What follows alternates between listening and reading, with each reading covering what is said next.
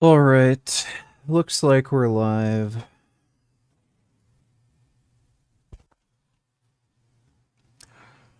Congratulations, Elle, you are first.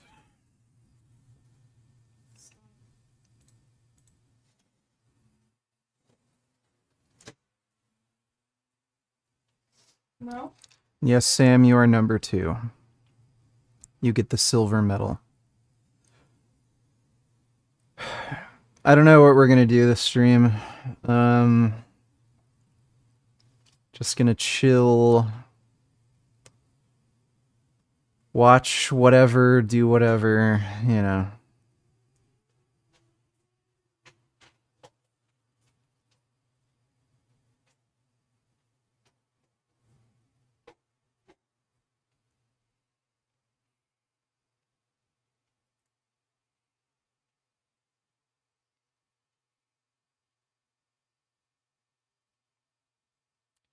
I don't know if you saw this the other night, but I dreamt that you, Jasmine, I playing gun games like Time Crisis.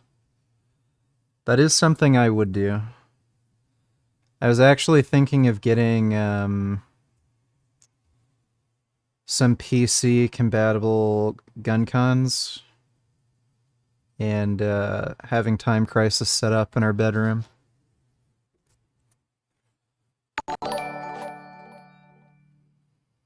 We're gonna Maui this stream. Well, that's good to hear. I always like seeing your orange cat.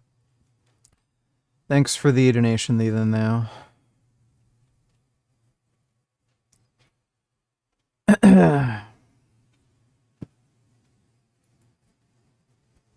Oh. Fucking nose. Dude, I was cycling before the stream, and there's so many stupid motherfuckers. Like, why do jackasses have to cycle? Like, if you're in a group of 3, why do these dumb fucks literally have to cycle right next to each other to block the whole fucking path? Hey Vajan Pains, could I eat a block of tofu per day with no repercussions? Finding it hard to keep calories low and protein high being vegan. That is without overdosing on powders. P.S. I want Brett Cooper so bad. Guarantee she's a Frank on the low. Yeah, you can eat a block of tofu. I think you asked this question before. You can eat as much tofu as you want. Sometimes I eat 3 blocks a day.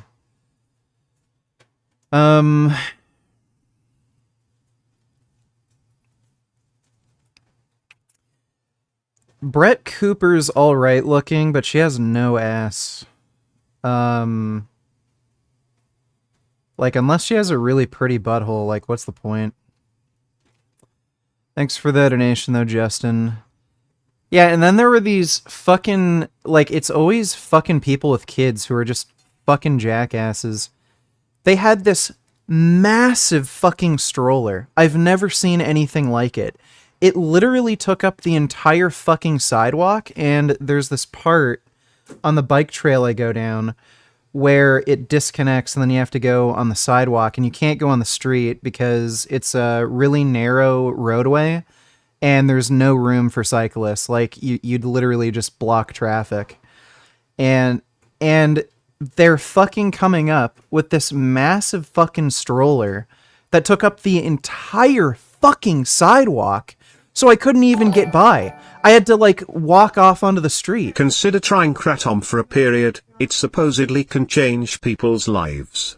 In higher doses it has sedating effects, but lower doses it has stimulating effects too. The latter is the option for you. I'm never gonna take Kratom. Kratom's fucking stupid. Thanks for the donation, though, E. I'm about to eat a nice bowl of vegan pho. Largely thanks to you. Have a good stream. Well, thanks, Silvermoth. That sounds good. Ugh. What I'm really craving is, like, a big fucking bowl of fried vegetables. That'd be so fucking dope. I friggin' love deep fried vegetables.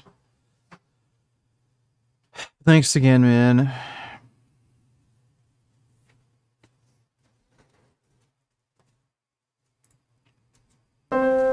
Today we are making vegan meatball subs, and we're going to whip up some meatballs from scratch with lentils, a quick and easy red sauce, and both of these are just absolutely loaded with a ton of robust flavor. Lentil so meatballs. let's get it going. And I got the inspiration for this recipe from Bon Appetit. We're going to start off with 3 pieces of white bread, and we're going to cut the crust off like we're making a PB&J for a 5-year-old. And then next, let's get a quarter. Dude, you know what always annoyed me when I was a kid? I'd go over to like friends' houses or something, or I'd see like what kids were eating for lunch, and like their mom would make them a sandwich or some shit, and then they'd be like, there's a crust on it. Like, normal crust on, like, there's no crust on this white bread, you know, this like generic fucking like Wonder Bread that you get from the store, and then they're bitching and complaining about this fucking shit. There's not even any crust. Like, fuck you. You're gonna cut this shit off? Appetit. We're going to start off with 3 pieces of white bread, and we're going to cut the crust off like we're making a PB&J for a 5-year-old. And then next, let's get a quarter cup of unsweetened plant milk and just give those slices a quick dunk, and then we're going to gently squeeze out as much the crust liquid is as good. we can. And then we just need to cube those up, and these are just going to help with binding the meatballs amongst other things, so just go ahead and set those aside. And now we need to just lightly saute 1 shallot that's been finely diced in a bit of olive oil, and then just until it gets a little translucent and a bit of color. And then we're going to add in 4 cloves of minced garlic and just toast those for a minute as well. And once those are done, remove them from the heat and reserve. And then to a decent sized mixing bowl, we're going to add in 2 cups of cooked lentils. You can cook yours or take a shortcut like me and get some that are already steamed. And then we're going to throw in the shallot and the garlic, a quarter cup of chopped fresh Italian parsley, 2 tablespoons of fresh chopped basil, 4 to 5 tablespoons of aquafaba, which is the liquid included with a can of chickpeas. In case you don't know, it's great as a binder instead of an egg. And then we're going to do 1 teaspoon of this beefless broth concentrate, but you can do veggie broth too. 2 tablespoons of mushroom seasoning, and of course 2 tablespoons of nutritional yeast as well. And then 1 tablespoon of Italian seasoning, or you can just use some oregano and whatnot. 1 teaspoon of smoked paprika, 1 heaping teaspoon of Calabrian chilies for some heat. Leave that out if you don't like spicy meatballs. And then 3 tablespoons of olive oil, 3/4 cups of breadcrumbs, a quarter cup of unsweetened plant milk, black pepper, and salt, and then mix that up with your hands. And then remember, you forgot to add in the bread cubes from before, so go ahead and add those and then mix it up again. And now you could totally cook these as is, and I did that on my first test, and they were fine, but they were kind of mushy, as you can see here. So what I did instead was, based off of some calculations from my friend Lacey at Avocados and Ales, I added in 60 grams of Vital Wheat gluten. And this is going to give the meatballs some more structure and bounce. So just get in there and mix that up, and if the mixture feels too dry or crumbly, just add in a little bit more plant milk until it sticks together, and then you should have 1 giant meatball weighing around 750 grams, and let that rest for about 10 minutes or so. Next, scoop out about 1 ounce or 30 grams for each meatball. I like to use this scooper, it's very handy. And then just roll out your balls and let them hang out on a parchment-lined baking sheet. You should end up with about 24 meatballs. And once all those balls are rolled, add them to a skillet over medium heat with a tablespoon or 2 of olive oil. And we're just going to toss them around, and we're going to let these brown on at least 2 sides. It should take about 8 to 10 minutes. And once our balls are brown, we're going to add in about a quarter cup of water, cover and lower the heat, and let those steam for about 10 to 15 minutes. Add more water as needed, and then we're going to toss them back on that baking sheet and bake them in an oven preheated to 350 degrees Fahrenheit or 180 degrees Celsius for 15 to 20 minutes. To test the doneness, just take one and give it a little squeeze. It should be firm but soft and have a bit of a bounce to it. And now these meatballs aren't super dense like Impossible or Beyond, but they definitely hold up inside a sandwich, and they... Hey Vajan Pains, would it be immoral for me, a straight male, to lure horny men from Grindr to my OnlyFans and take their money? No bossy clapping, just strictly hot vids and pics for my gay brethren. Been thinking about it for a while. P.S. Nice Devane. Yeah, I don't know why that would be an issue. Go for it. At least you can make money that way. So... I don't have any problem with anybody doing sex work. Thanks for the donation, though, Justin.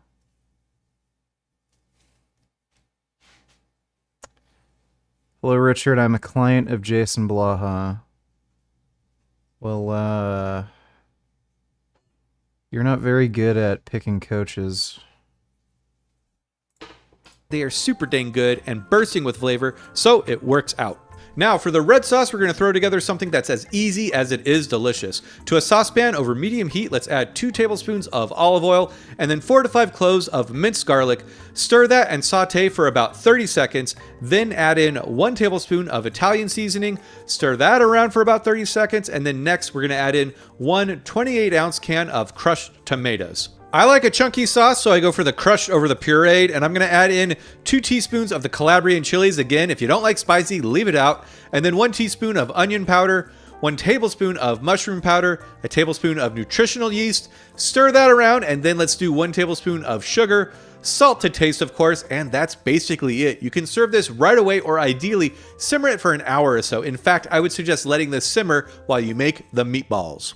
Speaking of meatballs, let's add them into the sauce and let them cook for a few minutes while we prep our sandwich. And I found these rolls by a local bakery, and they are by far the best I've found for this kind of sandwich. The inside is soft and the outside has a nice chew to it, so try to find something similar. And I'm going to slice it in half but leave a hinge, and then I'm going to hollow out just the top part of the roll. I tried toasting the bread, but I found that I preferred it untoasted, but for this toasted one, I just added some sauce to it, and then our meatballs, of course, and some shredded vegan cheese by Daiya. I tried to tent it with some foil and bake it in the oven, but this cheese just did not want to melt the way I would have liked. Don't get me wrong, I wrapped this baby up and I ate it with abandon and loved every bite, but visually I wanted to see if we could do better. So for the next one, I didn't toast the bread, and I used some Follow Your Heart mozzarella, and I tried out the microwave, which is something a few of you have told me you do, and I was quite dubious, but I was also pleasantly surprised by how that turned out. In fact, it kind of steamed the bread too. What's up, bro? At least you don't have a hernia or a kidney stone. Can we watch Mince tonight? Sure, why not? We can do that. How are you feeling tonight? Did you eat before stream? Fucked up stream? Who is the cook? Yeah, I ate, probably 30 minutes before the stream. I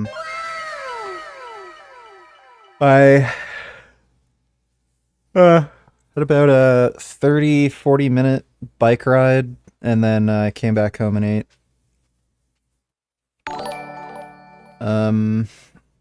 This is too complex. I often eat bland and boring like brown rice and sweet potatoes lamau. Yeah, this looks like it would take way too fucking long to actually make. This is like a special occasion when you can actually be fucked to cook something like this. But thanks for the donation, Jalen. I eat pretty simply too.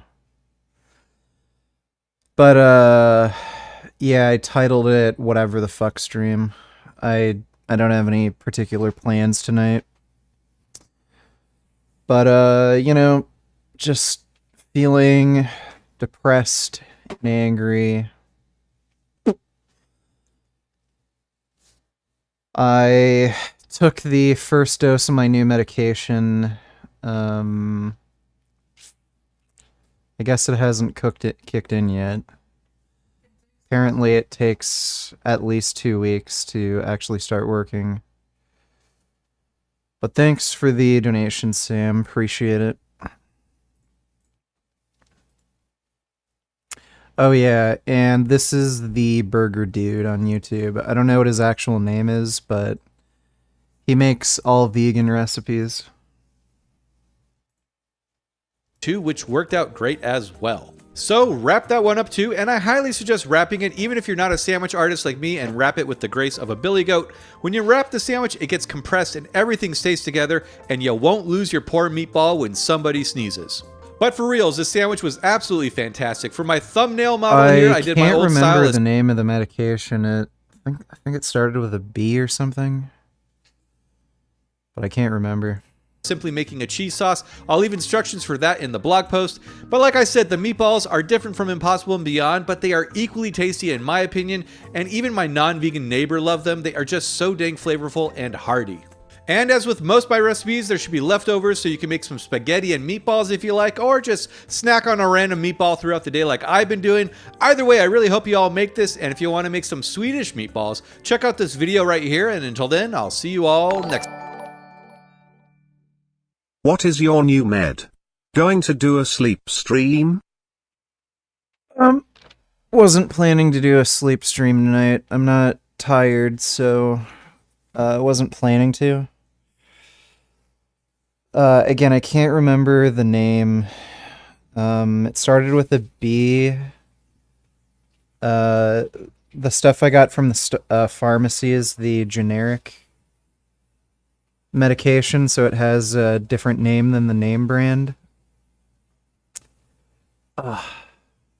But apparently, I think it's an antipsychotic, and it's supposed to act on dopamine receptors. Thanks for the donation, though, Sam.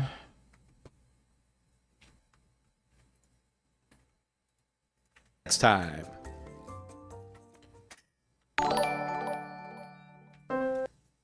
Vegans are the MacGyvers of the culinary world. Facts. Yeah, pretty much. And usually a lot of the food ends up tasting better. But thanks, Renee.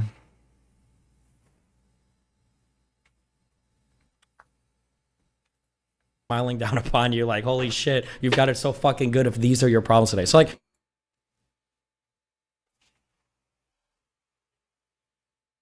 you know, I mean, I don't think any Destiny black really person is a in good good faith person, is. bro. shut up. You really are a Don't good person. dick suck, Fossil. Don't do Nah, that. Don't bro, do that. it's not about that. Bro, why can't you just tell people when No. they actually care, bro? You do care, bro. Dude, this is the care. most you, fucking you like. remember? Do Like- you remember my solution for the black people, bro, and the white people? What, First, send them I back don't to want them Africa, put touching- them on no, ships? No, I don't What? want white people anywhere near us anymore. Just give us all the money ever. Let us spend it on our values and watch us dilapidate instantly. And the strongest will prevail, bro. And we move on. Like Oh, yeah, that's how fuck we. financial That's literacy, literally how we. That's how we had to survive. Underrated. What's the dumbest suggestion/advice you got on how to treat depression? Dumbest advice? Probably find Jesus or something. That I don't know what fucking worshipping some retarded hippie that didn't even exist is gonna do for me. So that's probably the dumbest. Are you still meditating? Yes, I am.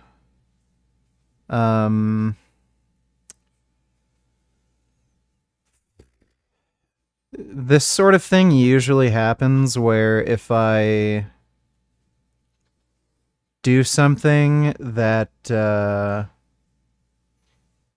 like seems to treat depression, it just stops working after a while. It's like my brain just wants to be depressed or some shit.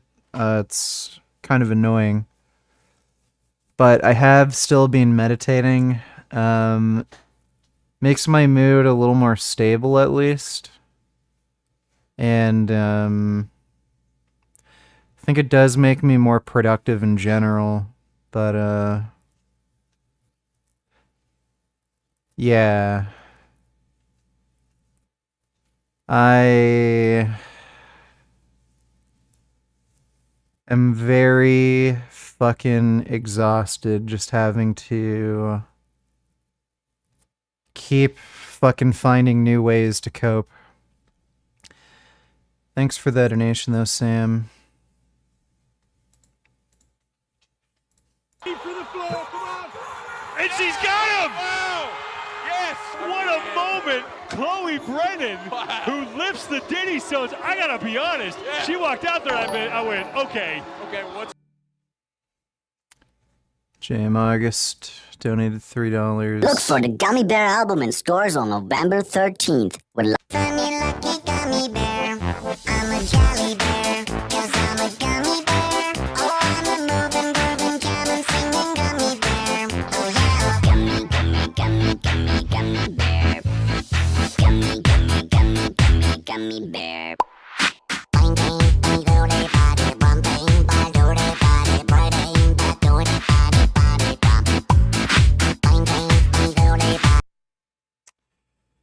This got 3.1 billion views.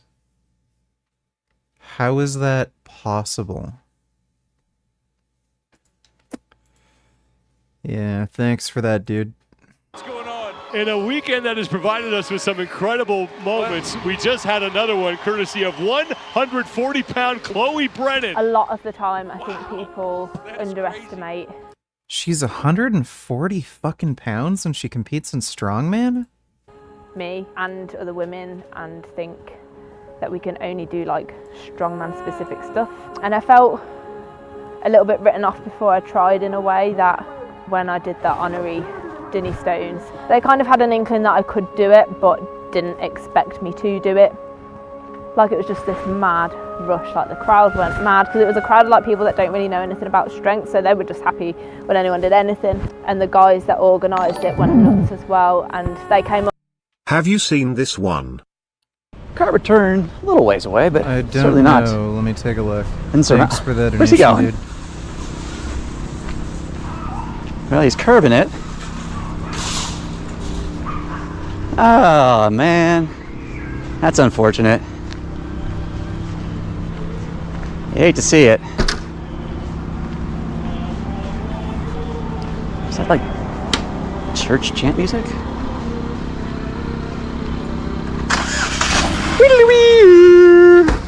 That's not where the carts go, sir. What? The carts go back at the cart return. I don't see the cart return. I'll show it to you. It's right over there. You want to take it now? No. How about our hood flag of shame? Well, let's go with the hood magnet since that was a... Man, I swear to God, Sir, what? bitch. Well, sir, do you need some help? Yeah, you get the fuck away from me, you son of a bitch. Why are you so mad all of a sudden? I blocked your attack. Because you're a cocksucker, that's why. Sir, now you know what you did, right?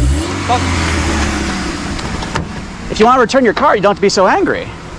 Get away from me. Sir, that was really a poor... Is this guy driving a fucking PT Cruiser that has like fucked up bodywork? And then he's calling somebody else an asshole? Or throw. I didn't even have to block that one. I've got these cool... They're like a boomerang, but it... Dude, this is so weird. Every fucking panel on this car is like warped. How the fuck is that possible? It's only... doesn't come back to me, it just sticks on lazy bones. Alright, see if I can block this one. I see you're gonna... Uh-oh, he's balling it up. Ha! Boy, you are... Want to go back to throwing school, sir? I got some These are How like... long are you gonna play this fucking game, man? Until you take your cart back. Get the fuck away from me. Get the fuck away from me. Sir, would you like to take your cart back? Fuck away from me. Can I have a kiss, please? Fuck away. No. Why not? You know, punch in the face is what you're gonna get. Don't do that. That's against the law. Hi VG. Hope you are doing okay tonight. Check out this video of Vivek Ramaswamy's backstory on how he became rich and became a candidate for president 2024. Alright, I'll take a look at that. Thanks for the donation, Ben. Endlessly advancing idiocy that characterizes today's Republican Party. Apparently, their latest fascination is with Vivek Ramaswamy, a guy who became rich by bullshitting and fooling gullible people that he was a scientist and had a cure for Alzheimer's. He made hundreds of millions of dollars while his investors, those who foolishly fell for his bullshit, lost billions. Here's the story. Ramaswamy bought a drug from one of the world's largest pharmaceutical companies, GlaxoSmithKline, that had failed in its clinical trials 4 freaking times. But he got his mother, a physician, to reinterpret the data of this failed drug and pretended it was a miracle cure. Essentially what they did was remove from this clinical study data all of the people who dropped out because of adverse reactions and other reasons, and highlighted the small percentage of people that had success, which was hugely deceptive. Oh yeah, they also renamed this ineffective drug to fool people. As Forbes magazine wrote, to say this drug failed is an understatement. Oh, and by the way, this charlatan from Cincinnati set up his company in Bermuda to avoid paying his fair share of U.S. taxes and cashed out just before his company's stock crashed. It's a classic example of pump and dump. After the rest of the world learned that Ramaswamy's miracle cure was an abject failure, he said, and I quote, "It hurts me to have disappointed others who took a bet on something I believed in. I need to learn from it." Maybe sometime soon he'll learn that climate change is real, demolishing the FBI, CDC, DOE, and IRS's sheer stupidity, and rewarding Putin's crimes against humanity and giving the world's most hideous criminal part of Ukraine demonstrates that Ramaswamy also knows fucking nothing about international relationships. America doesn't need to hire another slick huckster. Yeah, I didn't know he was that much of a piece of shit. Dude's an absolute scam artist. Thanks for the donation, Ben. This is stupid and dangerous. He is risking a possible confrontation. He does carry, like, he does use a bulletproof vest when he does this, because some people have pulled out guns on him. But I guess he just enjoys doing it. And does make good views from his YouTube channel too, so I'm sure that's part of it. But thanks for the donation, Sam. These people are assholes, so, you know, somebody's gotta call them out. How about this? Since So are you. No, I'm not. I'll put one on the back here. So it's... Stop it. Sir? Stop it right now. You stop it. Stop it right now. You stop. I'll point my finger at you too, sir. But see, what I'm doing is I'm being nice. Why are you so angry? Because you're an asshole. But sir, the person who leaves our card out is a jerk. A jerk-faced lazy bones. You put one more thing. Then what? Are you going to take your card back this time? Well, you've learned your lesson? No, I haven't. Why not?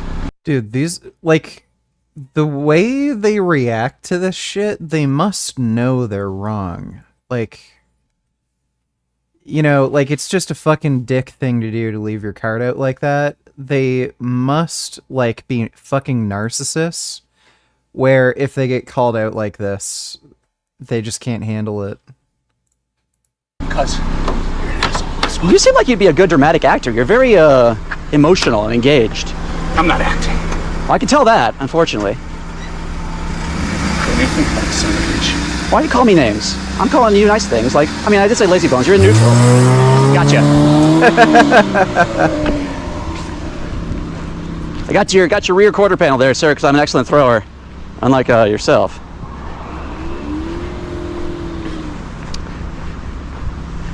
Weird then. People. Sorry, our battery overheated there. Oh, they don't deserve that in their mailbox, sir. Here, I got some more for you. Get out of here!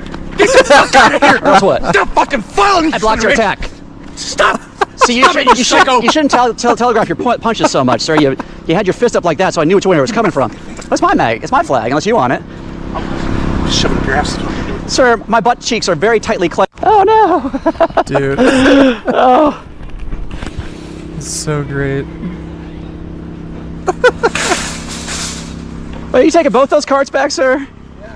That's very nice of you. I was just talking to the guy who left his card out to begin with, and he got all peeved about it. But you know, you hate pulling out in a spot like this, and yeah. And I was telling him the first card's not terrible. I'm going ahead in the there. Well, that's where to go. Yeah. I'll take it for you if you want me to. Because once two or three, because if you left your card stacked up, eventually blocks the whole spot. I mean, I don't have to tell you, you're a smart guy. No, it's all right. Responsible fella. Appreciate it. That's all we can ask for. And real quick, Narcoteers, that was just that was it right there, was the icing on the cupcake. But the reason the video cut off there is these GoPros, they can overheat, and it's very hot today in Portland. So I was able to start it back up there for a moment, but it quickly cut out again. And really, that's always, I'm going to take full responsibility for that. I should have sufficient backups with me at all times, but I didn't there, and it's a lesson to be learned. I'm not going to yell and blame it on other people. It's my fault, and I take responsibility for it. So, just like that man took responsibility. That's pretty good. That was one of his better videos. Up to me after and said, like, we're really impressed. We actually didn't think that you were going to do that. It was also really cool to prove people wrong and do it and smash it out the park, and then open up opportunities for women beyond that and prove that we're not to be written off and that we can, like, you can literally do anything that you set your mind to. And it's really cliche, but it's so true. Like, I've done loads of things that I never ever thought that I would do, and I think it's the lifted stuff that's given me the confidence to be able to do that and apply that attitude of I can do anything to all areas of life.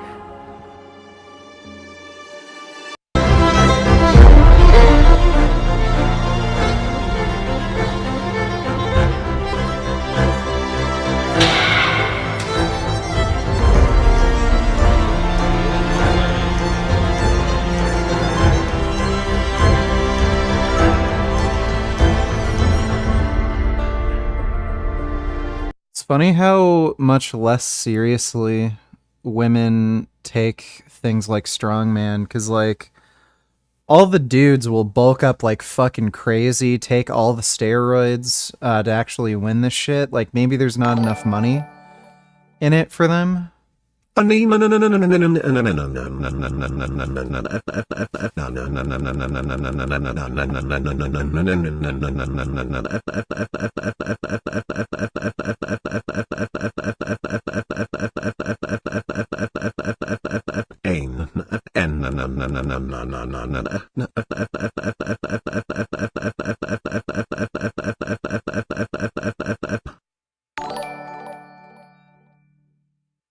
Seems the payoff is questionable. If he did that to me, I would probably smash his metatarsals.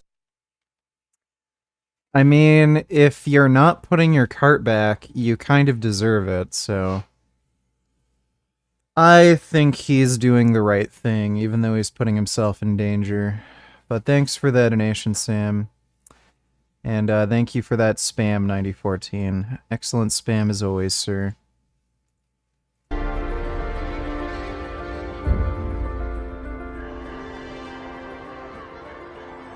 I am Chloe Brennan, I am 26 years old, I am from Tamworth in England and I am the 2019 England's Strongest Woman in the under 64 kilo class. I never expected to be fighting for a world title when I started this sport. When I went for the Midlands qualifier, I expected to come dead last.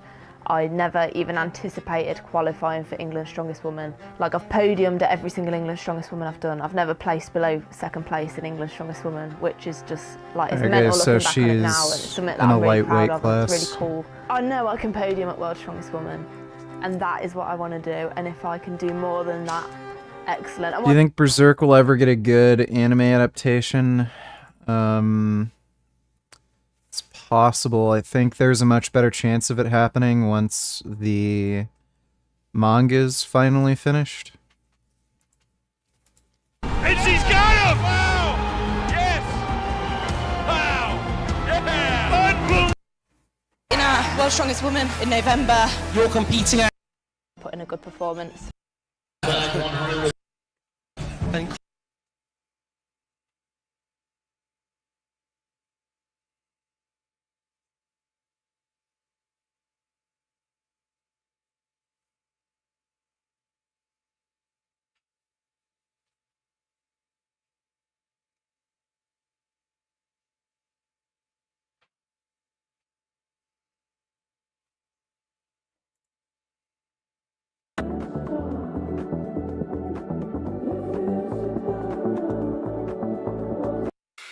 Out. Next week I'll be on stage competing for the last time in my entire life. And I'm ready to turn the page to the next chapter of my life. And I'm not gonna lie, I am somewhat emotional today. Not like gratitude emotional. We get back. Gonna feel it. I'm gonna feel everything out today.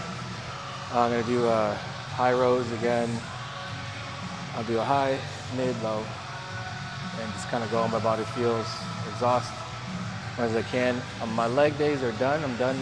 We don't do any more legs. For those who are watching who aren't familiar, usually most bodybuilders. Would I fault a woman for feeling uncomfortable alone with her? Yeah, probably not. But like you say, trying to be safe. Would I fault, like, let's say you've just got a white dude that was born and raised in fucking Alabama. The only black people he's seen are fucking rappers and criminals and shit on movies and shit. Like, am I faulting him if he's trying to keep his family or his property safe, like by being scared of black people? Like, because it seems like it's very easy to be condemning of the racist white guy, but of like the sexist woman that just assumes a guy's gonna fucking rape her. Like, she's doing all this hard work and she's eventually gonna be beaten by some random trans who will sign up last minute. Lol. Probably not. There's very, very fucking few trans women who compete in sports, so probably not. Thanks to the nation, though, Justin. Or I'm sorry, a fucking rapist. So like, I do have to take that into account.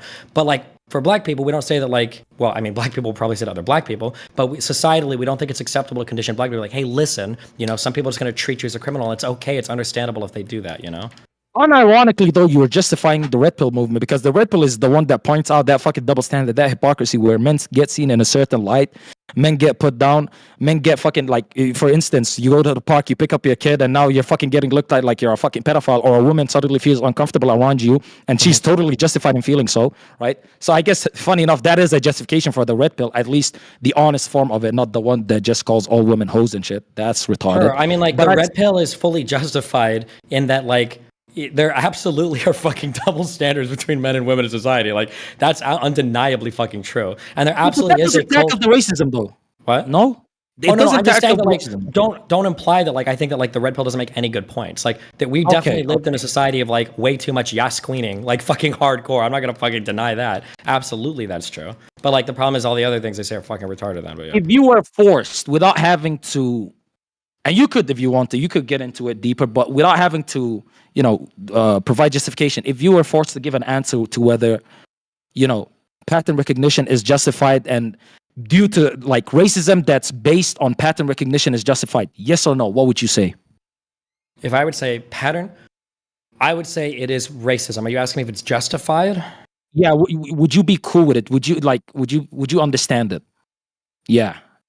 Jesus, I don't know, man. That's really hard. I don't know how to think about it. That's very yes or no. Of course it's hard. That's why I'm asking the hard questions. I don't know. I'd have to think about it. If I get a call from a random number and I pick up the phone and the guy's like, "Hello, I would like to talk to you," I'd be like, "I'm fucking hanging up immediately." But like, I don't know. Does that make me racist? I don't know. Maybe it's a guy that works at fucking Microsoft who wants to give me a free copy of Windows 10. I don't know. Fuck. Like, what if it is?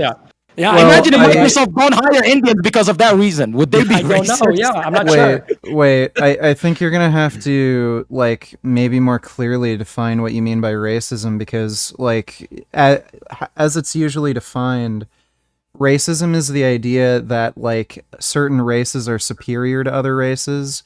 So like, yeah, understanding that there are more Indian scammers that do telephone calls as opposed to, I don't know, white American dudes. That's not racist. It doesn't imply that a race is superior to another race. I don't think racism is necessarily race superior. I think racism is when you take a trait that broadly belongs to some group and then you apply that to a specific individuals. Yeah. Yep. So like, if I go up to an Asian friend, I'm like, "Can you like work on some shit for me?" And they're like, "Why?" And I'm like, "Because you're really good at math." And the guy's like, "I fucking failed like algebra. Like, why would you say that?" Oh, because Asians are gonna. That's like a racist thing to do.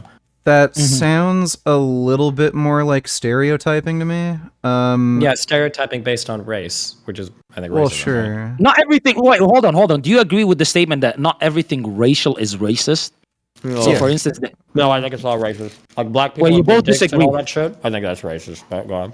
Wait, Vegan Games, you disagree? Why? No, I didn't disagree. You didn't disagree? Oh, I thought you did. Like, just because there's a racial aspect to some types of stereotyping, I wouldn't say that's racist. Like again, I understand that there's more Indian scammers who do these telephone calls than white people. That is stereotyping, but I mean, like, at least in my personal experience, I can recognize that pattern. It might be stereotyping, but it doesn't come along with this idea that Indian people are inferior to white people or my race or anything. No, that's your definition of racism. Because like they couldn't work that job. Like you'd rather have a white person work that job. True. That's why Microsoft probably don't hire them niggas. And would they be racist if they wouldn't hire them? Honestly, I would say probably not. Because at that point, nobody's gonna fucking pick up the phone. They'll just assume that they're talking to some scammer. I think Microsoft does actually employ a lot of Indian people for tech support. Tech support, like as in, yeah, like but they're like American Indian people. They're like they sound like me with an American accent. Yeah, that'd be pretty funny if they did hire like an Indian dude with an Indian accent. Like you know what would be H1B worker. I mean, they might. Yeah, imagine if they hired him and then they compared the amount of calls that get fucking hung up on him versus the other people. Well, dude, what's funny is I live in Ontario. Like, there's just a lot of Indian people who live here, and just a lot of Middle Eastern people in general. And anytime like I get a call from the bank, I like just have to hang up and then like actually call the bank, because a lot of the time they're Indian, and I've been scammed by Indian people before trying to pretend that they're. Steve, that sounds crazy. That just sounds racist. It's not though. Like.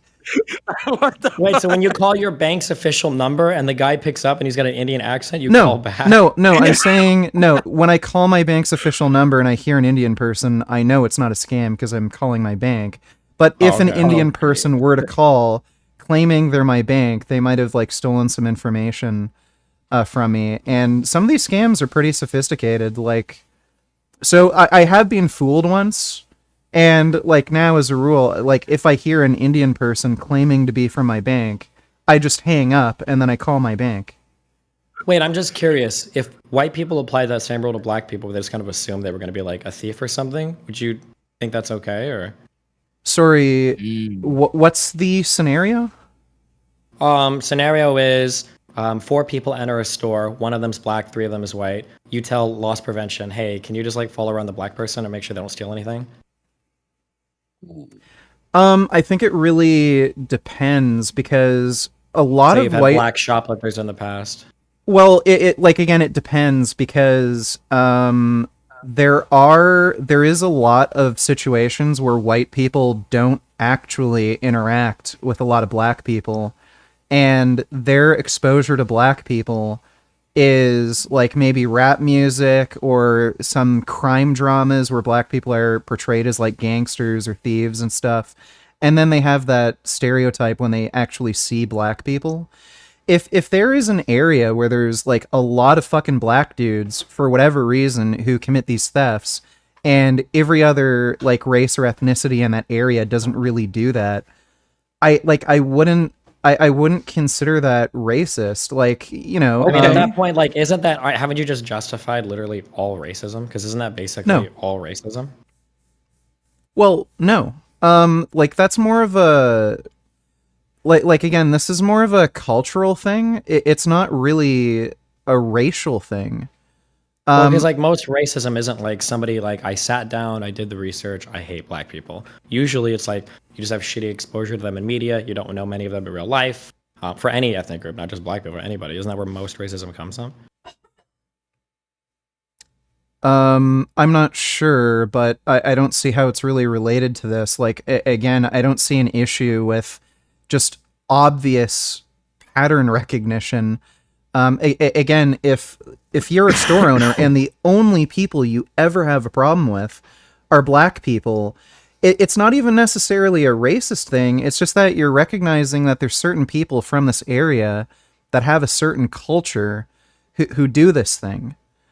So how would you know it's the culture though? That you just assumed it's the culture. They might just be black. That's about it.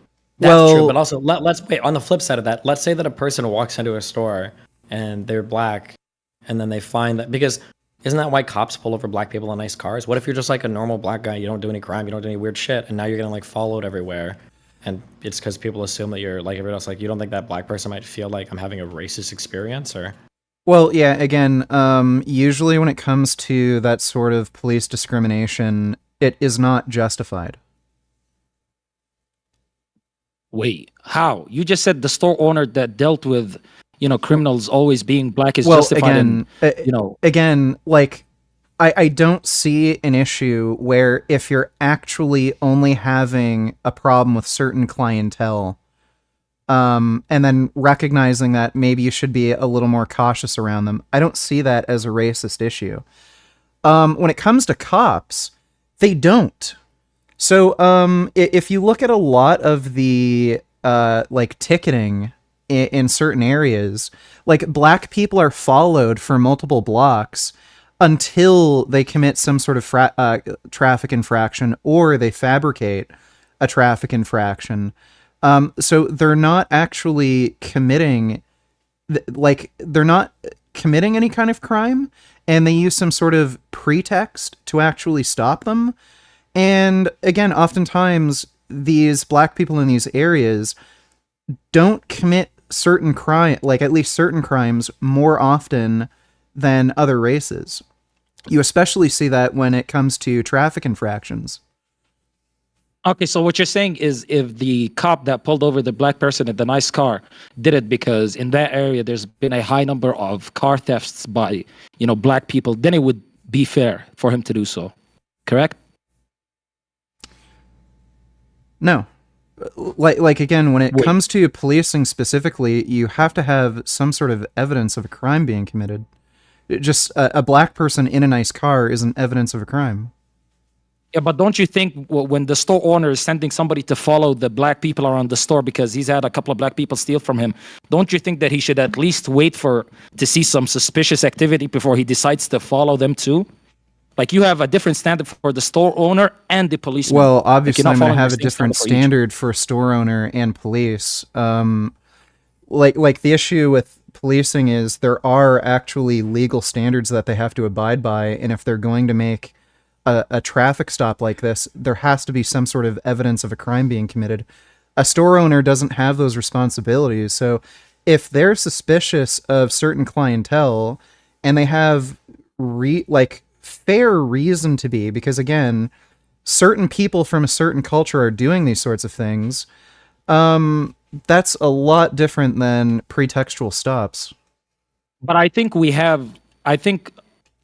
not on the same page because they're talking about legality and like the morality of them doing it.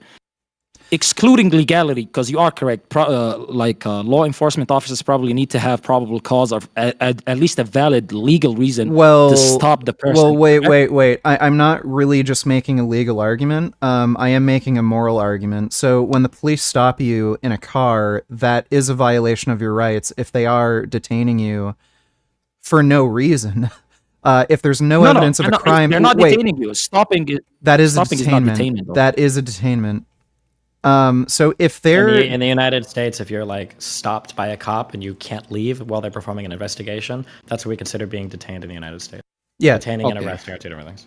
So it's not an arrest; it's a detainment. So that does violate your rights. If there is no reasonable suspicion of a crime being committed or about to be committed, that is violating your rights. Whereas but what's a if reasonable somebody's suspicion in this? Sorry? Oh, go ahead. No, okay, go ahead. Yeah, go ahead. whereas if somebody is just following you around in the store, in no way is that violating your rights. Okay, here's the thing. Without taking it back, because you are correct, right? When you said the point about the detainment, without taking it back to that, morally, right? If the fucking store owner is following you all over the place without seeing you do anything, and the reason he's doing so is because there's been a couple of fucking times that he's got his shit stolen due to the fact that, oh, I didn't follow these people, they were black. Now every single time I gotta follow a black person. If the law enforcement officer is doing the exact same thing, right? And there's some bolo out on a car that a black person happens to be driving, that's reasonable doubt as well. And that makes both scenarios equal in my eye, because how is it not equal? No. So again, just as a legal definition, when he says reasonable suspicion, he doesn't mean that in terms of what's a reasonable thing to suspect somebody of.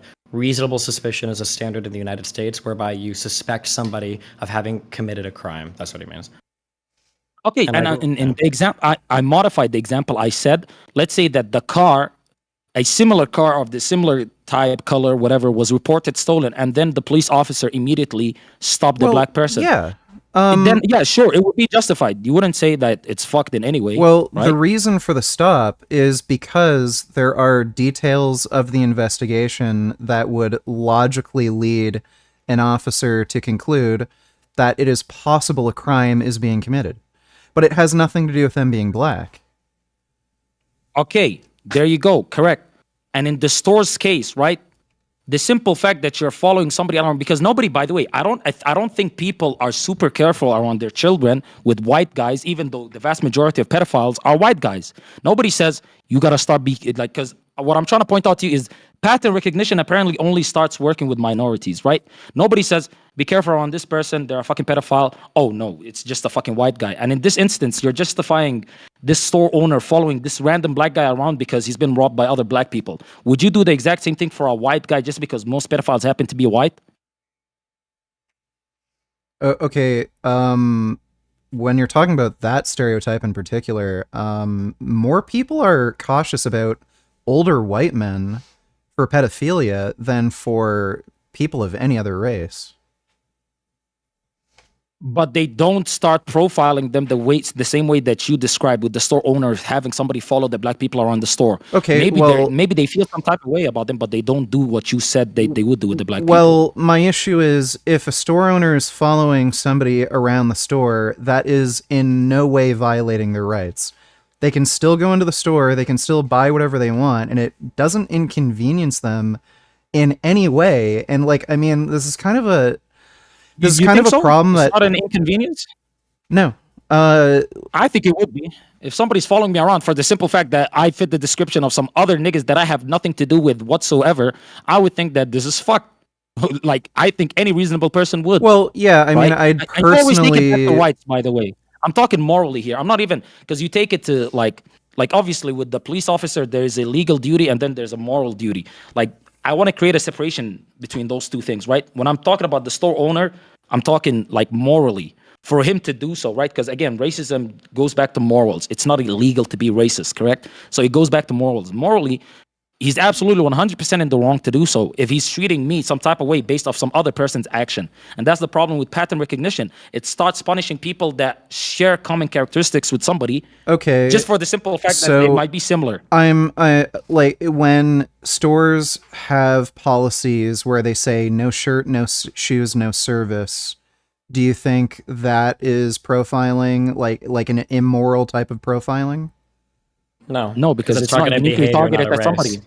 Yeah, it's not uniquely targeted at a single race for the simple fact that they are that race. Well, right, it's like everybody. The reason, okay, but it is targeting a certain type of person who like dresses a certain way, or it's targeting behavior. Yeah, it's not tied to race, and that's like that's the difference having a sign that says like no shoplifting versus no black people. Like the no shoplifting sign is fine, even or like no shirt, but or like no shirt, no dreads, or some shit like. Then I'd be like, okay, dude, who the fuck are you trying to keep out of your store, right? If it was some shit like that, then I'd be like, okay, it's a bit weird. But like no shirt, no shoes, like so I can understand why somebody would be personally offended by somebody following you around in a store and assuming you might be up to something because of what somebody else did. But again, it's not necessarily unreasonable when you have a lot to lose and you are seeing a pattern where only a certain group of people are doing this. And like this seems like by the way, this seems like a problem that kind of solves itself. If you're shopping at that store regularly and they see that you're cool, they're just not going to bother you anymore in all likelihood. Not true. And not usually, true. And by the way, usually you see. I have personal experience with that shit. By the way, usually you see like everybody fucking stealing shit. Like if you ever look at somebody who works at like 7-Eleven or a gas station or something, everybody fucking tries to steal shit. So if these people are particularly targeting black people, they probably are just racist. But wait, you're betraying your original stance right now. Your original stance was you said it was pattern recognition. It's not racist. Yeah, I wouldn't say by definition it's racist. Like I mean, if you let's say you owned a Quickie Mart and literally every single theft that's ever occurred is always black people, no other clientele steal. Is it really unreasonable in that kind of situation to maybe be a little bit more cautious around black people? I would say no. My personal opinion is no, but at the same time, I also recognize that is from a place of ignorance because you would recognize, or you would at least say that it's not the fact that they're black that's causing them to steal. Right. It's where they're from, and like it's way deeper than the color of their skin. But that's the easiest thing to like recognize, right? Well, yeah, and that's why you profile them. Well, that's why I also tied this to culture. Like, I'm not assuming they're stealing because they're black. I'm assuming it's just because the black people who live in this area might, I don't know, be more involved in crime or something. But it's not because they're black that they're stealing. I think the issue you have is that some people assume because they're black, they're stealing, and then they develop these racist ideas that black people are thieves or something. But I mean, while that's true and while that's crazy, I have to take off because I need to sleep. I actually don't need to sleep. I've got a ton of things I need to do. Okay. Hey, you're not gonna sleep. We're gonna have a fucking. We're gonna talk, little Steve. We're gonna talk. You said tomorrow night. Technically, it is tomorrow night right now. Tomorrow night. That's right. Tomorrow night. Tomorrow night is today night, dickhead. Don't try to fucking do this shit. No, we're gonna talk. Anyways. If you think we can do the cover in 8 minutes, because I've got a meeting in 8 minutes that I have to do with. Okay, we're gonna fucking do Vegan Gains, by the way. Lil Steve confirmed you, right? Monday, 28, 6 p.m. Eastern time, kick or keep, correct? You're gonna come on? Yeah. Okay, there we go. Okay, just confirming. Okay, kick.com/Qorantos, QORANTOS. Ladies and gentlemen, I'm out. Okay, W boys, goodbye. Good night. All right, take care. Love you. See you later. All right.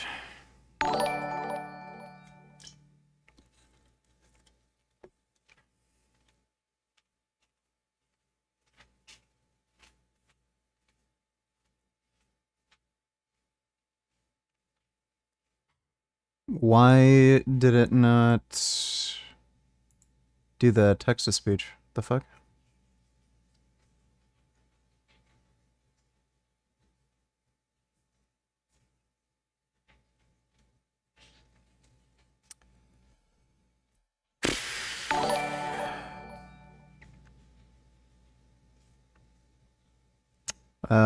Inexplicably, Streamlabs is not working. Yep.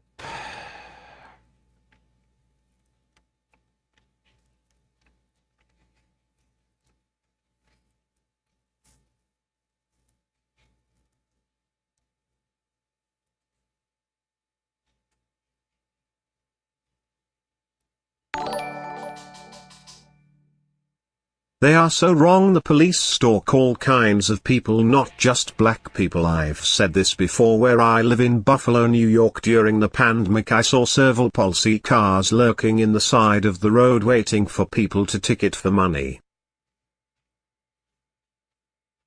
I don't think you really understand the debate that was going on, but thanks for the donation, Matthew.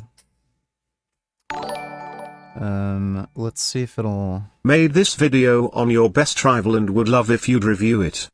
I have a chance to become a YouTuber, or is the video complete shit? A little over Should a I week commit ago, suicide? This image came up with Lee.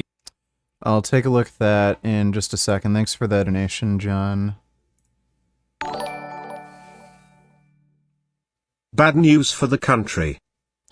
Let me take a look, Matthew. Well, there is a dangerous increase in acceptance of the idea of political violence. We have seen this, I think, throughout the Trump presidency and the post-presidency. I don't think you could find a member of the January 6th committee that has had multiple threats. There have been multiple people prosecuted for threatening to kill me. It has become all too common. And more than members of Congress and more than those that have been involved in these issues, school board members are being threatened. City council members are being threatened.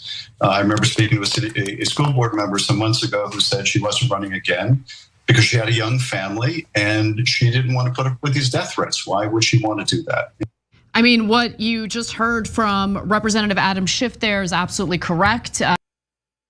Well, we already know that. Republicans are crazy wacko fascists.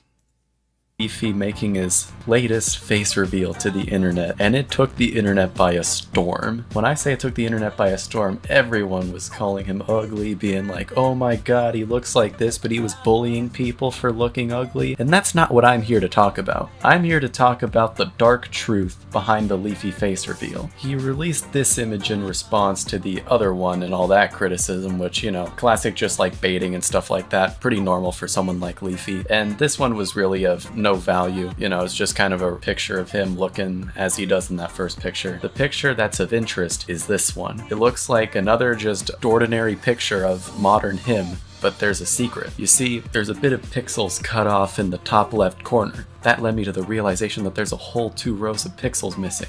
And you may wonder, what is even the significance of this? Surely a couple pixels missing isn't worth saying, oh, dark truth over. But steganography is the process of putting secret messages in other things. In digital photography is often done by modifying pixels. And so that's why this piqued my interest. And so with my genius brain, I decided I would unveil this message for everyone to look at, and then maybe, just maybe, uncover something else. I exposed Grubhub for their epic war crimes, and I exposed Mr. Crab speedrunners for their heinous cheating, but who knows what the hell this Leafy guy had in store for us with this latest secret message. With my determination, I made a Python algorithm to figure out the message that Leafy was sending, and here it is.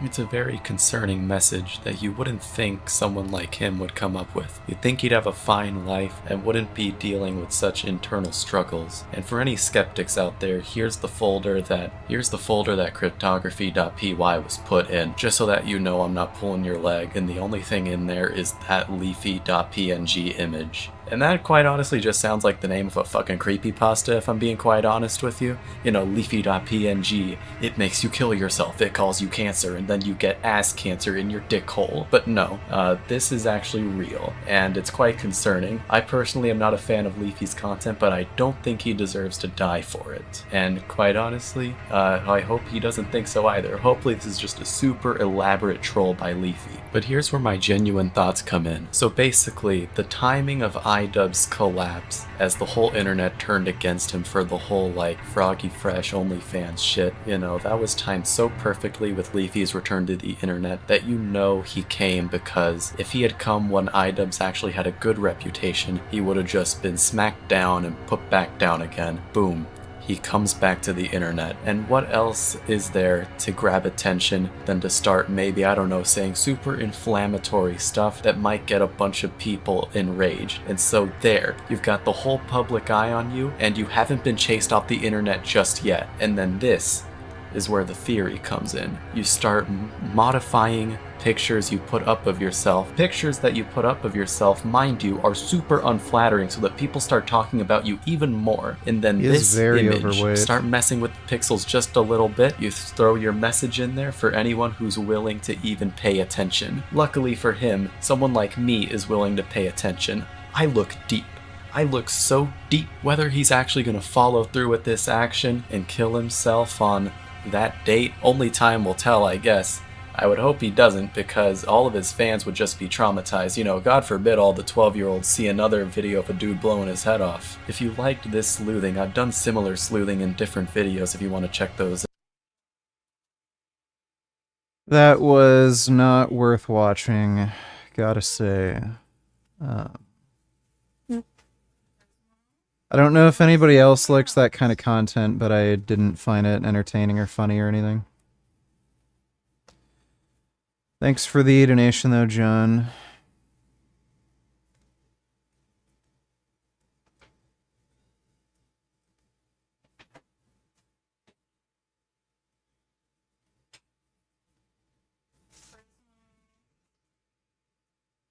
Sneak out.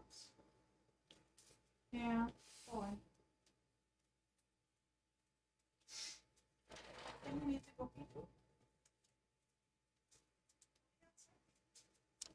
I have dandruff issues. What's your advice? Try anti-dandruff shampoo. That didn't work. Try a more mild shampoo that doesn't dry out your scalp. You can also try the no shampoo thing if all else fails, but you need to prevent your scalp from drying out too much.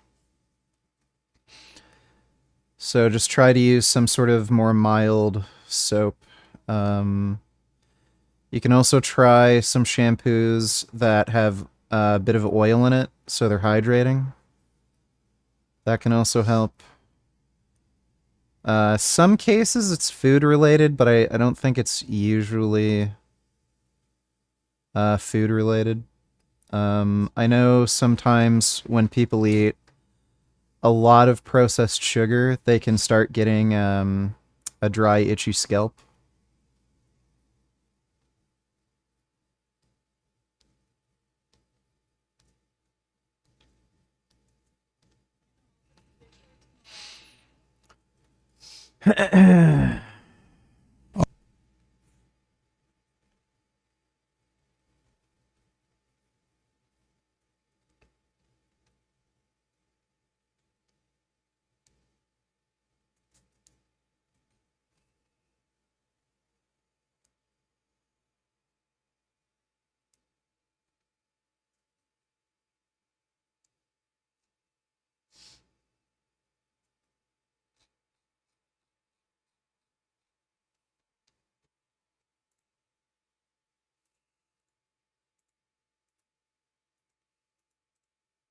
And every class will stop doing legs about a week before.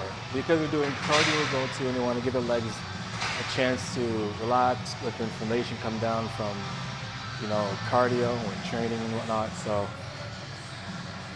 no more legs for a week. I'll be back at legs the week after, but either way. So it's basically upper body for the next, I'll just cycle for the upper body. I'll do pull today and arm and biceps. Tomorrow I'll take a little bit of a break, obviously. Monday I'll do upper push. Tuesday upper pull. Wednesday upper push. Thursday all of everything. Friday nothing.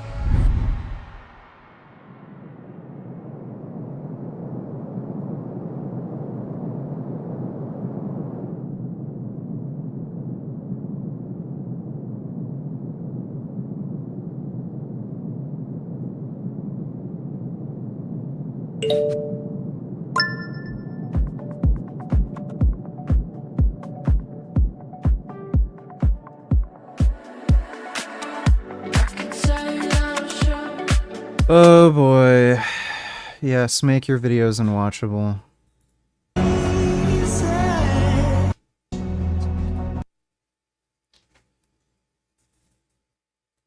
Yeah, it's pretty crazy how big he still looks, even though he completely went off gear.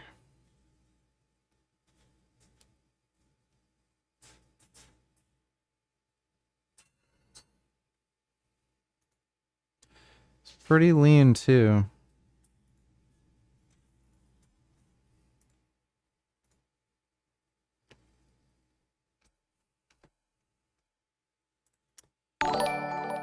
Vegan gains frozen sperm cells. Donate tellers. Richard, do booty bandits exist in prison? And what would you do if Felice Johnson was in the same cell as you? Video related.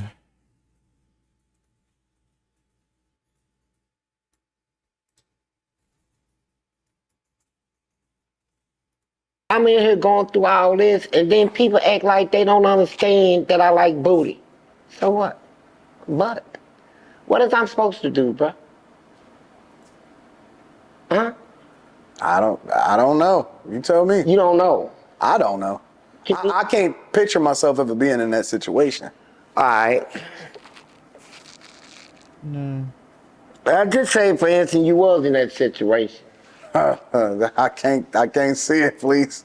I can't think about it. You would turn me down. What you mean? Huh? More important than Wilder. You should know what I mean. I can't see it, please. And I'm gonna tell you why. Listen, I just can't even picture myself ever being locked up. That's good. That's good. I will do anything to stay out of prison. Yeah. Like I won't. Like, as funny as Felice Johnson is, the guy is an admitted rapist. I would not want to, like, you know, validate him or try to make more light of this and what he did. Like, it's pretty fucked that, you know, this guy is admitting to raping I don't know how many people, and then we're like, haha, Like some dude got raped. Like that's fucked. Steal, kill, destroy, nothing. That's good. I knew from a very early age that I'm not built for that. You know what I'm saying? Right. And so I just never even wanted to put myself in that hypothetical situation. So when I was seeing you, I ain't saying this to be disrespectful. No. I don't think it's disrespectful. I think that it's. I think you cute for real. But me? Yeah. Not me. Not in that look. Listen, not me. I'm saying. Hold up. Good looking. Let's say it like that. Good looking. Well, if you was locked up, if you was locked up, yeah. If we was locked up, I would talk to you. No. Yeah, I would. Yeah, I got to see what's up with you, right? I mean, you don't think you look good? Not that. I don't look that good. Do you think you look good? Nah. Do you think you got a nice body? No. Nice butt? Nope.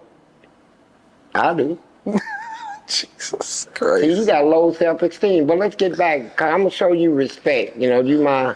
No, you can say whatever you want to say. Can I for real? You can say whatever you want to say. Man. Well, wait. Let me redirect the questions first.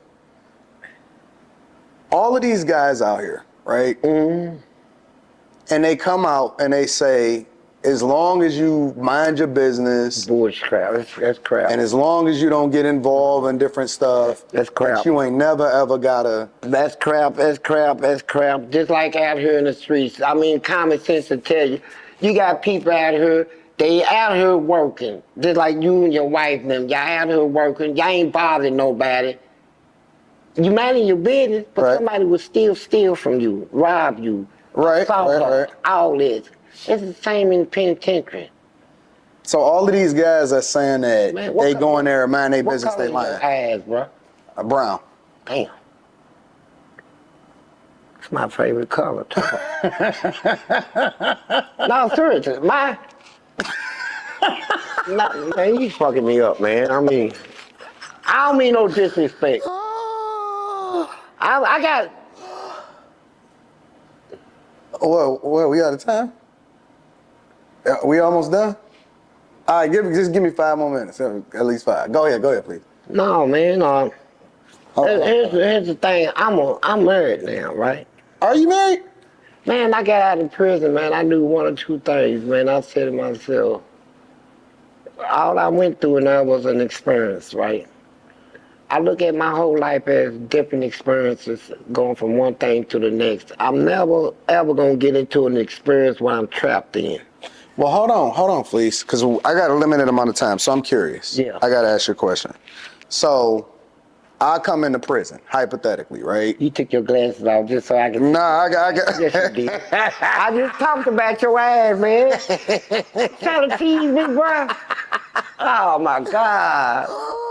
Good gracious. So I hit the yard. You about your ass, and you wanted me to see your ass, right? On my brown ass? Yeah, it could be all right. And now, what was you saying now? So now, who you are? I believe it. People tell my wife all the time, he saved my life and all that. She said, did you save, you actually saved that guy? I said, yeah.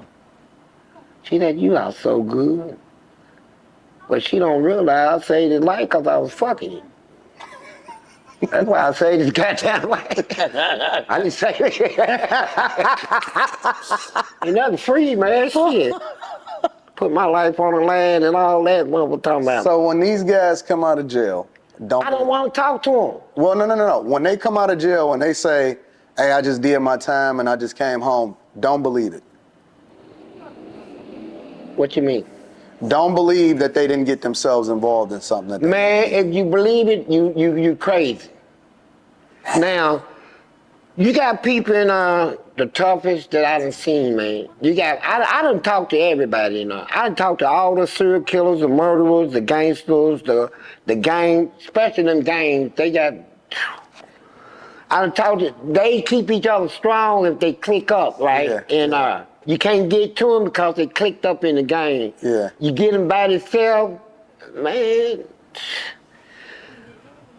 Boy, they got some asses in there though. I seen some ass in there that will make your feet turn up.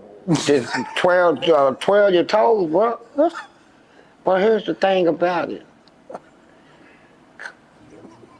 No, I'm serious. I mean, that's the first time I was in there. That's why I got my nut at, didn't pay attention, right? So, I mean, I try to learn that, and my wife, she told me, she said, doing my ass like that. I said, you having fun? She said, did it hurt the first time? I said, Doc, I ain't gonna call her name out. I said, baby, I'm not even gonna answer that crazy question. Cause if I said it didn't hurt, you gonna say, oh, you took all that. If I said it did hurt, you gonna say, damn. I said, so you know what? With your little Let's see if he has any shitty training videos.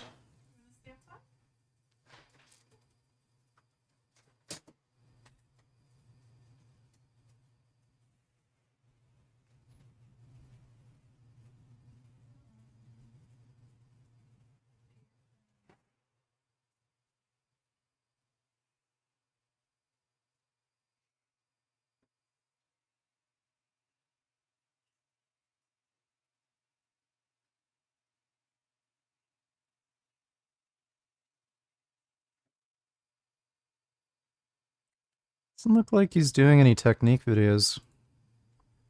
Myth number 8. Egg yolks are bad for your heart. Wrong. Egg yolks are bad for your health. They're loaded with cholesterol and they increase your serum cholesterol, which is the principal risk factor for heart disease. They are also linked with diabetes.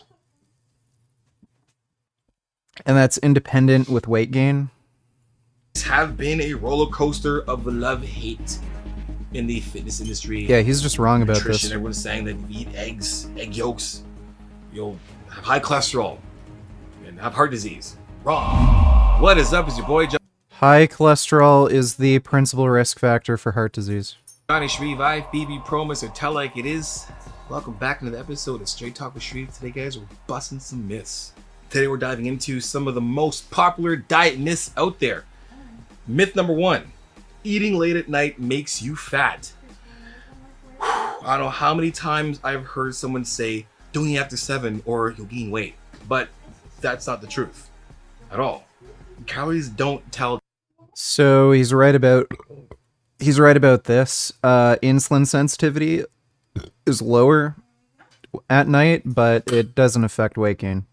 Time, guys. There's a study in the International Journal of Obesity found no significant difference in weight loss between those who consumed most of the calories at night. All right, myth number 2, carbs are the enemy. Ugh. Carbs, right? They've been demonized for, I don't know, forever, but they're like essential for energy. Our brains love them. Carbs are one of our best fuel sources our body can use, readily available, right? The problem isn't carbs, it's excessive calories and not So that is correct. I agree with that one. energy. Myth number 3, all fat is bad fat. Here's the fact. Fats are essential. Omega-3s, anyone heard of those guys, right? There's a study at Harvard. Well, both, I don't know why he's mentioning omega-3 specifically. Both omega-6 and omega-3 are essential fats. It's just that it's practically impossible to get an omega-6 deficiency. There's an interesting story. There was a woman who got shot with a shotgun at point blank range, and it like blew her guts out. She couldn't like eat food. So even though they saved her, because she couldn't eat, she was going to die. So what doctors ended up doing was feeding her intravenously because that was literally the only way she could eat. She didn't have any, like, her stomach was gone. Most of her intestines were gone. So they fed her intravenously, and it worked. Only she developed this, like, incredibly rare, like, nobody gets it deficiency, and it was omega-6. And I believe that's how the nutrient omega-6 was actually discovered. So they ended up changing the formula for her intravenous feeding to include omega-6, and I think they added like some soybean oil or something. Shows that unsaturated fats like those from fish, nuts, can actually reduce the risk of heart disease. So don't dish the fats, just choose them wisely and choose the right amount. Make sure your diet is about, I would say, 20 to 30% of your caloric intake comes from healthy fats. All right, myth number 4. So that is good advice overall. I wouldn't recommend eating fish, obviously, but yeah, your average person should have a diet made up of about 20 to 30% of calories coming from fat, and you should minimize saturated fat as much as you can. No more than 10% of daily calories, but lower is better. Myth 4, detox diet, cleanse your body. Yeah, that's bullshit. I'll skip that one. Gluten-free equals healthier. That one's bullshit. No, low fat or no fat food means it's good for weight loss. That's also true. Smaller meals boost your metabolism. That's bullshit. So I agree with that. Here's the stupid egg one. Not just the number of meals. Myth number 8, egg yolks are bad for your heart. Wrong. Eggs have been a roller coaster of love-hate in the fitness industry, nutrition. Everyone's saying that if you eat eggs, egg yolks, you'll have high cholesterol and have heart disease. Wrong, right? Recent research has shown that most people, dietary cholesterol, like yolks, doesn't significantly affect blood cholesterol. So that's false. Johnny doesn't know what he's talking about. So there's a parabolic curve when it comes to dietary cholesterol intake and how it affects your serum cholesterol.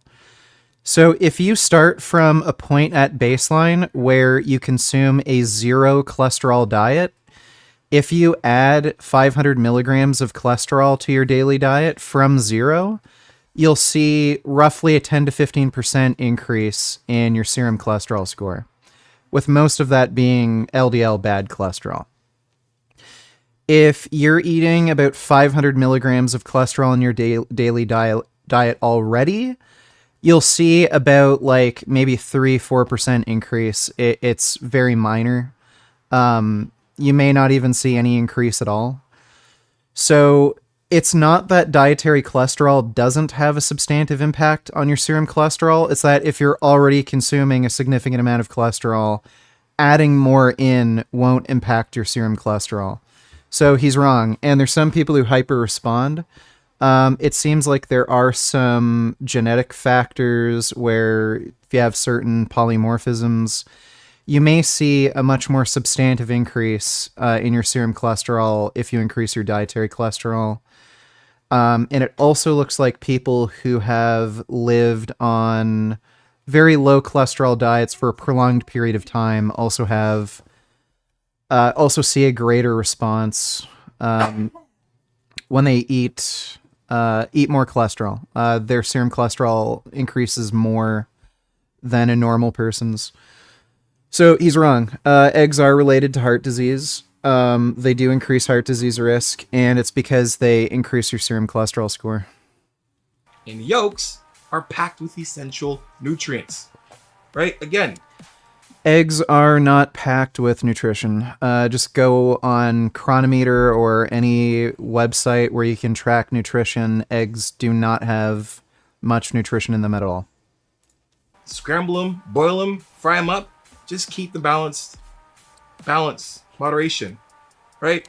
What do you mean?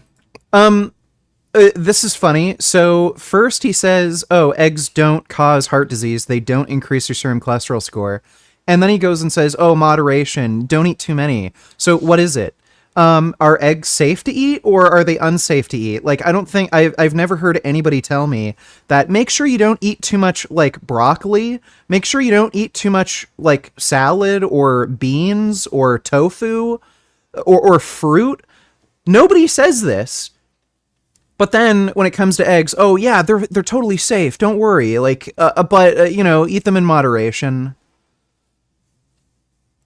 Like this to me seems like an admission that yeah, you probably should avoid eating them.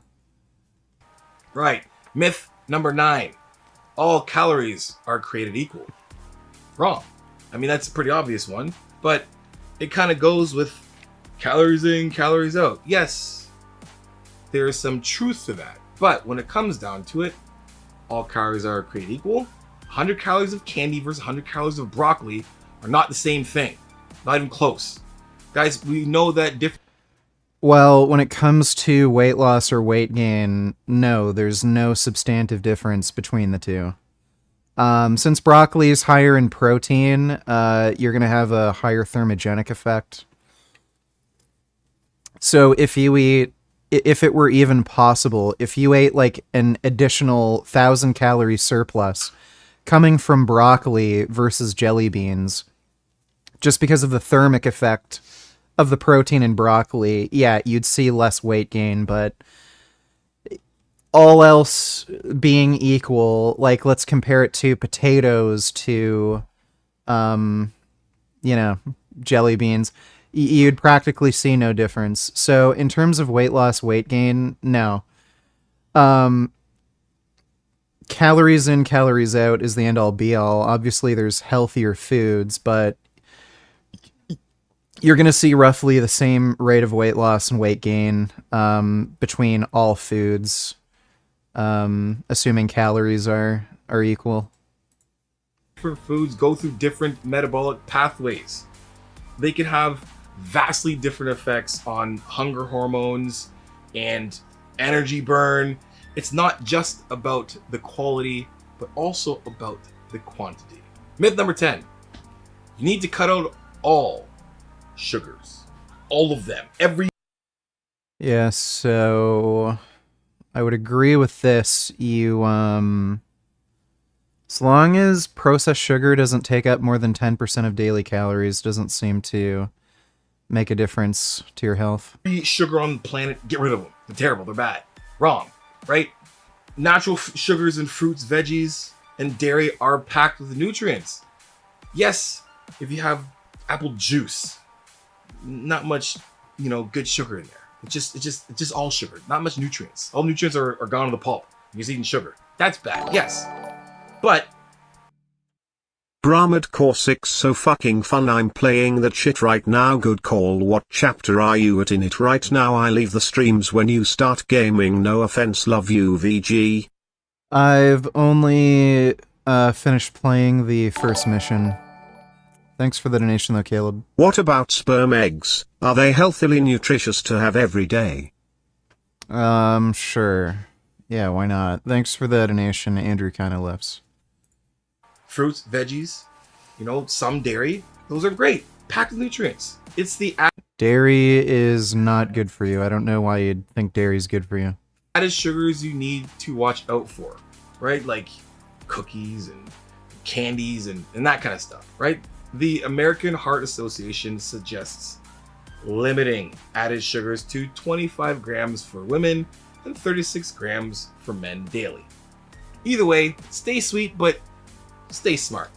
Anyway, guys, there you go. Some more bust the myths. Nutrition is a journey.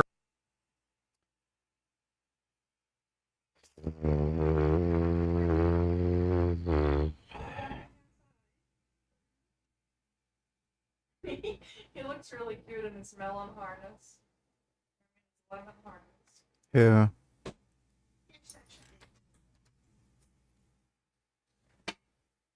Prisoner. Well, Johnny Shreve fucked up big time when it came to the cholesterol.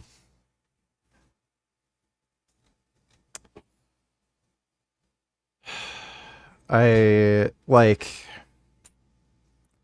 don't know why that's still a thing. Like, why is everybody a fucking idiot?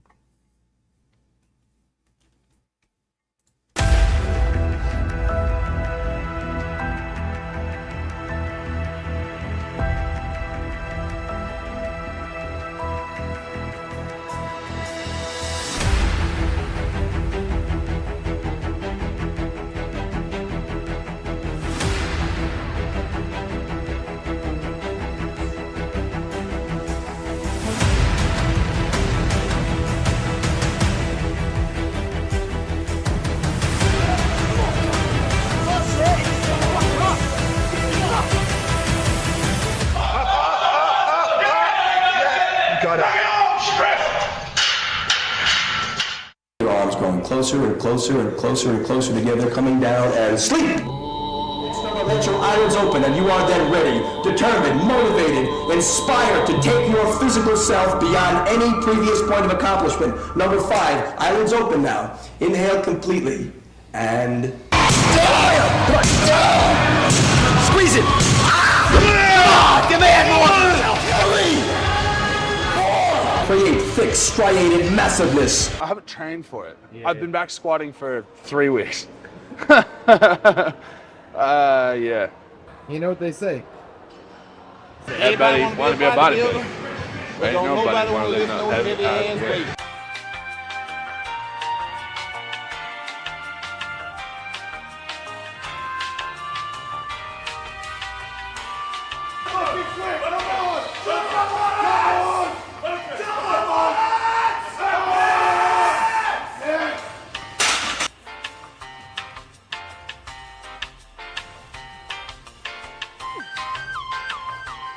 That is pretty fucking crazy, dude.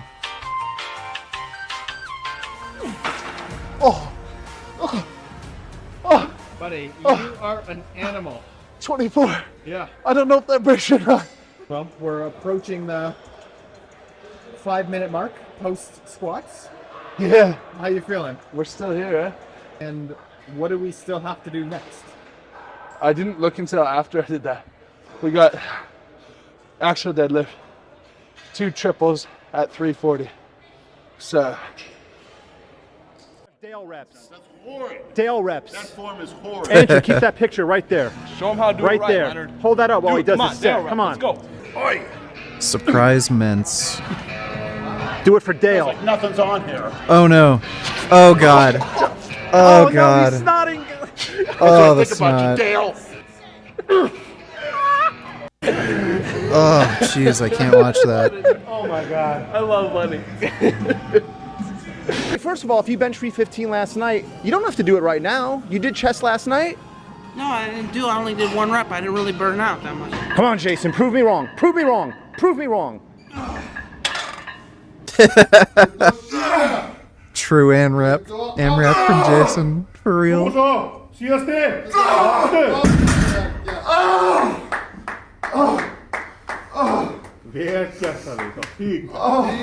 Okay, baby. Yeah. I know this guy.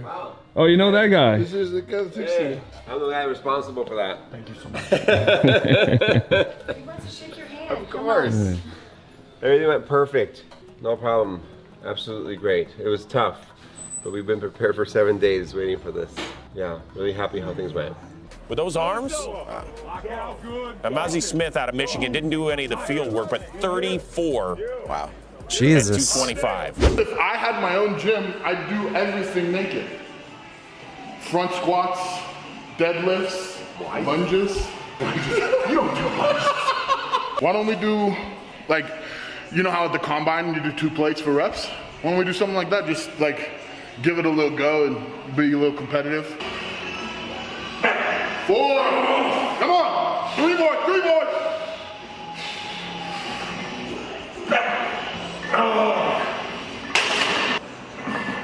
40, good.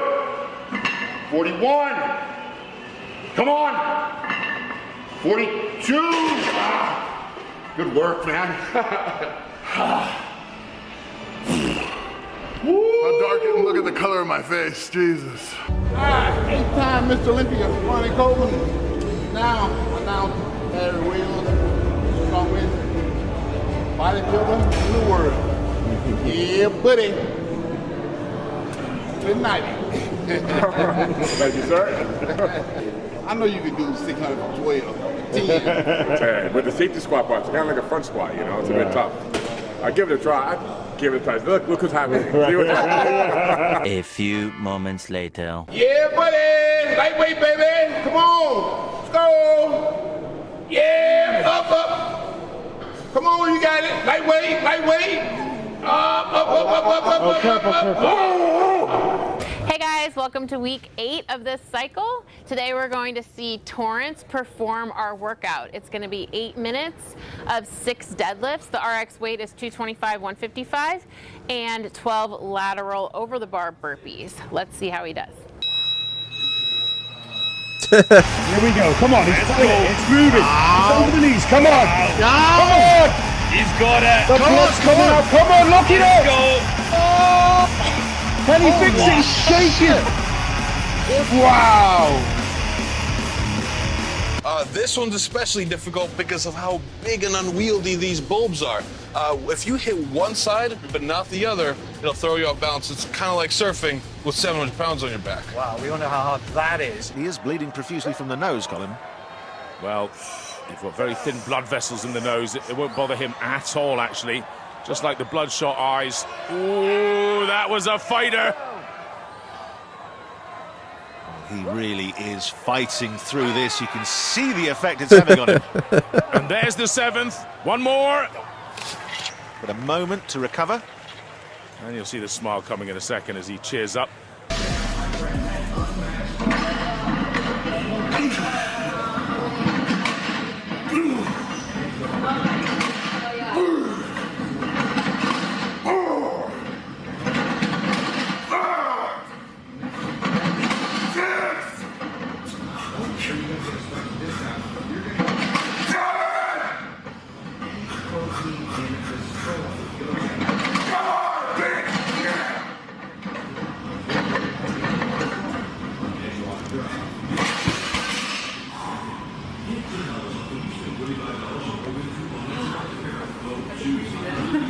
On the solid ass panel.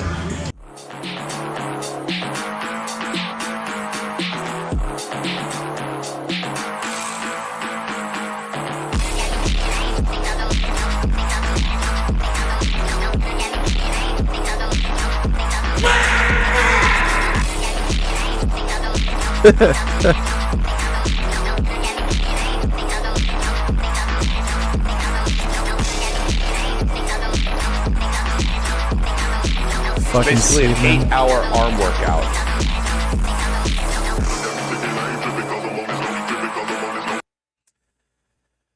Yeah, that 8-hour arm workout. Oh my god. I was thinking of doing that just for a meme, but I don't know. Like, I'm a bit worried of getting like rhabdo or something. Or the whatchamacall, like tendonitis. The last 3 months before competition, you got to shock the muscle, and shock the muscle with different kind of training principles. And if this chest knows that I'm going to start with 135 and then I go to 225 and do 275, I'm going to go and start now with 315. And I'm going to do 20 reps with 315. And let's see if the pectoral muscle is used to that. And then all of a sudden you will find that your pectoral muscle is shaking after that. And you don't know what to do because it's cramping and it. Do 8-hour twerk workout. Well, Sam pays me, then sure. Thanks for the donation, Andrew. Is being tortured and it is in pain because you have now shocked the muscle.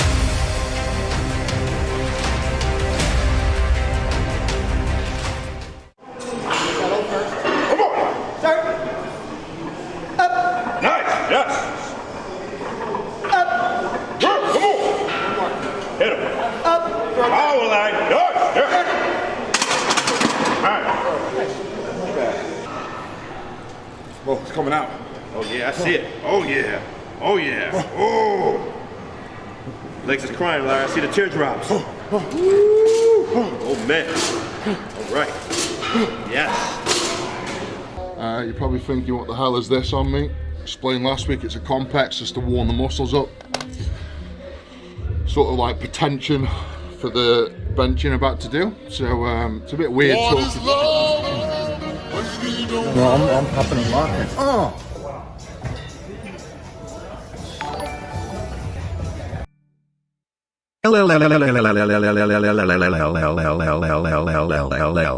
You is a bitch ass nigga. You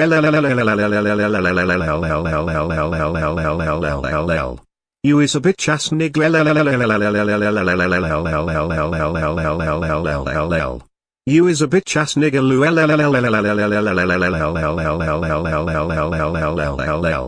You is a bitch ass nigga. Smile.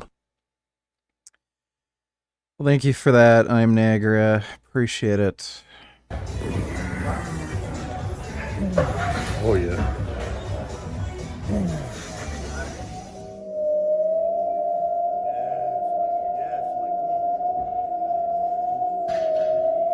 Good. Good for. What if I told you that the overwhelming...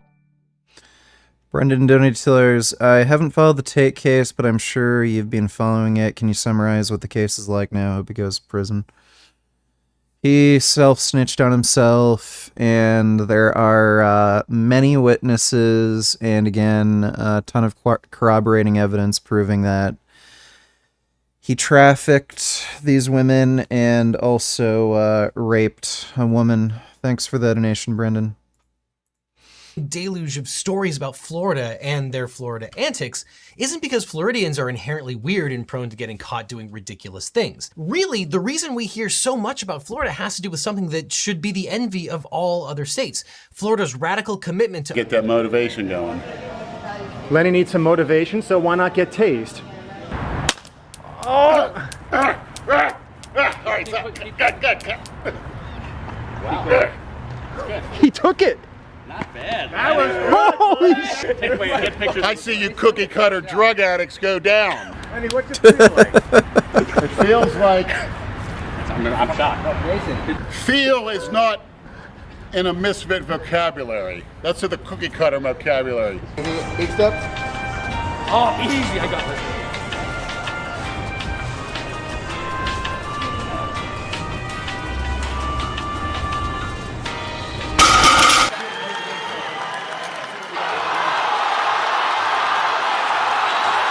Yes, Novikov! Alexei Novikov with a massive lift! If you're going to shock the muscle to grow, we know we need change.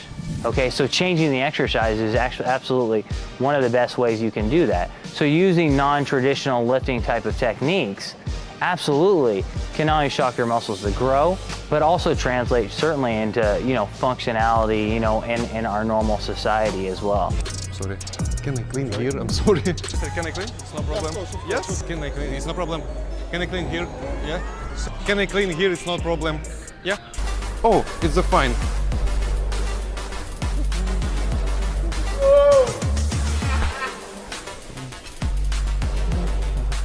Oh, nah, I never knew that.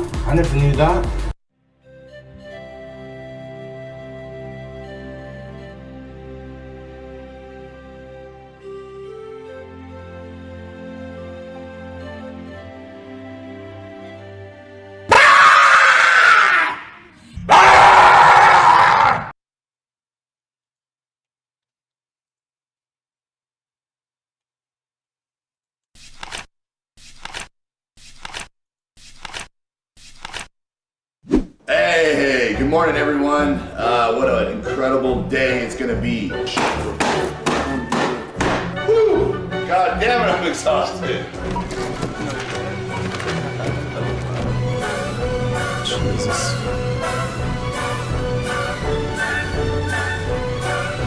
My favorite part about the morning time is, well, next to training, of course, is eating. How many times I gotta tell you, you gotta eat big to get big. This doesn't count. I'm having this as a yummy snack because I enjoy it.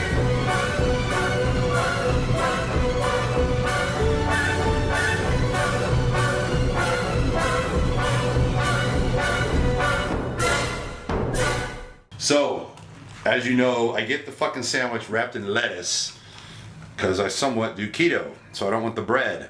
And people would ask us, well, is this food okay? Mm-hmm. And we basically say, well, can you hit your macronutrient goals for the day? Then yeah, it's fine, you know? And so it became like, if it fits your macros, because that's literally what we kept saying over and over. Right. People ask me, well, should I track my macros during the holidays, like at meals? And I'm like, well, it depends. Like, if you don't want to, if you really just want to enjoy the time, there's nothing wrong with that. There's nothing wrong with that. But if you YOLO and you just eat whatever. Since people want to support hunting and say it's for population control, I'm going to start supporting serial killers, since humans are the most overpopulated animal and 99% are not vegan. I often debate hunters on Facebook and they get mad and block me. Well, that does sound like a logically consistent position, so I approve. Thanks for the donation, Vegan Ninja. Appreciate it. Don't be surprised when you've put on 10 pounds. You know, in the last couple weeks, I've got a few questions on the YouTube about how to set your macros. So let me hold this up and I'm going to walk you through this. Typically what I do with protein is about 1.25 grams per pound. So if you add up body weight, protein, then I understand metabolism mass as well. I might go, well, we're going to start chicken, beans, and cornbread. Man, I fucking love cornbread. Cornbread is so goddamn dope.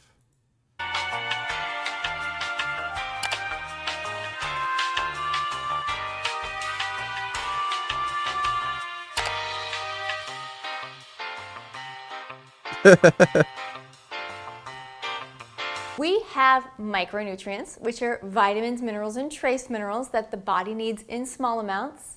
Then we have macronutrients, which are carbohydrates, protein, and fat, which the body needs in large amounts. But now, today, I'm here to talk to you about a third type of nutrients called mesonutrients, the active compounds which are going to unlock the health benefits of superfoods. Why are we at these stairs? What? There's a guy up there.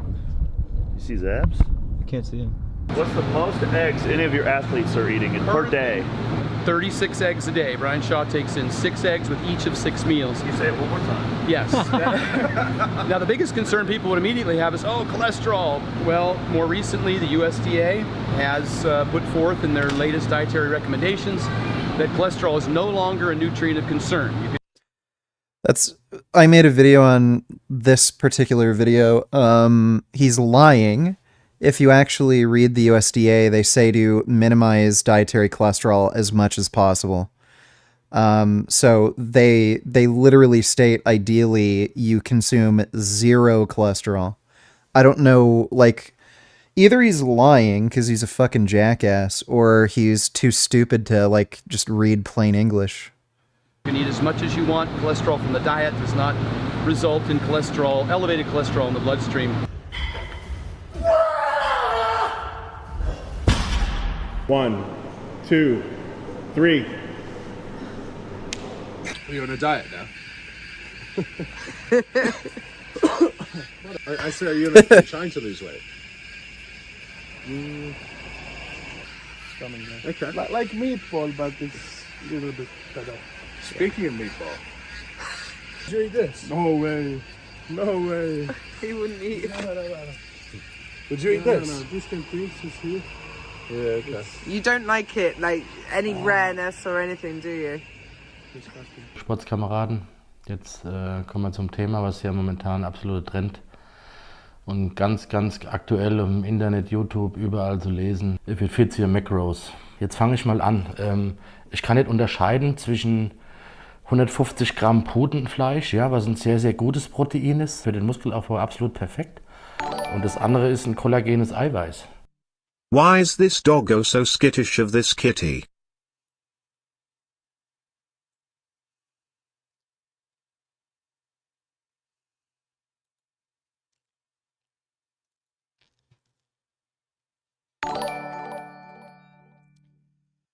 Who is your longest time fan you have? If Vegan Gains has 777,777 fans, I am one of them. If Vegan Gains has 100 fans, I am one of them. If Vegan Gains has 1 fan, I am him. If Vegan Gains has 0 fans, I am dead. I don't know who my longest fan is. Not sure. But I'll take a look at that link in a second. Thanks for the donation, Hexacorn. Yeah, I don't know what's going on here. Maybe that cat and dog have a history. So thanks for the donation, though, Andrew. Remove the thing that holds the pump on for you, so that you have to stand here watching gas station TV. You make more money. So they removed the thing that holds the pump on for you, so that you have to stand here watching gas station TV. So they force you to watch ads. Just curious, do you have a best friend? And a worst enemy? I do have a best friend. All my enemies are just online. Like, I'd say the person I hate most is Rayleigh Link. And then next maybe Penguin Zero. But, yeah. Hope that answers your question. Thanks for the donation, Chad. Benefit though is you're allowed to smoke now. Oopsie. Well, that is Sam Hyde. Wo der Körper nichts mit anfangen kann. Das ist zwar auch ein Eiweiß, das kann man gar nicht verwerten. Ganz ehrlich, da könnt ihr auch die Fingernägel fressen oder die Haare. Die Ideologie von Fitz Your Macros ist, da wird zum Beispiel ein sehr gutes Vollkornbrot, wo sehr viele gute Kohlenhydrate drin sind, Leinsamen, Ballaststoffe, gutes Eiweiß, gutes Fett, ja, gleichgesetzt mit Makronährstoffe, die im Buttertoast sind. Dann macht es auch nichts, wenn ihr mal eine Pizza esst, wenn ihr mal ein Stück Schokolade esst oder auch mal ein paar Gummibärchen. Aber dann geht es halt wieder den nächsten Tag zu einer guten und ausgewogenen Ernährung.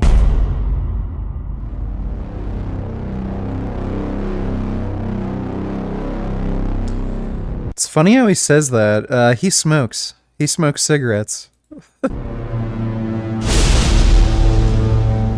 Markus Röhl.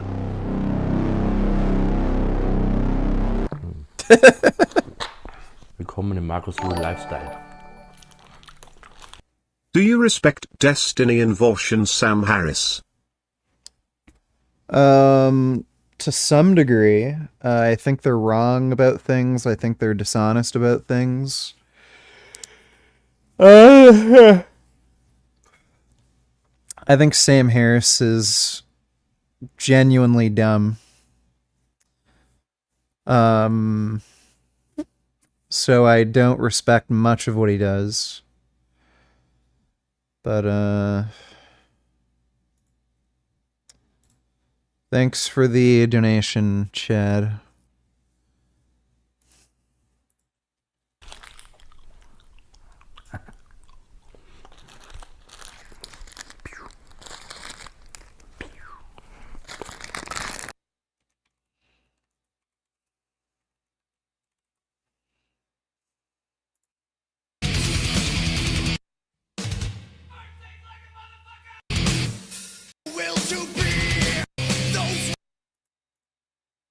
Yeah.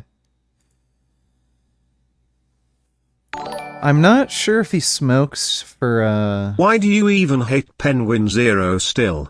That is old news. He is actually quite decent and a changes person since the time he does call out bullshit and has really exposed people who truly deserve it. Also, how can you hate Rawley? She is so damn fine. She is mid as fuck, and she's one of the, like, most disgusting pieces of shit I've ever come across. And what the fuck do you mean? Penguin Zero isn't any fucking different. It's easy to just make a fucking video on somebody that everybody hates. That guy is one of the most dishonest fucking children I've ever fucking seen. The guy will just lie fucking constantly about you, make up 80 fucking lies, so that when you make a response video for him, you have to waste your time fucking debunking each and every single fucking stupid lie he makes. He's a fucking selfish dickhead. Like, who is he exposing? He only ever fucking makes videos about jackasses everybody knows is a fucking idiot. Fuck Penguin Zero. Hope he fucking chokes on his next meal. Yeah, I don't know if Rule smokes for, like, appetite control or if he just likes cigarettes. But yeah, it's funny how he's talking about macros when he smokes cigarettes. Is he still fucking gigantic?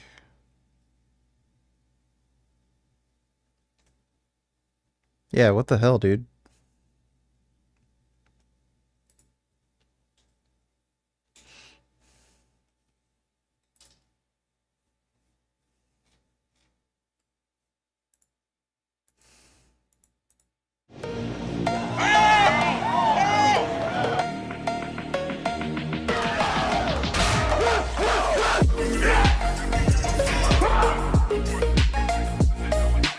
There, you want some rip PED? Hell no, get that out of here. I actually thought they were using a sumo, man. What's the day that's gonna happen? Yeah, no, right? No, not ready for that cheat code yet. Push out? Yeah. Okay. You go straight down. Aha! Now that feels good. That feels okay. Back in here. 2. Elbows back. 3.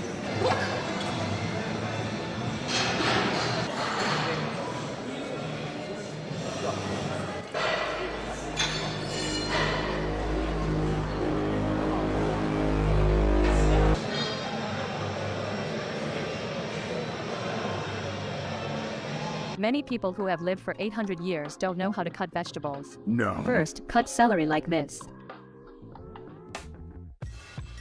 Second, cut potatoes like this. Potato, that's a tomato. Third, cut mushrooms like this. Fourth, Thunfisch, Protein Shake. No way.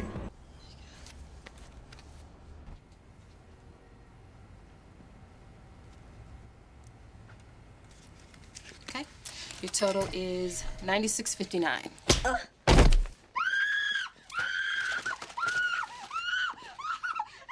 What we're going to talk about today is some of the differences between a stiff bar and a deadlift bar. My personal opinion is that you're not really getting much out of a deadlift bar if you're, deadlifting much less than 600 pounds. Well, you're up to 500 pounds now.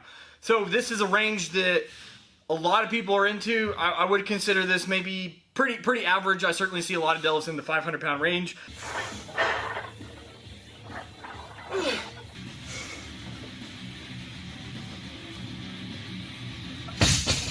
The conclusion that I came to was pretty interesting. I was thinking that it would be quite a bit easier for the deadlift bar, and it really wasn't. I think that the plates actually make a bigger difference than the actual bar does when it comes to like deadlifting.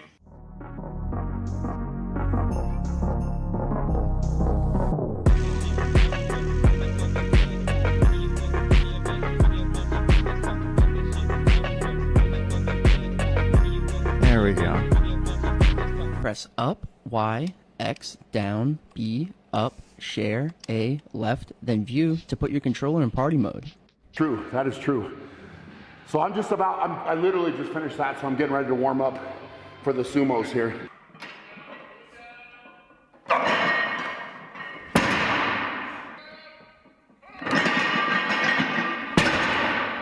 It's not necessarily about being the best sumo deadlifter, because obviously we cannot do sumo deadlift in strongman.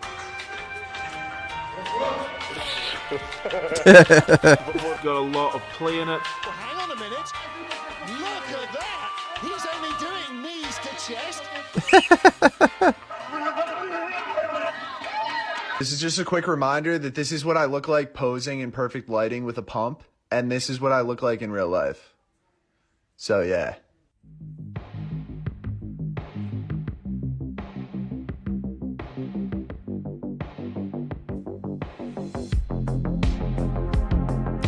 Deadlifted 500 pounds.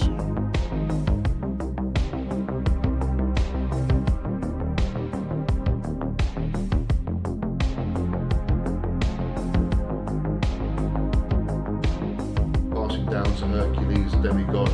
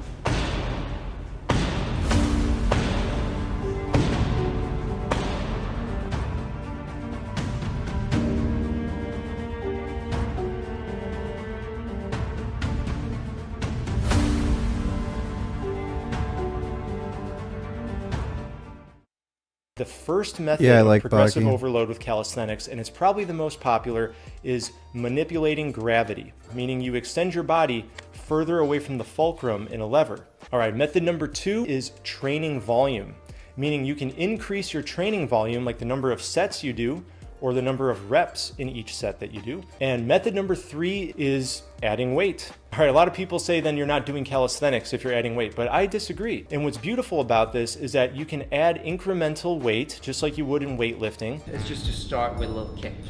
With a kick, this is actually very easy. Can he? No, he can't. Not right now. Jesus. It's easier than I remember it being. But I'm also not nearly 40, I'm nearly 30. Yeah? Yeah, one leg, that's... Okay, I can do one that's leg. good. One leg is good. Whoa!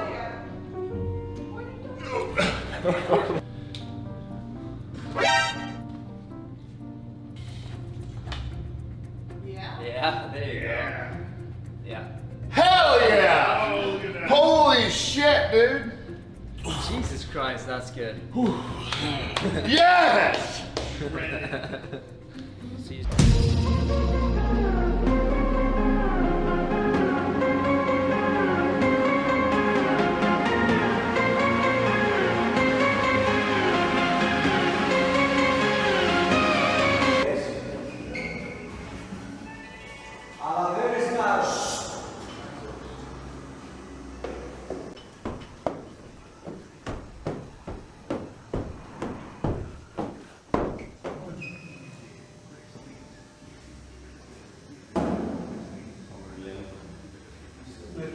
Is calisthenics functional? Well, let me start by defining what I mean by functional in this case.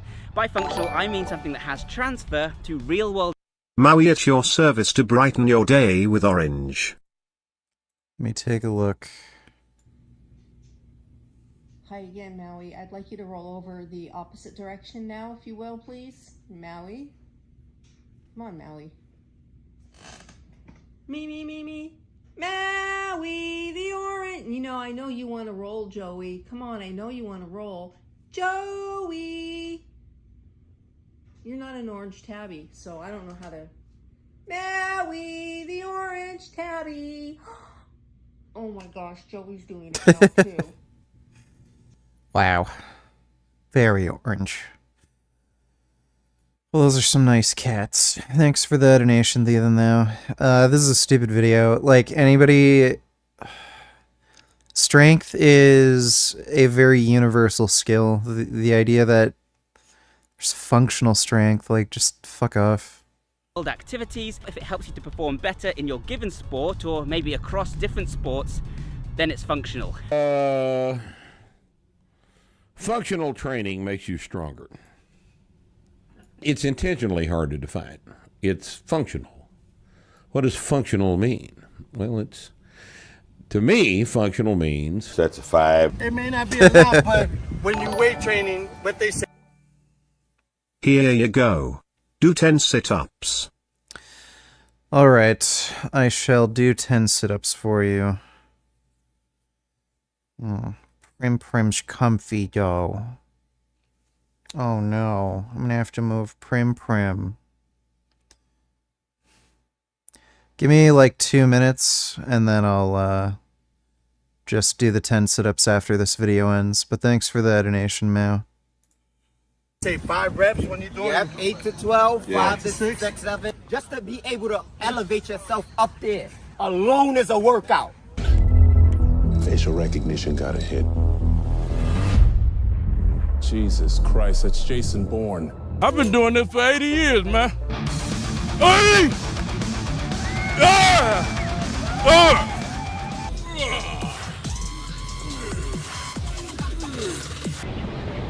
Come on, act like you're in prison and somebody's after you. Where you going? There you go. Oh, one of those for good measure. What's up? It's Chris Heria. Welcome to another vlog. Today I'm going to show you how to do Chris some Heria super is high an pull-ups overly like the ones I sensitive just bitch. did. When doing high pull-ups, you want to pull to your lower chest. Pull or even back, your pull waistline. back, Now with pull high back. pull-ups, pointing your toes, keeping your feet tight together, you're going to retract your scapulas, bring your Pinch shoulder them blades back, trying to completely touch. together. And the main key is to lean back and pull down as hard as you can while retracting your scapulas. But what's the real definition? Literally, nobody knows. I guarantee none of you, none of you can tell me what it means without looking it up.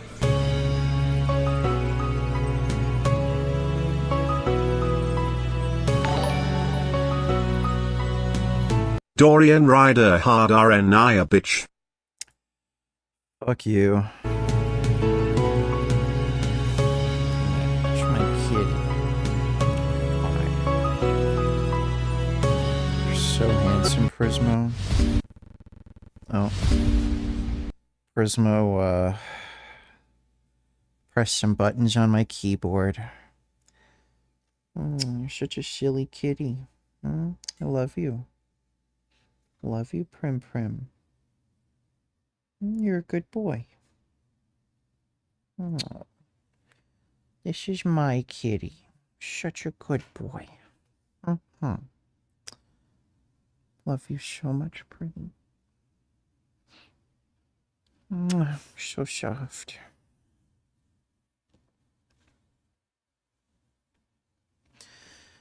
Wonder if Prismo would really feel bad if I was gone.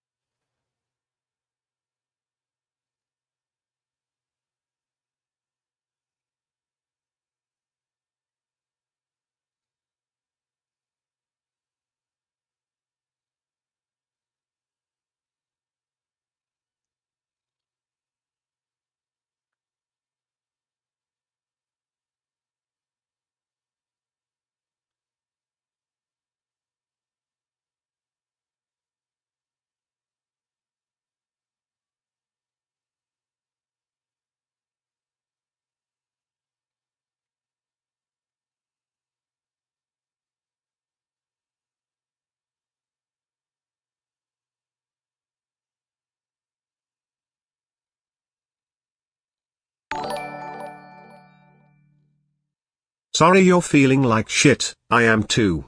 I want to troll some red pill douche and poke at their fragile masculinity. Any suggestions on who I can hit up? I don't know. Fresh and Fit are pretty sensitive and stupid.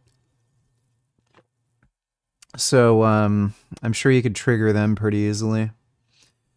Thanks for the donation, though. Also drinking espresso. Bench for 12. 400-pound bench for 12. Dude, how? SSJ Bob is fucking retarded strong, dude. It doesn't make any fucking sense. Guess this might not be IPF legal, but still. Yeah, that just makes no fucking sense. That is stupid, dude. Alright. Let's do these 10 sit-ups.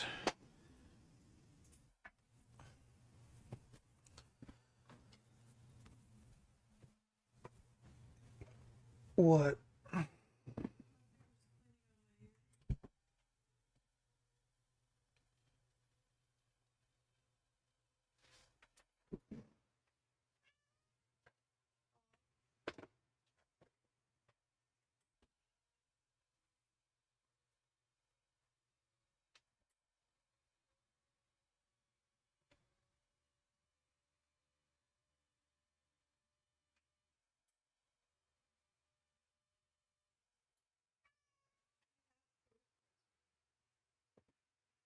He wants more. Ugh, fuck.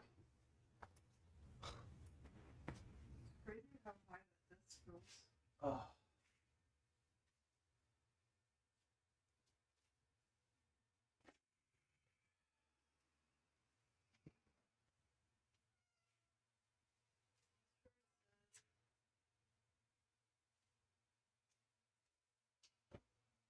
He's gotten really good at his pathetic tasks. Is there any duct tape? What? Is there any duct tape?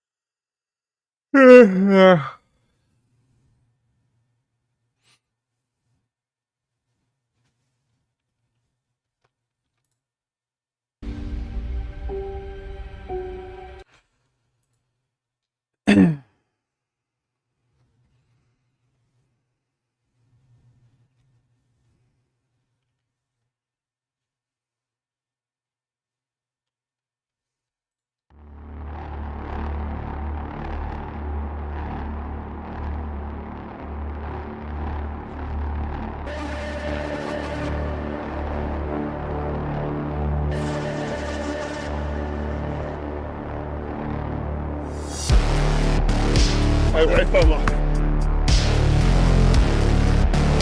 Ay, güey, vamos. Ay, güey, vamos. What's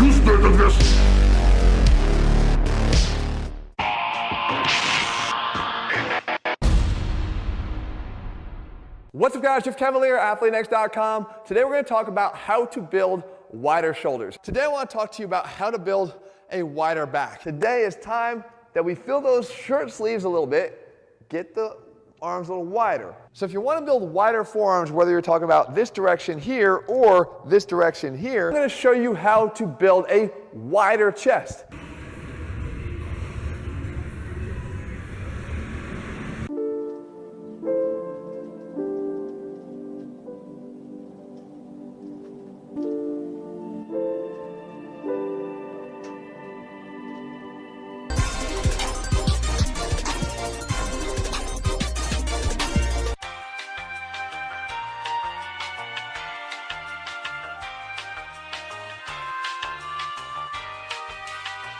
Am I supposed to lean back?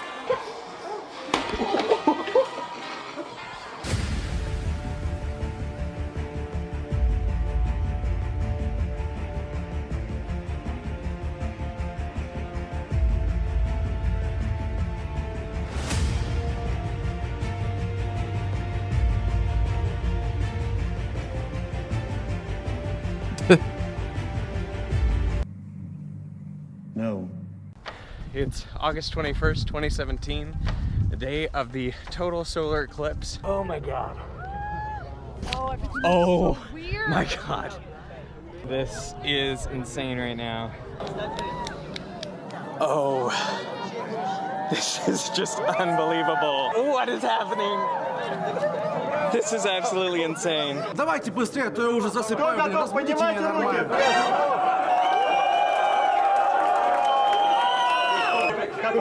Slap fighting is so stupid.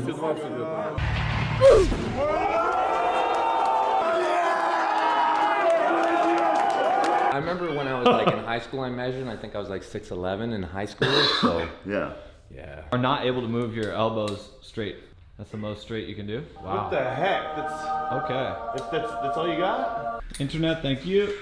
Excuse me, doctor, you have a patient who needs your That help. is bizarre. Not you.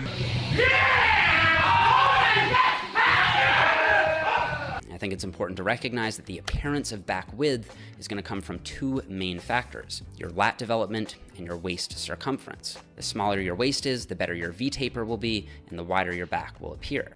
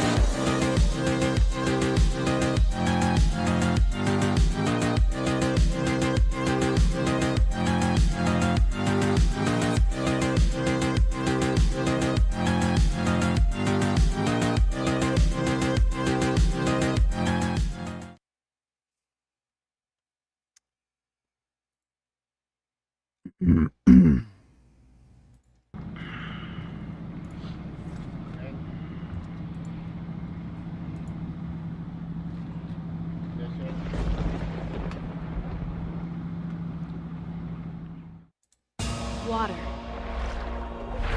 earth, fire, air.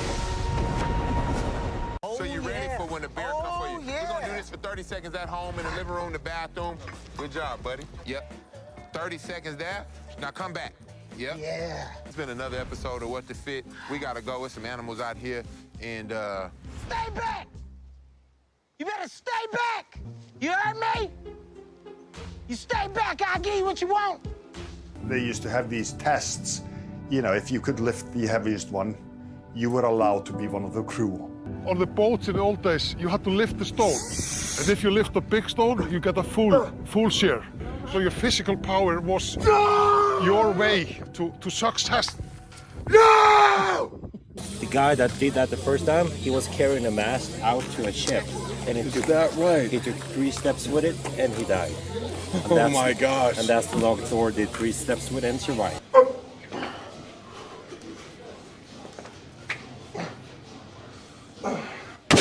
Come on out of here.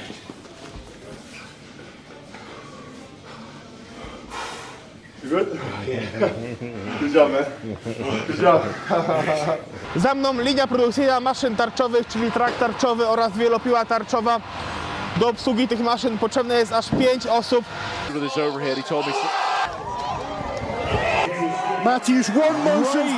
Z głównych wydatków firmy jest oczywiście energia elektryczna. Maszyny, które przed chwilą widzieliście, mają ogromne zapotrzebowanie na prąd. Nate Higgers, Nate Teller, is this a good way to get rich? Let me see. In this video, I'm going to show you how you can begin to succeed in life, even if you... Also, where can I find your debate proposition email? Thank you. Have a great day. It's just linked on my about page on my channel. You're a fucking loser right now. Like, even if you just been fucking shit up for the last few years, it looks like all hope is lost. This right, maybe we were running into each other on a flight. We're both sitting in first class, and if you have the misfortune of attention, you may be asking yourself, why the fuck should I listen to this guy in a goddamn tank top on the internet? Well, over the last few years, I've built several multi-8-figure businesses, and I came from nothing. Southside Chicago. Father committed suicide when I was in my early 20s. I had to take care of the whole family, bring myself and my family out the hood to the mountaintop. And now I'm balling, shot calling, flexing on the haters, stunting on the hoes on a consistent basis. Yes, and sir. I'm gonna lay out a game plan for you to do the same. Let's get into it. I'm gonna do it. So when you plan, okay, follow all maps. When we get to the next, when I'm gonna wake up, boom, what I'm gonna do when I'm gonna wake up, boom, it's in there. So jewelry, if you got a fucking capable. This isn't a strategy to get rich. This is just bullshit. Like, what the fuck? Fucking hustling hard still. He's basically telling you how to plan your day. Like, okay, dude. I'm not watching this. It's just pure waste of time. Rachunki miesięczne oscylują w kwotach 5000 zł.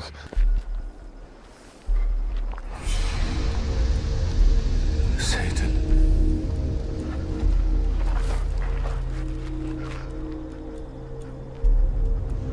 If you are the Son of God, command that this stone becomes bread.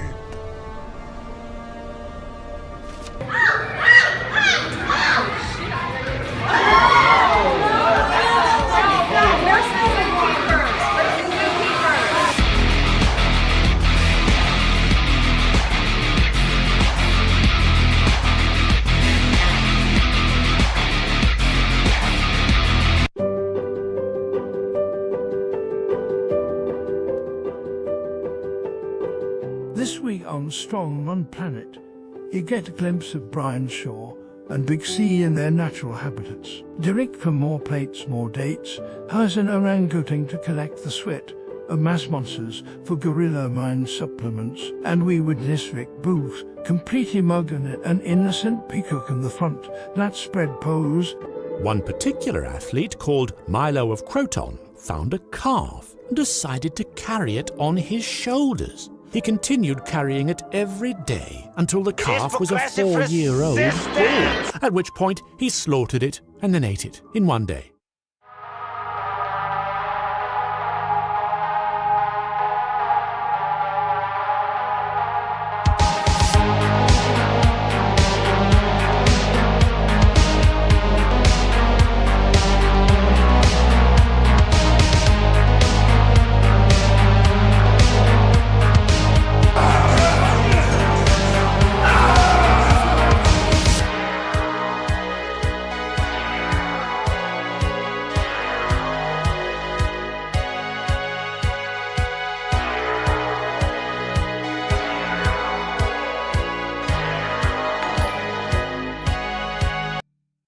Just pull yourself up by your bootstraps, bro. Yeah, I'm sure poor people just aren't working hard enough. The reason they say this shit is because they are trying to keep you stuck in a carrot on a stick scenario instead of revolting against the system. Well, yeah. The whole work harder thing is just total bullshit. You're probably gonna end up making less money in the long run if you work harder, because you're less likely to actually get promotions. It's really stupid. Thanks for the donation though, Ben. Appreciate it. I have to try and work tomorrow, lol. Thank you for curing my boredom. Have a good night. Good night, Andrew. Good night, chat. Well, nighty night, Aaron. Sweet dreams.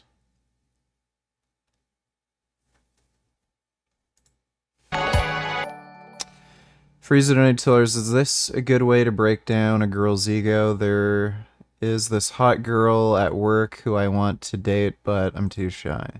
What's up, everybody? I'm Son of Kim, America's face of dating. And today we're going to be talking about, as you can see, 5 ways to break any girl's ego. And where is this coming from, right? It's not coming from this place of I just want to attack women, right? A lot of guys will see that and they'll start hating on it and be like, oh, he's a misogynist, or oh, he hates women, or whatever. That's not where this is coming from. A lot of these things aren't really that bad. Actually, they're not that harsh. And they might sound harsh, but after I explain them, you'll see that they're actually not that bad. And this is actually what most guys should be doing already with their dating life. And it's because women naturally like the chase, right? They naturally want to actually chase the man and wonder where his emotions are. It's literally just statistics that women naturally feel more attracted to the man whose feelings are just not clear. And so a lot of you guys, I'm just saying, you guys are just being way too nice to these girls, and it's causing you to get walked all over, and you have low standards, and women are ghosting you and leaving you on red. And that's how I was back in the day too, when I was back.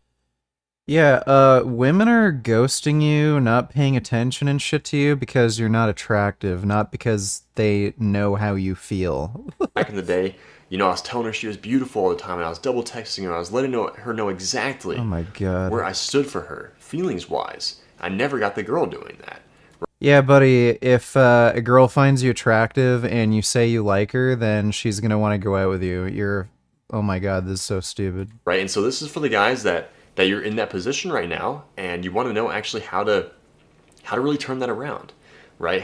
What actually gets girls versus what they tell you gets girls, because I'll tell you there's a huge difference right there, right? When I was back in the day, I was chasing this varsity soccer girl for 3 years of my life, chasing this varsity soccer girl.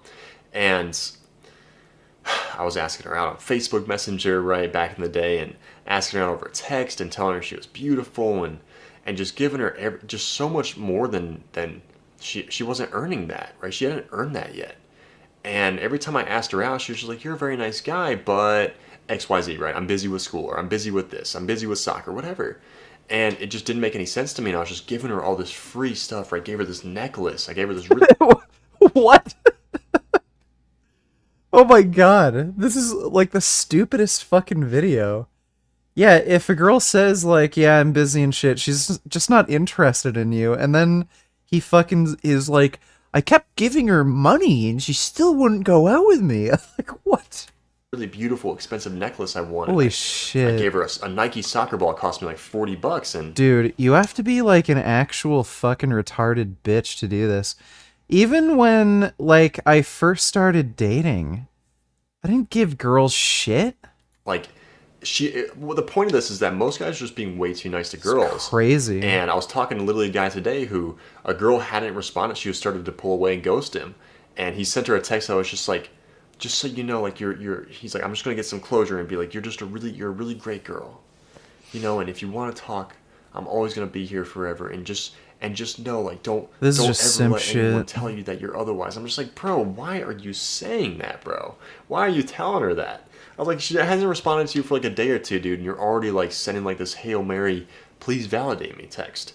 But let's get into these ways to really break a girl's ego. And when I say break her ego, it means get her chasing you, right? Get her investing into you. This is what I mean by that. Number one, never compliment a girl's looks. I don't understand. If you go on literally Instagram and you go on the Explore page. Oh my god. Yeah, buddy, like,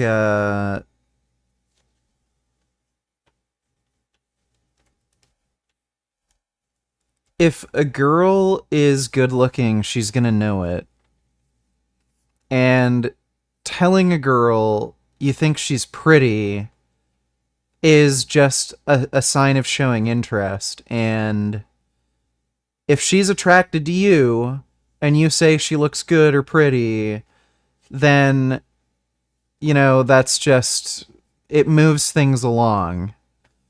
And if she responds positively to that, then, you know, you ask her out or something. Like, if you're not, like, again, calling a girl pretty is not gonna fucking make her not be into you. Like, if she's attracted to you, she's attracted to you. Page, and you see any hot chick that's there, and you click on that picture and it has like 4,000 likes, and the comments are all dudes just like, you're so beautiful. Oh my god, I would do anything to have a girl like that. I'm like, what? What are you doing? Why would you ever think that that's gonna get a girl to like you back? Do you really think that some hot model on Instagram is gonna respond to some thirsty dude commenting on her picture? Absolutely not. It will never get a girl to chase you, never get a girl to want you. It just will never work, right? Instead, you want to compliment a girl's insecurities, right? If you find out, I read this in Robert Greene's The Art of Seduction, if you find out that a girl is like a super great actress and everyone calls her, right? And everyone's like, you're such a great actress, I loved you in this movie, right? Do you think that telling her that is going to get you anywhere? Absolutely not. Because everyone tells her that, right? Everyone calls a girl hot. That's hot. And so instead, if you find out that she's like, you know, you go over to her place and you see that she does like some amateur artwork, you can tell that she probably has an insecurity about that, because no one ever compliments her artwork. Everyone's complimenting her ability to be an actress. And so when you compliment that, be like, I really feel this picture right here, like it really... I'm sorry. You're talking about sliding into a girl's DMs and saying shit that every other fucking dude says, and then somehow you're supposed to go into her fucking home and see her amateur artwork? What? I think if a girl is inviting you over to her fucking place, I think you solved the puzzle already. Like, what? Oh my god. Wow, this guy is still getting interviews. 4815.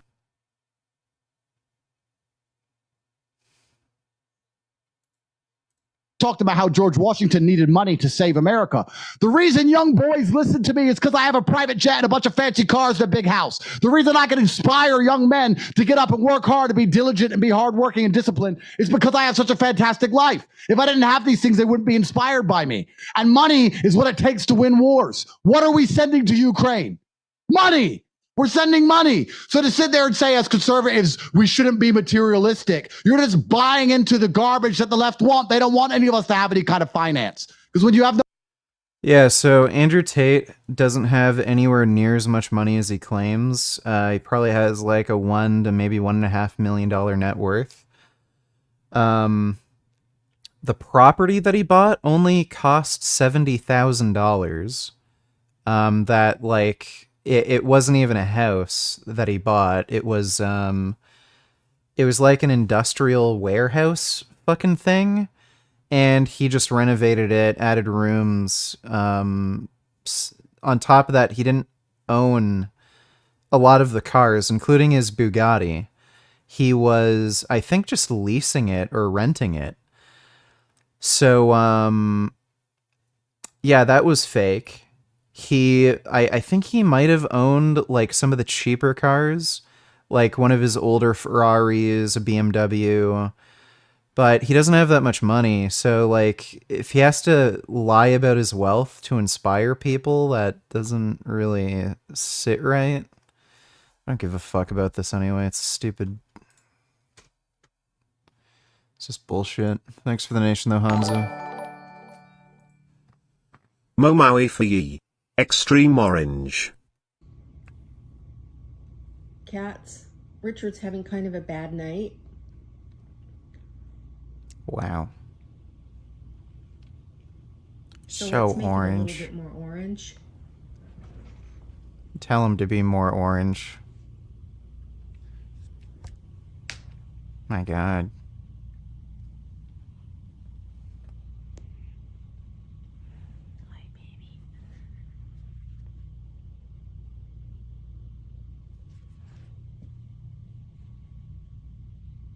Highly orange. Oh, Maui. Maui, I'm in love with you. I'm just in love. It's a very good cat. Thank you for that, the and now. Appreciate it. This guy is a major faggot. You should challenge him to a boxing match. I don't know who you're talking about. You didn't send a link or anything. You mean Tate? I don't want to validate Tate with any real attention. I wouldn't have him on my channel for a debate. I'm just reacting to him because he's a lolcow. And then once he's in jail, then that'll be that. Thanks for the donation, Jake.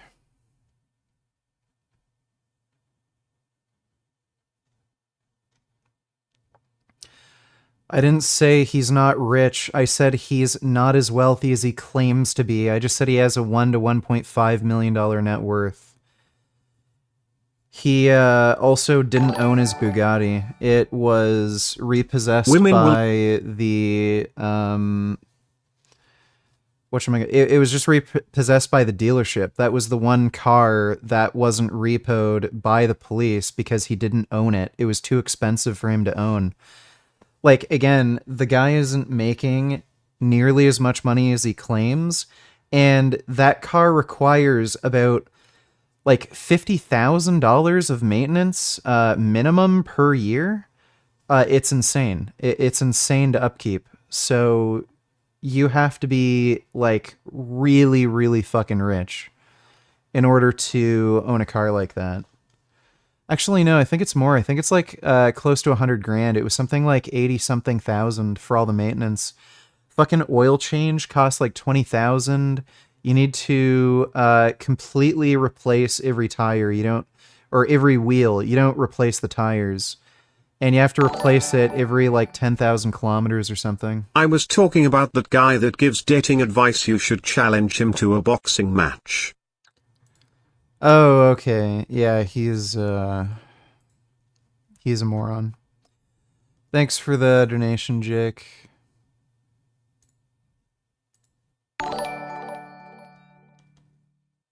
Women will chase you if you're attractive.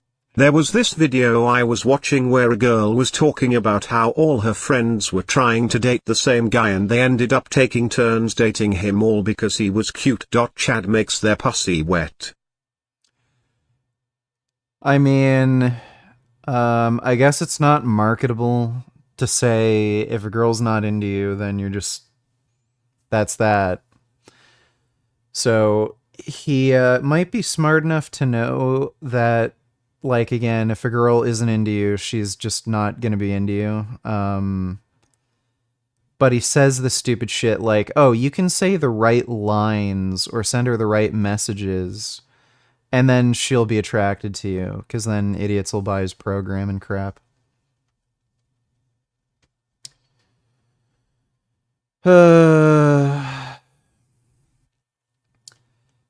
Yeah, so Andrew Tate's net worth has been estimated by some of the lawyers in the case, and again, they seized, I think, like 200K or something worth of Bitcoin. They took about like $500,000 worth of vehicles. His house doesn't really cost much. Again, the property was originally worth only $70,000. I think with renovations, it might be like maybe $150,000. So they just calculated up all of his actual possessions. And again, because his casino business is illegal and it's getting shut down, that's not calculated into his net worth. So he claimed to be, he actually initially claimed to be a trillionaire. And then, because he's stupid, he probably didn't know how much $1 trillion was. So then when he realized that claim made no sense because literally no one is a trillionaire, he talked it down to about 300 million. And again, he has nowhere near 300 million. He claimed to own a private jet. That was a lie. He only rented a private jet once. Took a bunch of photos on it and shit to make it seem as though he owned the private jet. He also went on that yacht. Again, making it seem as though he owned the yacht, but he doesn't own a yacht. He probably paid about $5,000 to actually take that yacht trip. And he just filmed a bunch of B-roll footage and shit to make it seem as though, oh yeah, this is what he does like every weekend. He owns the yacht, which is bullshit. He faked his wealth. Mortal Wombat donated $2. Any games you're looking forward to? Yeah, Mortal Kombat 1, Tekken 8, the new Spider-Man game, Spider-Man 2, and Space Marine 2. Thank you for not streaming Texas Chainsaw Massacre. That game will not last 1 year. Well, yeah, it's just shit. Hate horror games, boring as fuck. Please react. What's going on, everyone? Welcome back to another episode of PSR. It is an absolute that I it's both a use the code happening and let's see how well it works.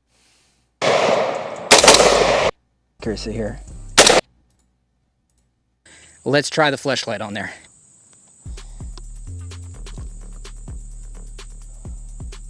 All right, before I do this, I want to just make a flashlight, so be fair.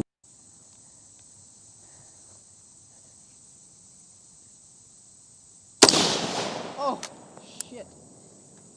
Whoops. Well, I should have guessed that was probably going to happen. We had a catastrophic failure of our flashlight, unfortunately. That was probably a little reckless. I got bit by a piece of plastic there. I got a little cut on my leg, but I'm okay. Oh, wow. We got a big old boom, and you can see what we should do is use our ballistic gel dummy horse. I'm a little too excited about it. Let's take a look at that. Here. What's inside? Uh-huh. I don't know, I get this vibe about you that, like, I don't know, you're strong in a way, right? Like, you're very strong for you know, certain things that you went through in your life. And she's like, wow, like, he's complimenting this picture that I painted. Like, he's really noticing it. Like, that means so much more to her than any compliment you can give a hot chick about her looks or an actress that's really good at acting. You know what I mean? And so, number 2, don't ask for commitment, okay? I literally talk about this in my book. Look, it's as simple as this. If a girl finds you attractive and you call her like pretty or something, you compliment her looks, she's gonna be like, "Oh, thank you." And then if you're like ugly and she's not into you, and you compliment her looks, she's gonna be like, "Ew." So like, it's all about whether or not she's just attracted to you. This fucking idea that you can say the right lines to a girl and then she'll be into you, it's just stupid. You can make up for, you know, not being good looking by having a good personality, but like this idea that you can just use lines on a chick, it's just stupid. Look, if you guys haven't read my book yet, you gotta hop into my book and read this thing, right? There's a link in the description below. But in my book, I talk about how I used to always ask the girl for commitment, right? I used to chase the girl, and then as soon as she started pulling away a little bit, I'd try to lock her down to a commitment. And that was my goal from the start. Just how do I get this cute girl to commit to me? Because once she commits to me, she'll never leave me. And that's the thing with this, is that when you ask a girl for commitment, what you're actually saying... What the fuck does he even mean by that? Like, did he just say, like, please don't date anybody else? Like, if you have to beg a girl not to, like, see anybody else, then, like, maybe just break up. Saying there is, I think you're above me and I'm trying to force you into this commitment because I don't believe that I'm enough. And so I'm going to try to force you into this commitment with me. And once I got you in this commitment, you're stuck with me. You're never going to leave. When that's just not even the case. If a girl doesn't want to be with you after she got with you, she'll just leave. right? She'll just cheat on you or she'll just leave anyways. So, it's like, that's how it was for me back in the day, though. So I always tried to lock the girl down to a commitment. And how's the road to 405 going? In the words of C.T. Fletcher, it's still your motherfucking set. I tore my tricep 2 months ago. I'm not benching 405. Thanks for the donation, Killing Titan. It just really just showed my desperation for this longing that I had just to have some connection with somebody. And so if you guys are trying to lock a girl down to a commitment, stop it. She needs to be coming to you. And when I noticed this for the first time, I was with my very first girlfriend, right? I was out with her and I was like, you know what? I'm just going to keep it chill, keep it casual.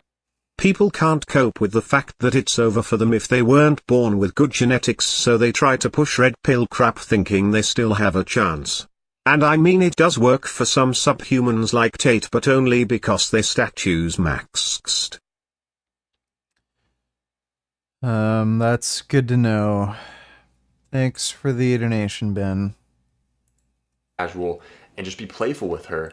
And then eventually, over time, her friends were like, she really actually likes you. Like, you should ask her out. And they started dropping these hints that they wanted us to actually be in a relationship. And then eventually we got to the point where she asked me, she's like, so where, what are we together? Like, what are we? And when a girl asks you that, that's her asking for a commitment right there, right? It's her basically expressing her feelings for you. And so you want to basically be playful and charming and just charm her pants off until the point where she's asking you for the commitment. She's asking you, what are we? And then you guys actually form that relationship. Because that's saying, hey, you're here and I'm choosing you. Great fucking dating advice. Have a good personality and look good. Thank you. Oh, that helps so much. Right? I'm choosing you because you are so great. So it literally increases your value in her mind, which makes her invest into you. So let's go to number 3 here. Don't hit her up after sex. Okay, this is very quick, but I'll tell you some free game. And a lot of girls will be like, that's so messed up. You should always tell her exactly where you feel after sex. Absolutely not. Right? I'm not saying be a douchebag and have sex with her and just leave and just never talk to her again. That's not what I'm saying at all. Right? What I'm saying is, here's some free game. Is that when you sleep with a girl for the first time, right? Women have the power all the way up until the point that you sleep with her for the first time. After you sleep with her for the first time, you suddenly have a power move right there that most guys... Yeah, the dudes who watch your channel are all virgins, so maybe you want to just go into further detail about, dating and actually getting to the bedroom first. Waste. Okay, most guys waste this because after you sleep with her for the first time, how you're going to know if she's a really great girl is if you pull back just a little bit, like you don't text her after sex, does she chase you? Does she hit you up? And once she starts hitting you up, it means that you have slowly actually gotten the power back since she actually chose to sleep with you for the first time over all these other dudes that are chasing her, right? But if it's a bad girl, if it's a toxic chick, she will not hit you up after sex and she'll think it's some weird power dynamic move. And she'll just go have sex with another dude. And you don't want a girl like that anyway, so it automatically just gets her, I guess, like pushed out of your life in a way. So that's some free game right there. Make sure you use that power move. Number 4, what we have here is never be jealous around other guys around her. And so I literally, again, I talk about this in my book. There was this girl named Nadia. And what happened was that she knew like a couple of these like really, really famous DJs like Skrillex, Nightmare, and I think another one was like Alan Walker, something like that. These really famous EDM DJs, right? EDM artists and all that. I remember one time, like, we went to this concert and she had connections to like Skrillex, and we're at this concert, and what happened was that he locked down, like, he didn't stop the music, but he literally left the stage to come talk to this chick. And Skrillex, like, everyone in the crowd's like fucking going crazy, right? Going crazy to see this guy. He sees her and he literally like stops, comes down just to talk to her. And while he's talking to her, do you think most... Sorry. His dating advice is become a famous musician or music artist, and then in the middle of the concert, if you see a pretty girl, stop the concert and go talk to her. What is he talking about? Most guys are going to be insecure in that case. Absolutely. Right? Fucking and I'm with her. dumbass. So I'm just like, me back in the old days would have been like, what the fuck? Like, why? Like, who is this? Like, why? She's definitely going to leave me for this guy, right? because I wasn't as famous as him at that time, and you know, I didn't know who it was. I just had really good game, and so I gamed her, and she was falling in love with me, but she still knew him. I don't know if they did anything or not. I'm not really sure. But what happened was that, yeah, he literally stopped the concert, comes down and talks to her. Most guys will be freaking out, right? They'd be tweaking balls. Oh, he's lying, claiming he took a girl to a Skrillex concert and then started talking to her. This dude is a genius. Guy, I've been watching him for so long though, and for some reason don't have a girl. How does he make it happen? This guy is a genius, but maybe I'm just ugly and that's why his advice doesn't work with me. I don't know. I honestly think he could be the best looking guy on the planet. If you followed his dating advice, I don't think any girls would want to touch you with a 10-foot pole. Like, he's that fucking stupid. Thanks for the donation though, vegan incel. They'd be like, what the fuck? Like, she's talking to Skrillex, she's definitely gonna leave me. He's definitely higher status than me, blah, blah, and they start freaking out and creating all these problems in their head. Instead, I just talked to like another group of girls right there. If I was dating a girl and some dude came up and started hitting on her, I'd just tell him to fuck off. Like, it's just stupid. I was like, okay, you can go talk to him, whatever. I started talking to this other group of girls next to me, and suddenly Nadia is talking to Skrillex, and I'm over here talking to these hot chicks next to me, and she's over here just like this, like, yeah. Yeah, okay, so in a Skrillex concert, you can have a conversation with somebody next to you. Does that make any sense? Like, oh man, this is so bad. Yeah, like, yeah,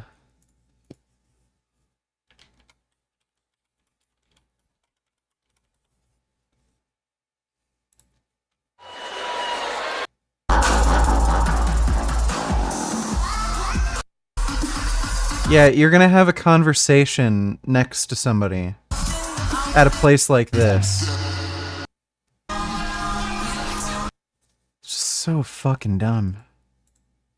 Oh yeah, like that song. I love that. Yeah, I love that song. Yeah, DJ Khaled. Yeah, so good. Yeah, hang on a second, I'll be right back. And she literally came and started talking to me and left him to go talk to me.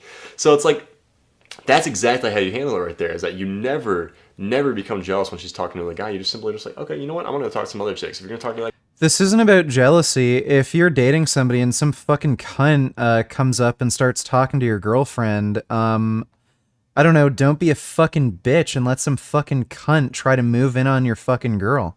Just tell him to fuck off. That guy, I want to talk to some other chicks. She'll always come right back, right? She'll be like, what the fuck? Like, he's not freaking out. And she said how hot that was later, that I didn't freak out, because most guys would usually freak out when, she's talking to somebody of that caliber. So let's move into number 5, the last one. Put your goals above her, right? A man's purpose should naturally come first, right? The moment that you put her above your purpose is the moment that you lose both, right? That was one of the best quotes I ever heard about dating.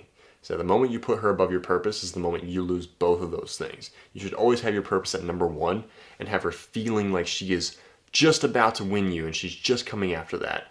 And so that is number 5, and those are the 5 ways to break a girl's ego. And if you guys want to book a call to talk to me about my program, use it using the link in the description below. And also watch my other content I have on the channel here. Like, if you want to learn about flirting, it's all there. Texting, there's so much text game. Gosh, there's so much text game. Just go watch that if you need help with that, especially if girls are ghosting you. Go watch that free game right there for you guys. That was stupid as hell. Maybe the music wasn't playing, maybe this had never happened to you and that's why you're so mad about it and don't believe it. I mean, be honest, you've maybe had 2 girls ever come up to you, I bet, and you probably just said nice tits or some shit. Doesn't even matter. There's so many people there, it'd still be loud as fuck. Thanks for the donation, dum-dum.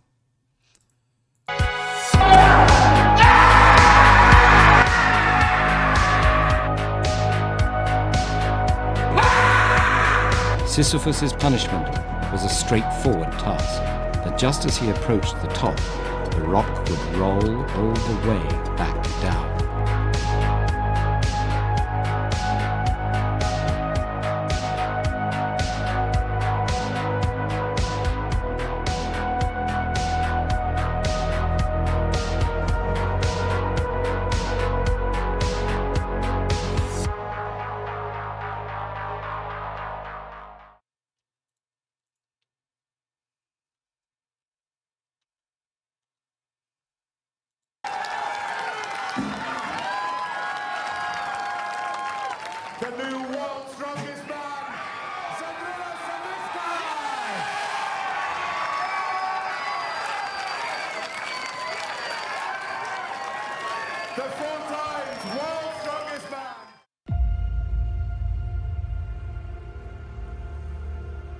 I have 300 trophies in my house.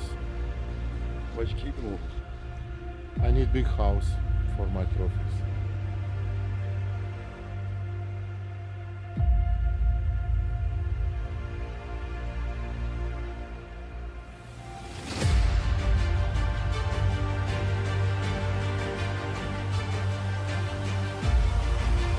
Maybe I should just embrace the bulk and then try actually competing in strongman, so I don't have to fucking bother with dieting. Louis Cyr collection in the world. To hold with one arm is very heavy. So many trophies, I can't remember all my competitions and all victories. And the competition was in 80 countries. I visited 80 countries for competitions.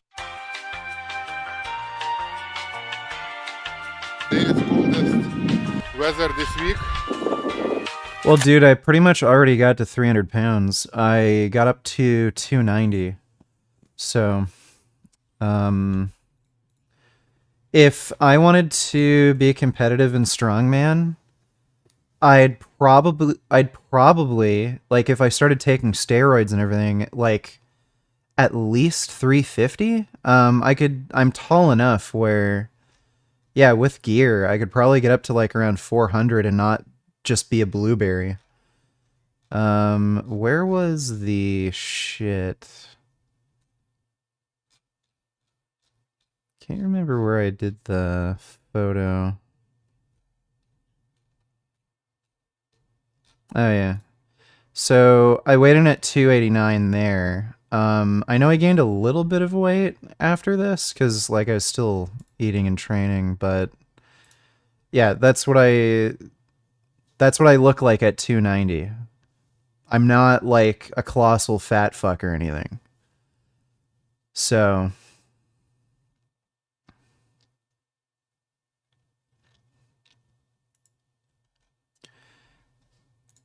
and again, this is 290. What's going on, everybody? Vince Cum Nigga here. People wanted to know what the Great One thinks, so I figured I'd make a video on the subject now there. Let me take a look. Nigga poop. What's going on, everybody? Vince. Happy belated Rittenhouse Day. You should play Your Cum Won't Last in honor of this holiday. Hope you are doing good, man. Today is Kyle Rittenhouse Day, everyone. The 3-year anniversary of when a white kid shot 3 other white people in self-defense and was labeled a white supremacist for it. When Kyle Rittenhouse shot 3 left-wing protesters who attacked him, and by some coincidence, one turned out to be a pedophile and the other 2 turned out to be domestic abusers. It was 3 years ago today when riots broke out in Kenosha, Wisconsin over the police shooting of a man named Jacob Blake, who was attempting to kidnap children from his baby mama, who he had been accused of sexually assaulting, and had tried to stab a police officer when he was shot in the back and paralyzed from the waist down. But the left-wingers burned down Kenosha over this. And a 17-year-old kid from Antioch, Illinois, Kyle Rittenhouse, went with his friend that night to guard a business from rioters, with AR-15s that they legally owned. And Kyle Rittenhouse was putting out a fire in the parking lot at a local business when a man named Joseph Rosenbaum attacked him. That guy. Rittenhouse tried to run away, but his avenues of escape were all cut off. That was when a shot was fired by somebody in the crowd of rioters. Rittenhouse then turned around and aimed the barrel of his AR-15 at Joseph Rosenbaum, who was continuing to chase him. Rosenbaum then lunged for the barrel of his rifle when Kyle Rittenhouse shot him in the head. After the mob saw Kyle Rittenhouse shoot Joseph Rosenbaum, they then chased him down the street. And that was when a man named Anthony Huber smashed him over. I bet if I tired talking to Jasmine next to you out somewhere you wouldn't do shit. Lol. 1, I'm taller than 2. 2, I'm bigger than you, and 3, you never been in a fight as you claim. You are all talk, babe. Cool, come try that. You'll be probably in a trash can somewhere. Thanks, Olawale. Hey Rich. Does HDL even matter as long as LDL is below 60 to 70 mg/dl? The benefit of HDL is just transportation of cholesterol from the blood back to the liver. Well, if there are no high amounts of LDL in the blood, then HDL shouldn't matter, right? HDL is a non-causal factor in heart disease. It is a biomarker that's relevant. So low HDL can be a sign of some other problems that are related to heart disease risk, but HDL itself is non-causal, so I wouldn't really worry about it in general. But yeah, the main thing is getting your LDL low. Thanks for the donation, Explosive Monkey. No, Alawali. Kyle Rittenhouse was labeled a white supremacist because of the shooting, even though he only killed white guys.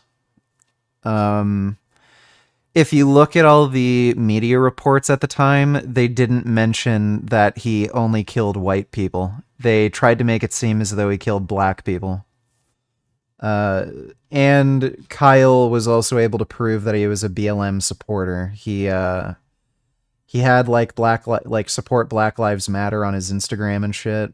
He wasn't some like crazy Republican or anything, like fascist. So they literally lied about him in the media.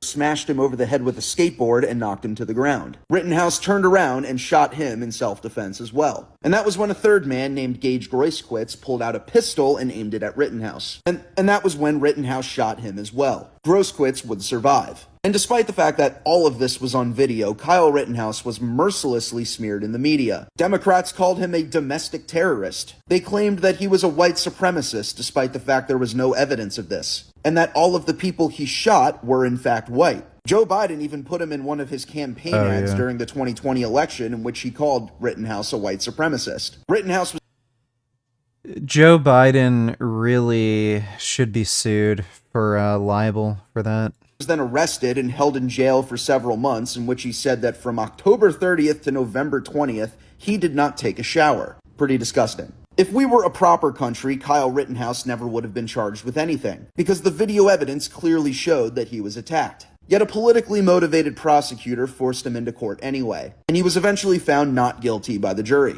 3 years have passed, but left-wingers still refuse to tell the truth about it. No, Kyle Rittenhouse did not cross state lines with a weapon. Yeah, it's pretty fucked. It's Goodrum here. It is Saturday evening. Reason for the video is some of y'all wanted me to comment in regards to Big Lenny trying to make amends with Brad at Rob Zilla's funeral. In addition, some of you guys wanted me to intervene and try to get those two to work it out.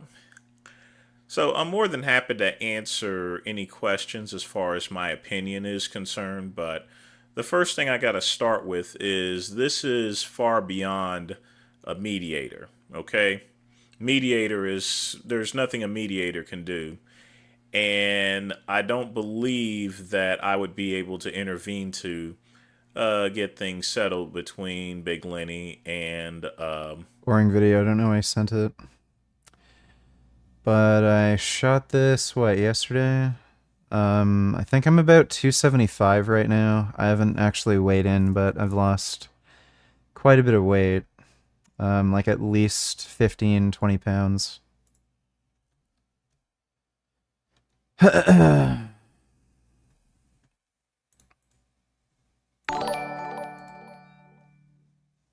You should be sued for many times you've been injured when you're not really getting injured, you just get tired of working out and make excuse, nigga. Okay, thanks for the information. Appreciate the donation, Al-Wali. Water is very warm.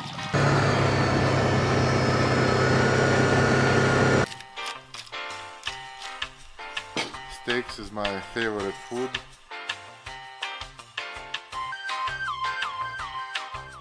There are many ways of describing happiness, but only those who are happy know what it means to be happy. What's my daily caloric intake? 1,000 calories. I'm practically eating nothing. So I have 2 meals. Each meal is about 500 calories. So I only have 1,000 a day. And I have 4 to 5 day per week training split where I do different full body workouts, and I usually do 2 weight training sessions plus about 34 minutes of cardio. So yeah. But the problem is they're not able to maintain it. That's all. What does it feel like to win again? I am very happy. I am very happy. I am very happy.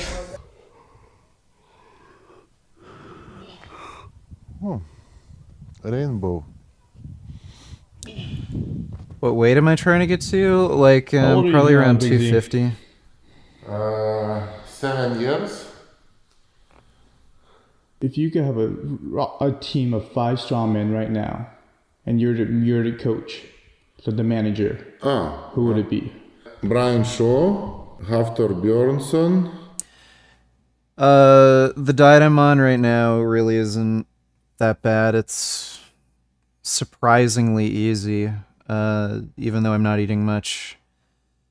The medication I'm on reduces my appetite, the antidepressants, and on top of that I'm taking nicotine and caffeine.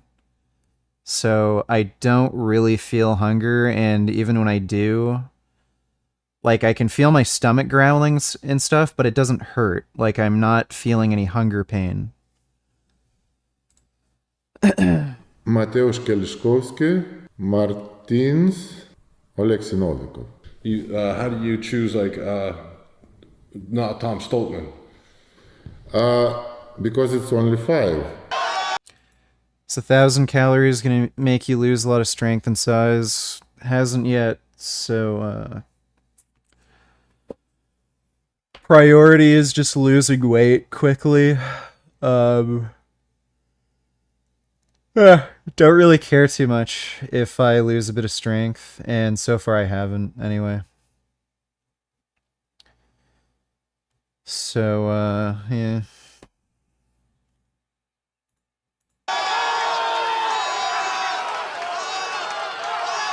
I take nicotine for depression. Maximum effort for Zydrunas Savig as he's successful at 972. When you walk on the streets, they don't even turn and point. I don't get it. That's when you. 3, 2, 1. Don't do this because you get injured. Don't do this. Cranberry juice. My grandmother farm. I just bailed on a cut and I'm gonna stay at maintenance. Got to indoor bike for cardio. How much biking were you doing back in the day when you started your channel? It was a ton, right? I remember you saying it was excessive. Yeah, it was like probably minimum like 3 hours a day. It was a lot. So every day I would do, I think it was over 50 kilometers. So it was a lot. It's not daily caloric intake, it's called daily cum intake. How much cum are you intaking at this time? I bet it's about 1.5 liters per day. Training for the cum Olympics, my nigga poo. Are we ever watching? In fact, I found more reason. No. I watched this off stream. It's boring and stupid. There's no reason to watch this. This guy is just a fucking clout chasing moron. None of his documentaries are worth shit. He's not a very good fucking presenter. He can just go fuck himself. Thanks for the donation, Nigapoo. Yeah, so I was doing like 3+ hours of fucking cycling per day when I first started my channel. It was helping like my mood and depression and shit, and it just got to an insane level. Thanks for the donation though, Quest. I don't know what I'm gonna do for winter for like cardio equipment. I got a little magnetic bike from Amazon, but I can't really use it. I have to put it on a high resistance and it overheats, and then parts start like clanging together, and happens very quickly, so I can only ever use it at like 20 minutes at a time, maybe. So I was thinking of getting a manual treadmill. The only problem is space. I don't know exactly where I'd put it. I'd have to rearrange some things. Yeah, I was also thinking of maybe getting a step mill. There's some that are pretty good that are actually cheaper than a treadmill. But thanks for the donation quest. And I, in the shit, what is cow shit in the cleaning, or how to say? So you owe your grip to cow shit? Maybe. I pretty much can't get a desk treadmill. Almost none of them are rated for my body weight, and I don't really like them either. They don't have, like, incline adjustment. They're also very loud. Part of the reason for that is because they're so small and they're also built cheaply. So I don't want to get a desk treadmill. It would either be, like, a good electric treadmill. I don't really want an electric one, though. A manual treadmill or, like, a step mill or something. Or I might get, like, magnetic rollers. It's a secret. Yeah, cow shit. Cow shit.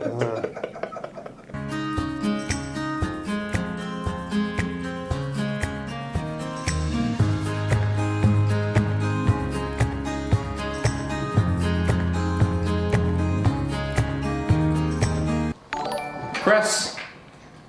Rock. PP Poo Poo Bum Bum donate $2. Why are fighters who fight in MMA willing to get such low pay for putting their life at risk? It's because that's all the money there is, and I can't watch this video without logging into TikTok, and I don't have an account. Also, is Paul's fiance a whore in your opinion? Alright, so in this video, I'm going to be talking about the feud between Dillon Danis and Logan, how much people despise Logan Paul. Like the fact that Dillon Danis, who doesn't have the best reputation himself, can go after Logan's fiance, and still Logan is the villain here, and people are supporting what Dillon is doing, and nobody really cares to defend Logan. Well, a few people have, but I think they've only made things media, and he made a video about it, and he had her on his podcast. Because the amount of pictures you could find of Logan's fiance with other men at this point just seems endless. Like Dillon has been posting these non-stop for around a week at this point, and it seems are pretty bad and probably the last thing that Logan wants to see right now. I mean, this is the last thing any guy wants to be reminded of, and now this has been trending better, and that's... Don't give two fucking shits about anybody's relationship. Who fucking cares? If she wanted to date a bunch of dudes, that's her choice. Thanks for the donation, PP Poo Poo Bum Bum. Yay! It's all good. Only what I like in competition when I won and get trophy. So this part is nice, but all competitions is stressful. Zydrunas, monster effort. I think a couple of the barrels were in the air at the same time. I try to do like medium time.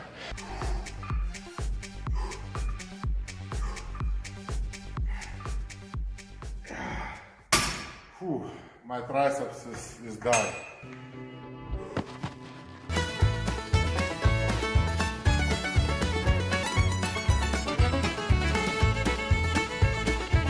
Independent Upper High School.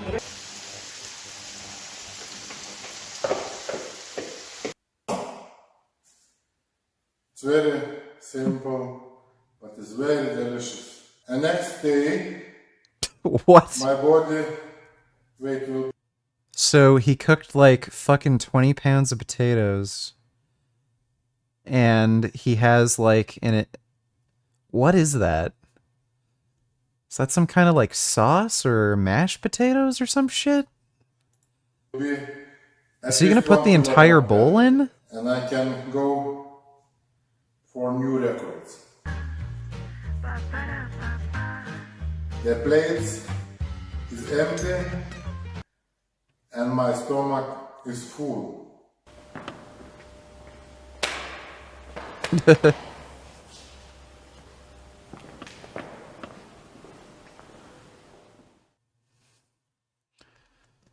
That's a pretty good one.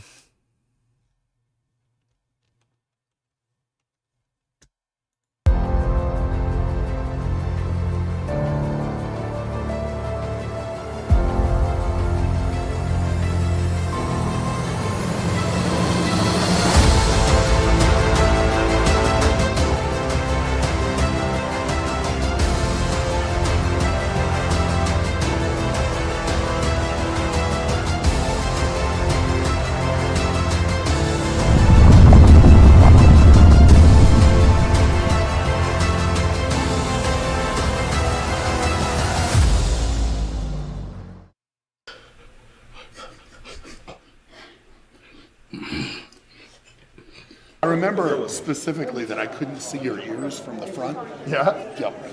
I looked at you and all I could see was cheeks.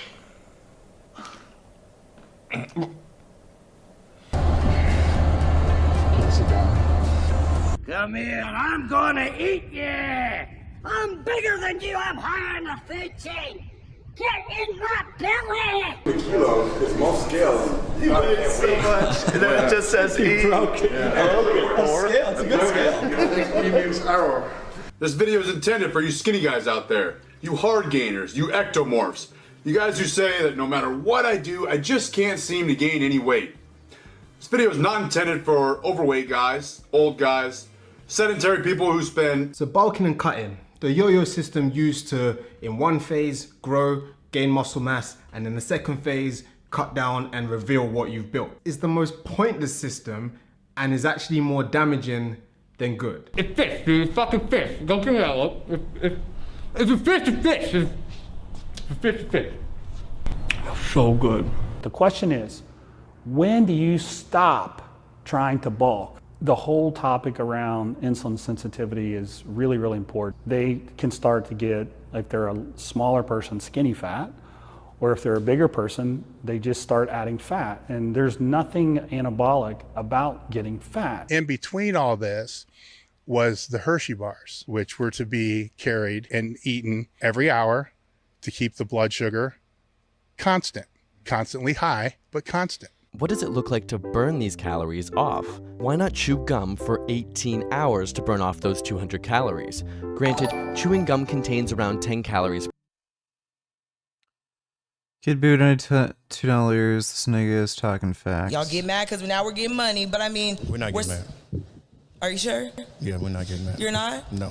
Then how come... If anything, I want you to So, have question. money. Let's bring two incomes is better than one in the Okay. household. But why do men have an issue with that? Because y'all try to use that as a weapon in a relationship a lot of times. And Or so do y'all use that as a weapon because you think, oh, we're getting money, so now we feel like we're ahead of you in the house, right? no, Because it's I just think it's a natural thing. If you But if you're securing yourself, then that shouldn't even... To me, that shouldn't exist. let's say you were making $150,000 a year, and we talk about this normal man. He makes $40,000 a year. He's great. Everything that you want him to be. He's handsome. He's smart. He's loving. He rubs your feet. He can cook. He does all these good things. If y'all get into an argument, eventually it's going to come up about how much money he makes and how you're carrying the load, and well, first off, you probably wouldn't. Most women not going to date a man like that anyway if they're making that much more money. Yeah. So, but if it was the reverse, a man doesn't care. Yeah, that is true. It is becoming everyone, welcome back to more my commonplace for women to out earn men in a relationship. I think now it's like 30% of women out earn their romantic partner. But yeah, there's a bunch of reasons for why men also kind of don't want to fuck with a girl who makes more money. Like, yeah, part of it is they weaponize that in the relationship if they get into an argument, but on top of that, I'm looking at a cute rat. I forgot what I was going to say. What is it?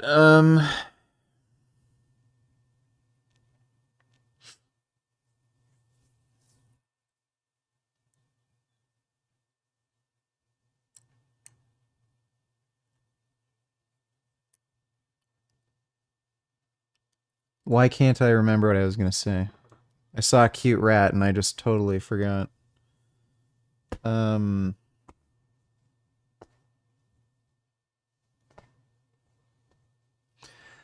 yeah.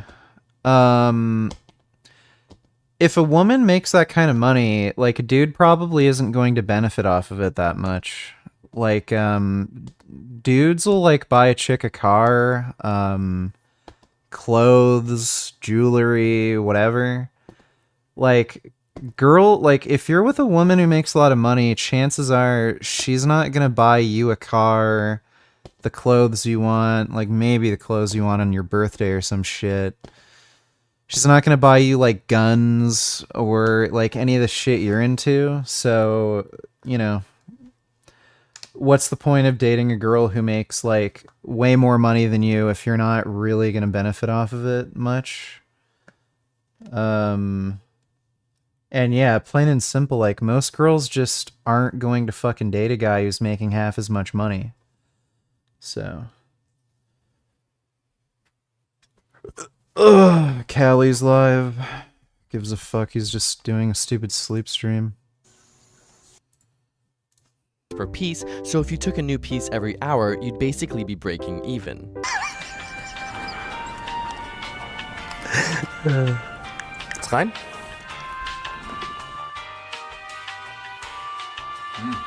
It is gonna be a fucking Cocoa Pebbles day! Up in the air.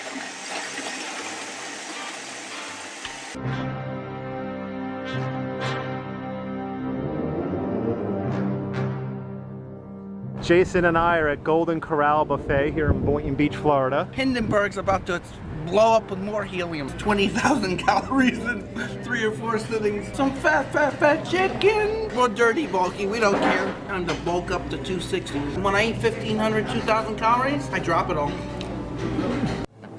The seed that we plant in this man's mind will grow into an idea. This idea will define him. It may come to change, or it may come to change everything about it.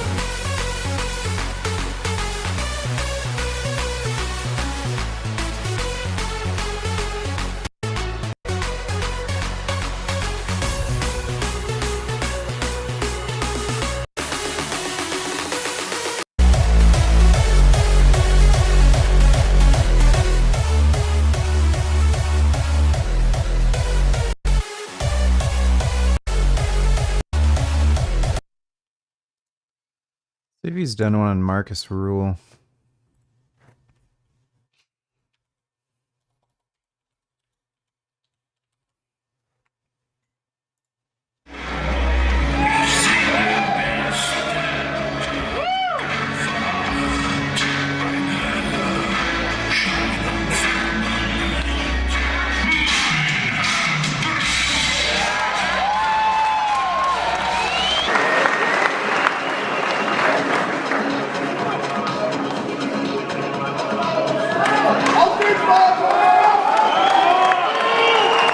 Side chest.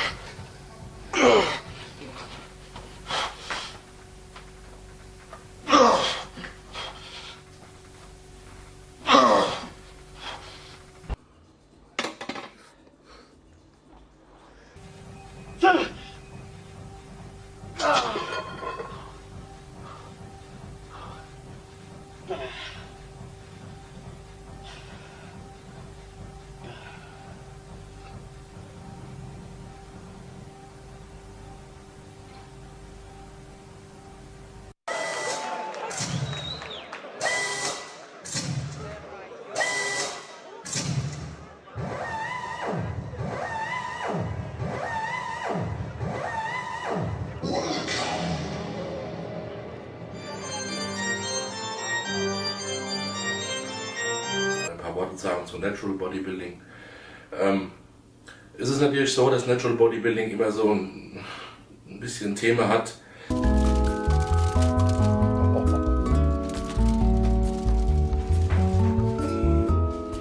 Leider nicht für mich.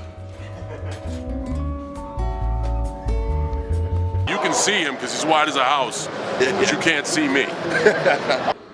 The key to build these big muscles are hard training, good eat, and I live bodybuilding every day. I do 2 times a day.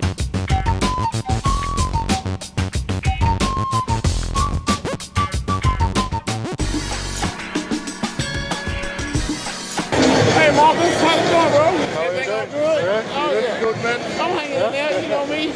Ready, just ask you 2 questions for German TV. Okay, Yeah. Please take a seat. Okay, all right. So, wir sind jetzt hier mit der Bodybuilding-Legende Ronnie Coleman. Keiner weiß momentan genau, wie es ihm geht. Ich werde ihn jetzt fragen. Yeah, my heavyweight yesterday on the competition was 285, 286 pounds, I think so. I'm 5 pounds bigger as at the Night of Champions in May, and I think. Let's see.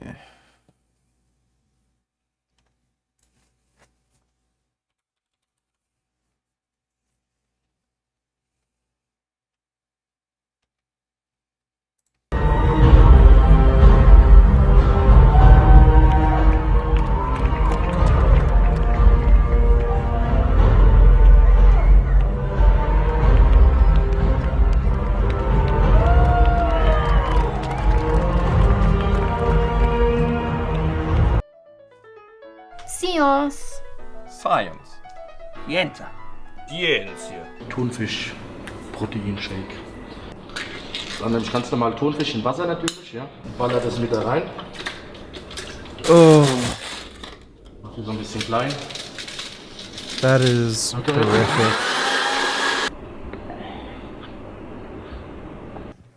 Jesus.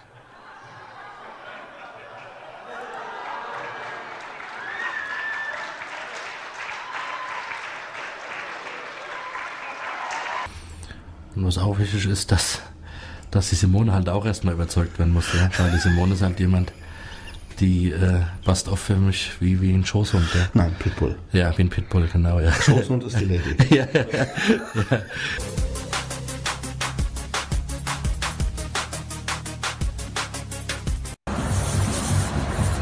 I Lindsay who I was, and then I'm living in Thailand. He was like, Thailand?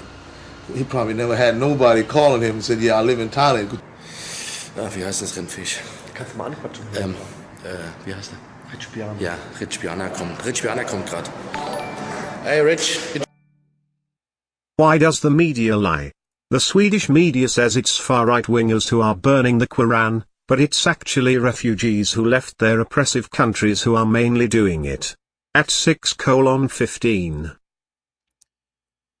A lot of shit like that happens here too. There's a protest in front of a mosque in Toronto.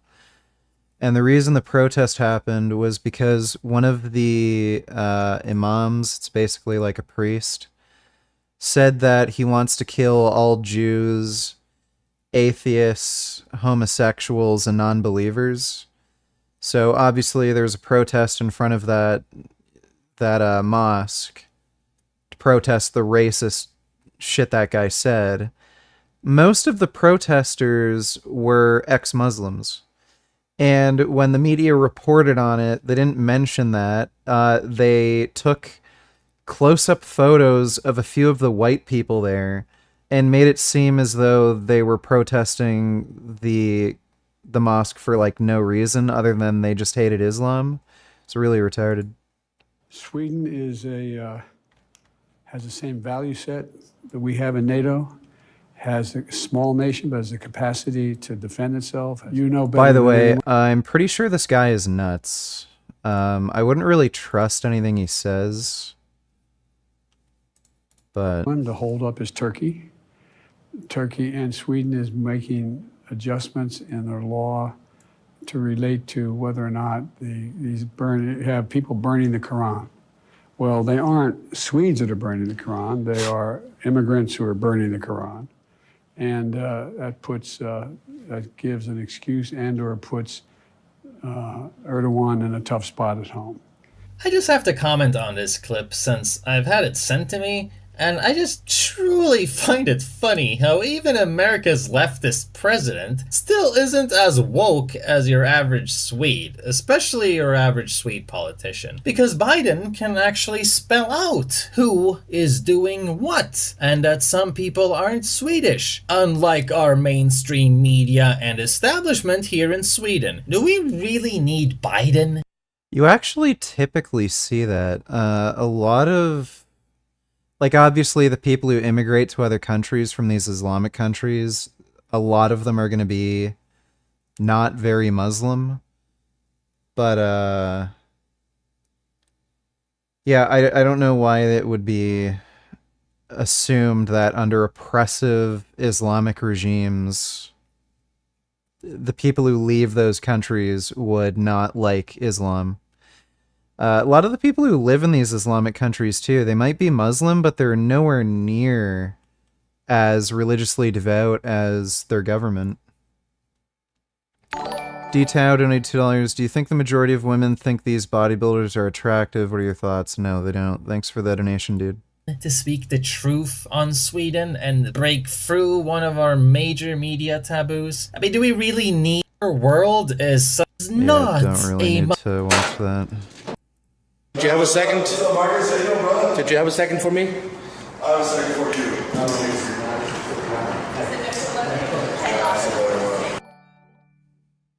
Listen with Audio Lamano music. Hell no. Nope. It ain't happening. I'm not arguing with another nigga in the comments talking about, you just need to go travel. You just need to go out of town and see what it's like. That's, yeah, I'm never traveling to a country like India and eating any food there, like at least not street food. Yeah, it's fucking gross. I don't think I'll, like, I know I'll never go to China and eat the food there, even if they become democratic. Same with countries like India, just the policies they have around food safety are just not up to snuff. What's up, brother? You're always busy, man. I know, man. Viel mehr gibt's hier gar nicht mehr zu sehen. Look at What's him. up, Big Marcus Look at Rule in him. the house? Look at What's him. up, brother? How you doing, Rich? Good? You like Dubai? Very good. I haven't seen you for a long time. I didn't see you since like 1 in the morning last night. Man macht sie für die Frauen, ja, sag ich, dann macht man genau diese Ausführung, ja, sag ich, dass man, ja, sag ich, den Arsch rausstreckt und ein Hohlkreuz macht, und zwar aus dem Grund, ja, sag ich, weil wir genau in diesem Bewegungsradius trainieren möchte.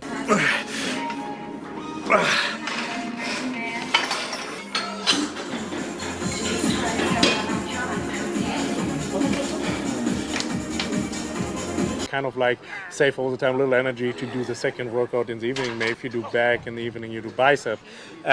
He kind of like showed me a workout. I even can't do anything afterwards. I mean, I really have to go.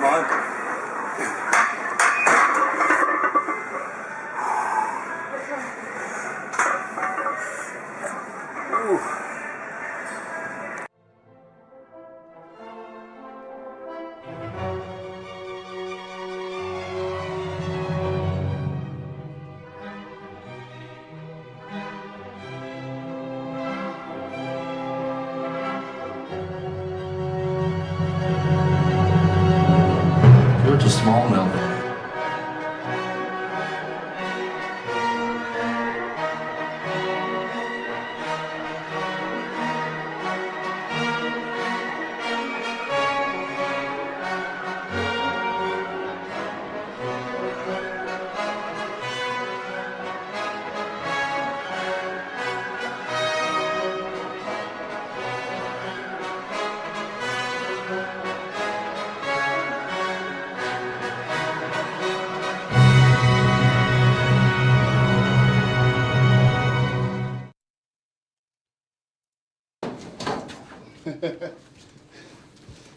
Everyday thing.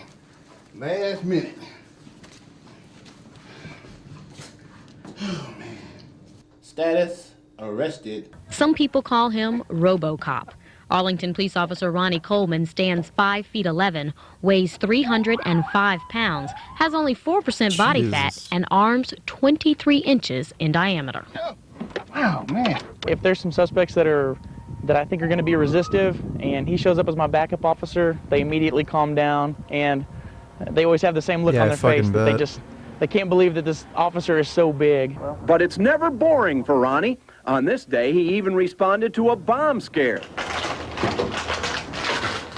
That's cardboard, isn't it? I've been working here for 12 years now.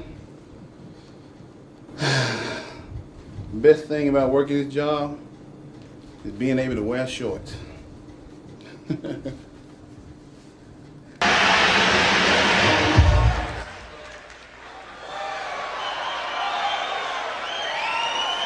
I said, don't get in that van yet, you know. And I said, and so I grabbed my son by the arm. I said, go on back inside right here. Well, she lost it and got a hold of me.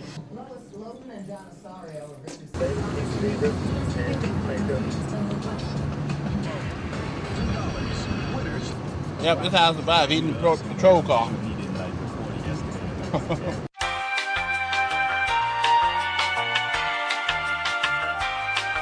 Number 000054629.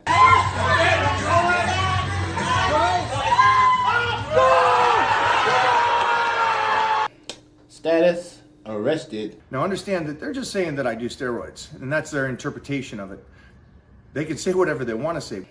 Status arrested.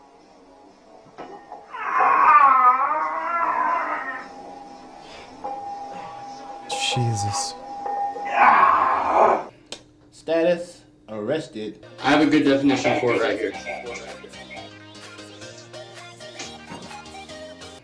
Status arrested. Status. Wait, baby! I decided we should go down and do some target practice down at the Shoot Straight shooting range.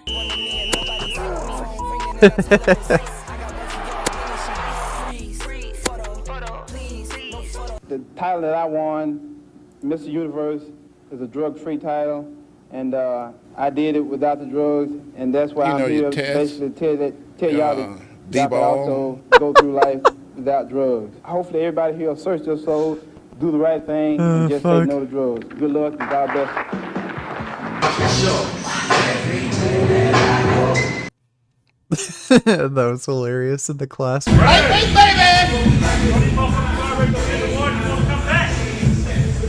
Let's go!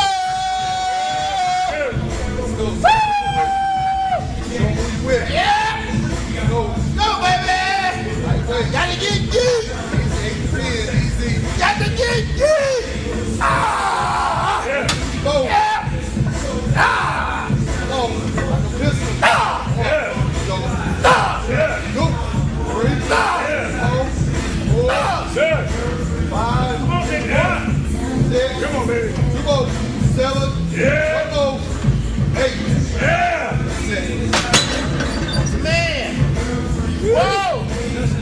Whoa! Yeah! Lightweight, baby! No! Fuck, dude.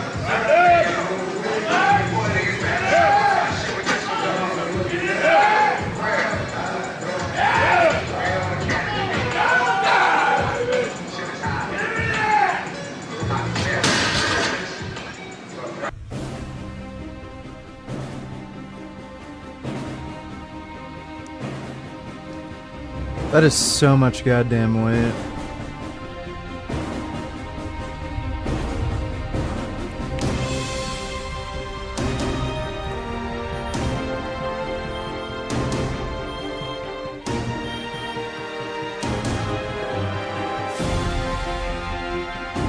Hell, I'm 300 pounds too. What you want to do? Who wants to see a pose down right here, right now? Who's got the guts? Is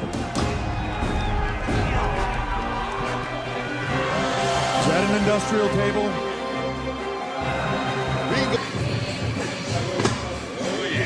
Oh, yeah.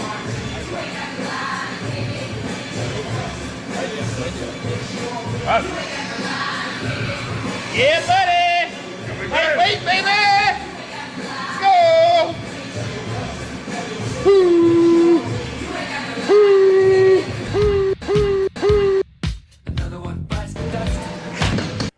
Once the DEA came in, they was like, what are y'all doing? What are y'all taking?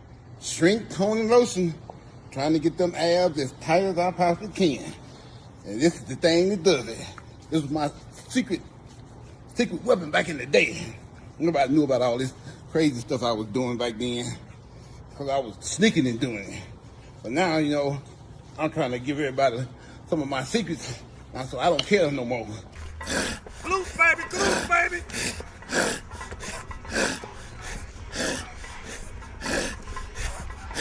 How bad you want it? Drop that shit. Oh yeah. That's how you do it. Yeah, buddy. Whoa! Little Ronnie Coleman? Yeah, buddy. Here I am. Bring me one of those chickens.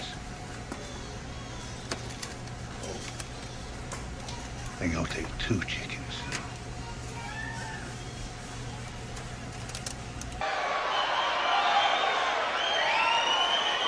And so it was. The Lord did not rest on the 7th day.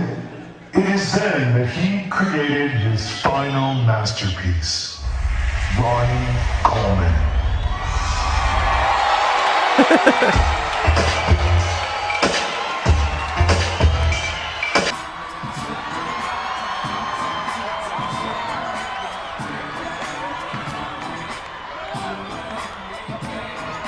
Jeez. It's pretty damn flexible.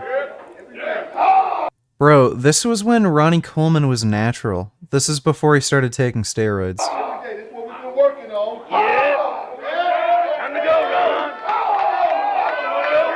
Like, he was legit fucking natty in this video. It's crazy how huge he was.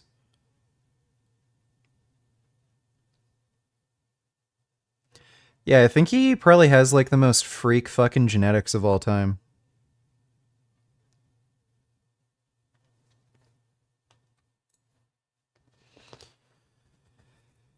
Yeah, for real. He won his Mr. Universe title when he was natty, and he got his pro card. Let me see if I can find... Yeah, he was natty here. So this is before he started taking steroids, and he peaked at this shape, and then he took steroids, and then he started winning pro shows. But he got his pro card naturally. It's pretty crazy.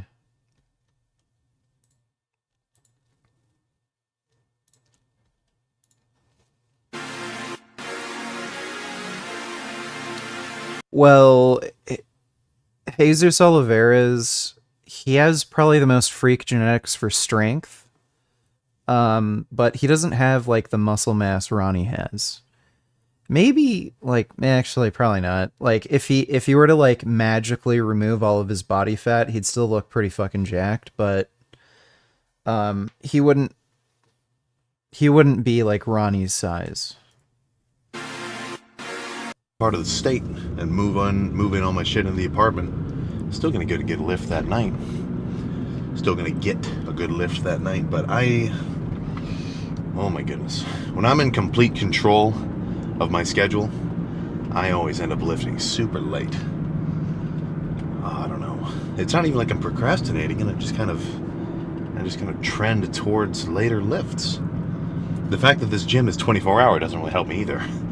Because at least sometimes when I'm at home, I'm like, all right, fuck, well, gym closes at 9. I gotta go now. Or, well, you know, not like that. Obviously, I know I was gonna go. But it forced me to go earlier.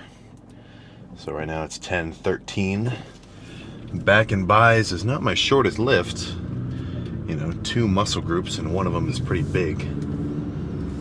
Well, I don't know. I mean, I'm still doing 11 sets per body part, so there's probably going to be a similar amount of time spent on back and buys, but usually buys are a little quicker. Just because it's a smaller muscle group, I don't really need so much rest time. It doesn't, like, after a hard set of curls, I don't get, like seriously winded and have to catch my breath or anything. Not the same as a hard set of back, where you might be bracing. The most important factor of your training is weight. I'm not a fucking power lifter. I'm not trying to go for strength. But I think your first couple of sets, once you're warm, you're not going to hurt yourself.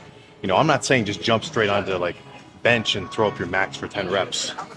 But after a proper warm-up... Dude, I think is this guy training at fucking Planet Fitness? How the hell has he not gotten kicked out? You should start off with some heavy fucking weight. Even if you kind of compromise your form a little bit. Because I think you're probably better off doing a couple sets where you're swinging a little bit, you're maybe not getting the perfect range of motion, but you've got a fucking ton of tension in the muscle because you're doing as much weight as you can do. And then, like, I could come back to pull downs later in this workout and I'll do them completely differently because I'll be weaker and I won't just be, like, my mentality with the reps won't be, okay, just fucking move as much as possible. It'll be more so, okay, squeeze as hard as possible. Right? Like I always fucking say, heavy fucking sets in the beginning, lighter squeezing sets towards the end. I've been doing that for the last fucking 200 days, and every time it fucking results in a pump. Stop spamming in the chat, dude.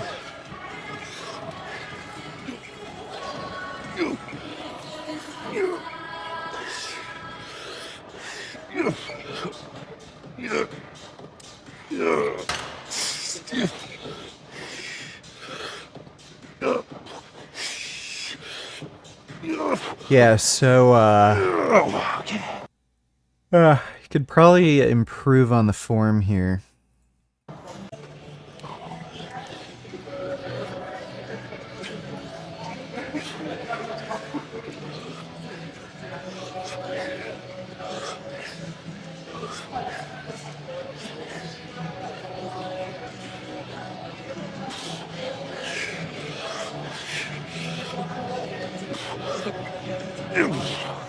No, I've never been to Planet Fitness.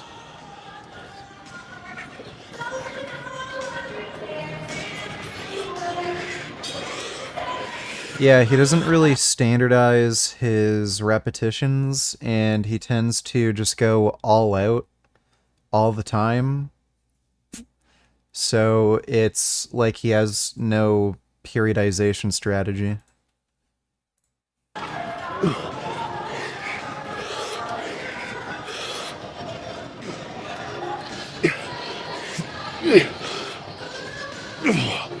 Okay. So I'm kind of liking the feeling of pull downs right now. Similar to like a chest day, I'm usually going to start off with incline bench. If I like the feeling of incline bench, I could sit there and do 7 sets. Now, obviously I'd kind of drop the weight to accommodate for the fact that I'm getting fucking weaker each set. If I were to try to do like, 365 on incline for the first set, hey man, on a strong day I could get fucking 12. But I wouldn't just sit here and do the same weight to the point where I can only do like a set of 3. I'm probably not really doing much with that.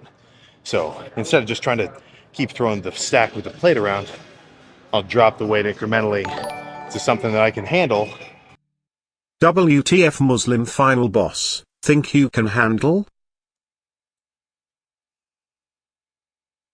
I've seen this before.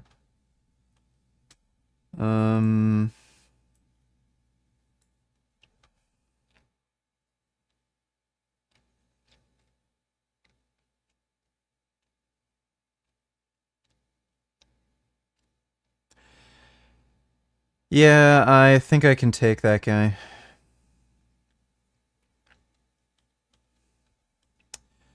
Thanks for the donation, Mr. Codename Mike. But it's still, pretty much pushing it, if you catch my drift. But I'll sit here for at least 2 more. Now I'm at the stack. If I think the stack's starting to feel too heavy, I'll go a little lighter.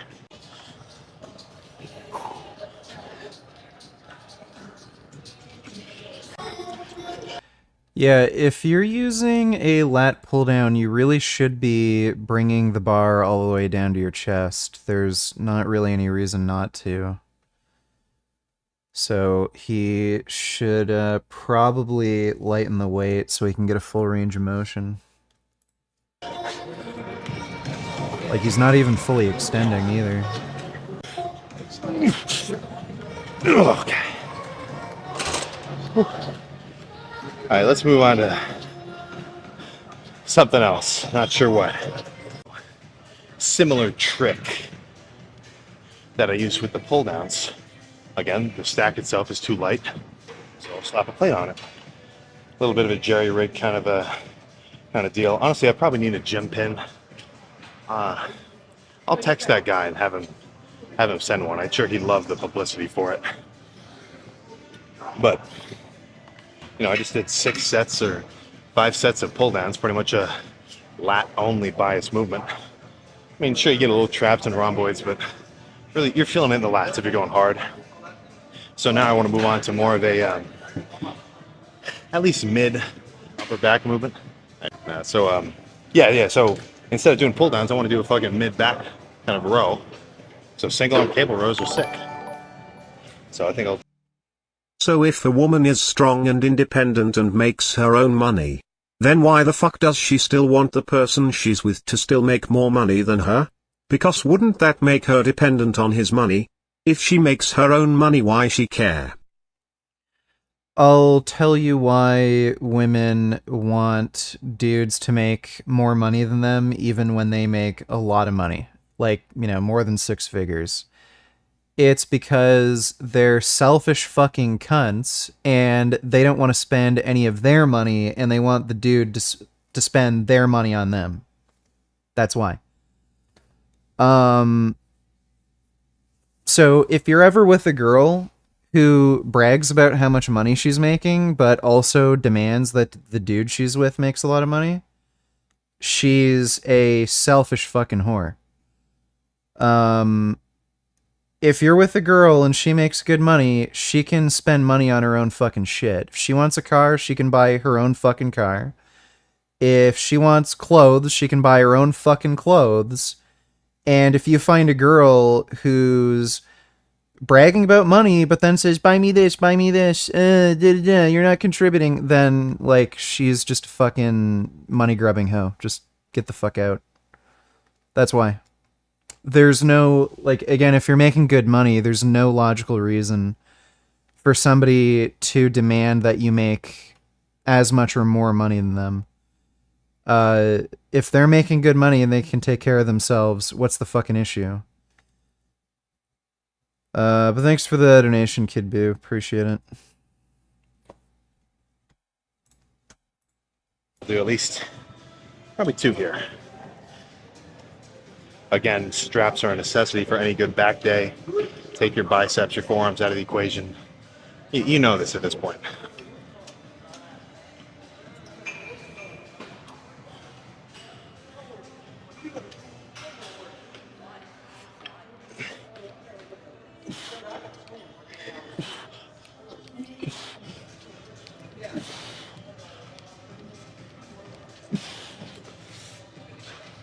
Yeah, so high angle rows are fine.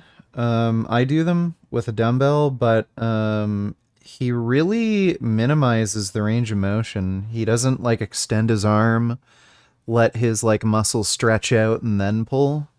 He does just very heavy partials with weight that looks like it's a bit too heavy for him.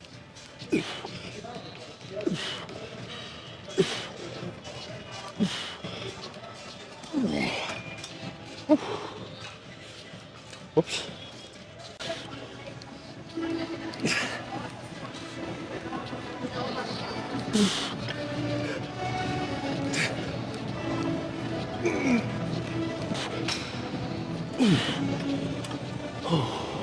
Okay.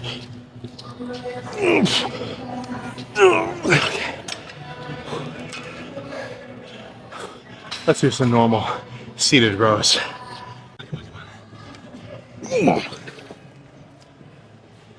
He just like has to use the entire stack. Yeah, again, like not great range of motion. You should be touching your chest or your stomach. and you should be fully extending your arms. And what helps you build more muscle is to really let your muscles stretch out. So when you're doing an exercise like this, let your muscles really stretch and then pull all the way in. He always like just uses the full stack and then does these jerky movements with less range of motion.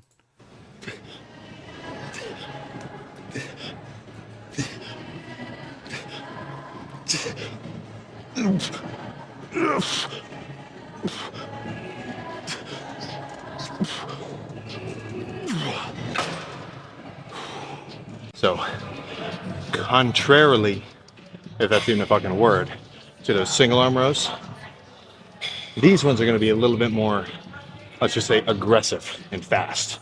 You know, I'm not going so much more for slow, controlled squeeze and burn. Really here, I'm trying to move some weight around and do some damage.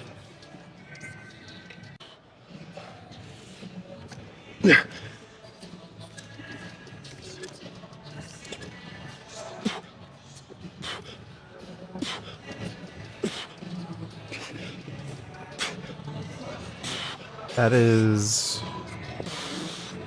not good technique.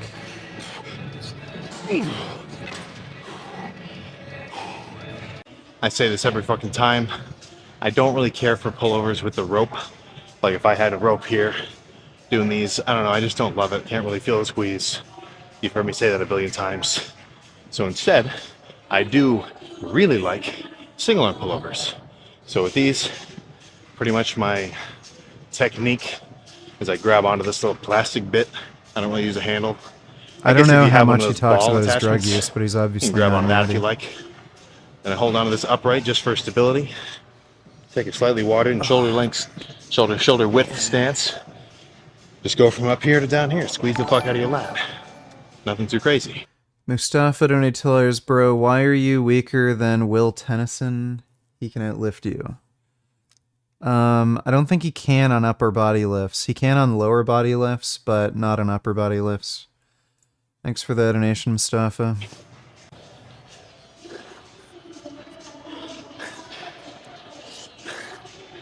That's not even a straight arm pull down, dude. Like, this guy, like, has to try to use the whole stack. Every fucking lift.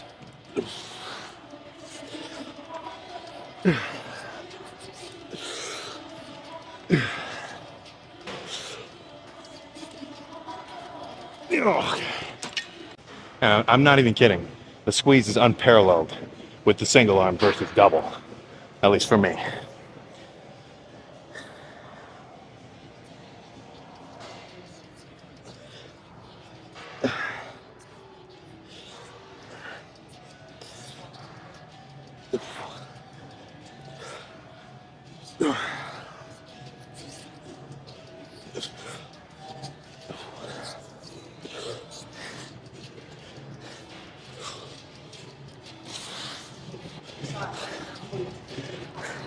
Like, I don't even know what he's doing at this point. Okay, that's good. These are some gnarly ego lifts. Like, my biceps have been used in those fucking, all those, so, it's tremendous. Yeah, I would recommend not doing bicep curls with lifting straps and trying to avoid lifting straps as much as you can. So if you're using like very heavily weighted exercises like what, shoulder shrugs for your traps, it's fine to use straps, but if you're going to do something like rows, dumbbell curls, you should avoid using straps. You're just going to have a weak grip and small forearms.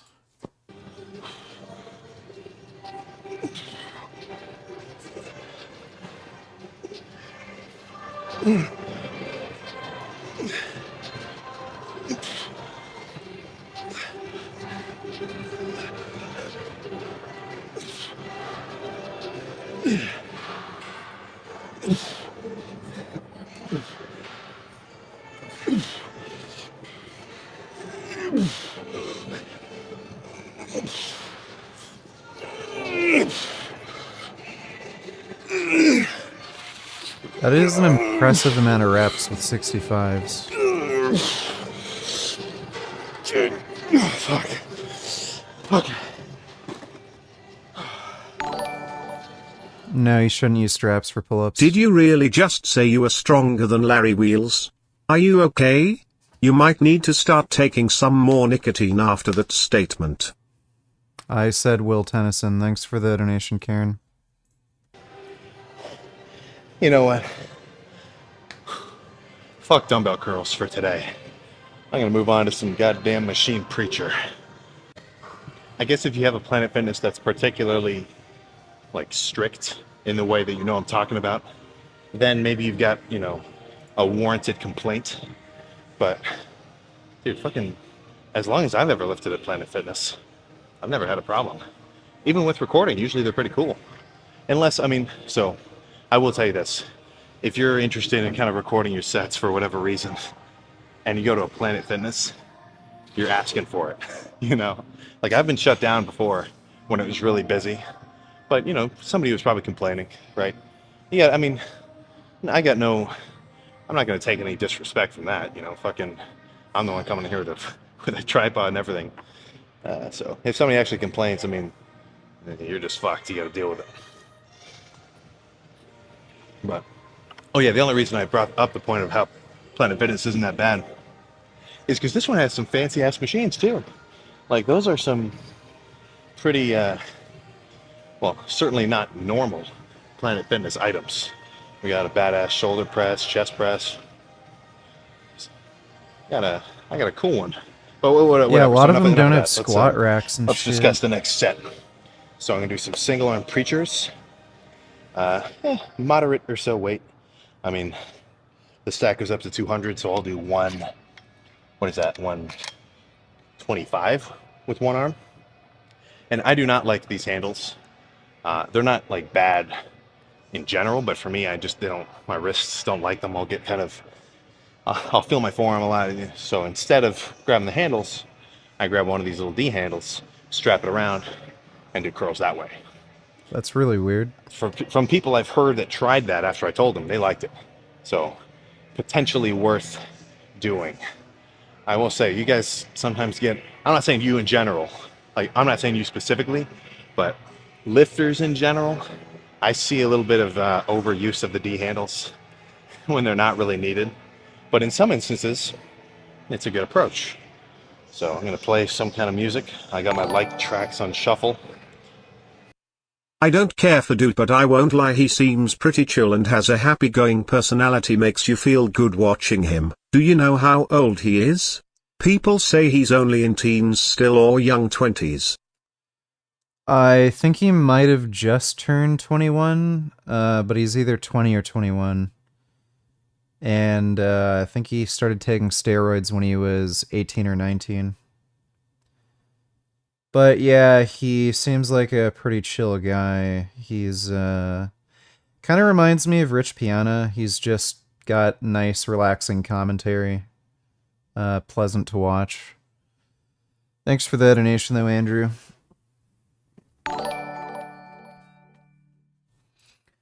Mustafa donated $2. Why not make peace with Putin? Because you can't. Why are you so against peace with Russia? Because you can't. Is it bad? Is it a bad thing to get along with Putin? Yes, because if you get along with Putin, you're supporting fascism. Like, what are you, retarded? Thanks for the donation, dum-dum. Yeah, this is good. So No, this round. he's obviously not vegan, dude.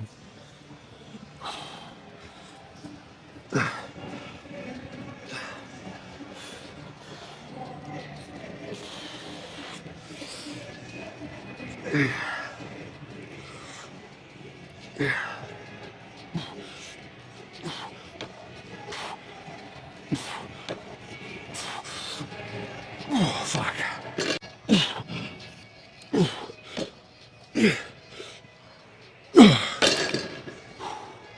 Okay. I'm gonna sit here for a fucking while.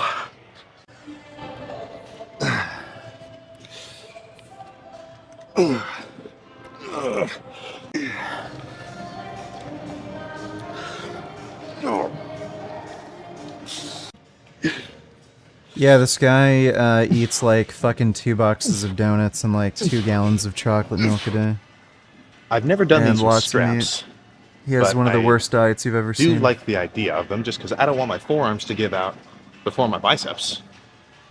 Usually when I do these with the cable, the weight just isn't that much. I don't really build up much momentum. So just holding on with my fingers, well, with my fucking hands, my forearms never give out before my bis.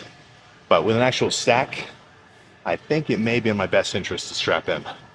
But again, with these kind of funky, I'm doing a pull down, but I'm trying to work my lats as minimally as possible.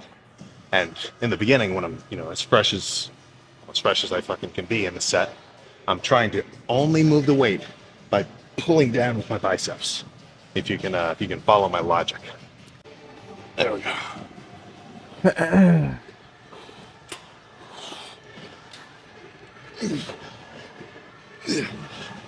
He has to use the entire stack every time.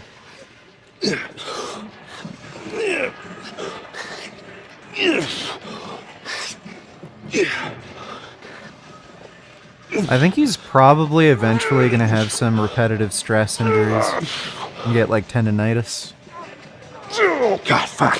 Because his training is just crazy.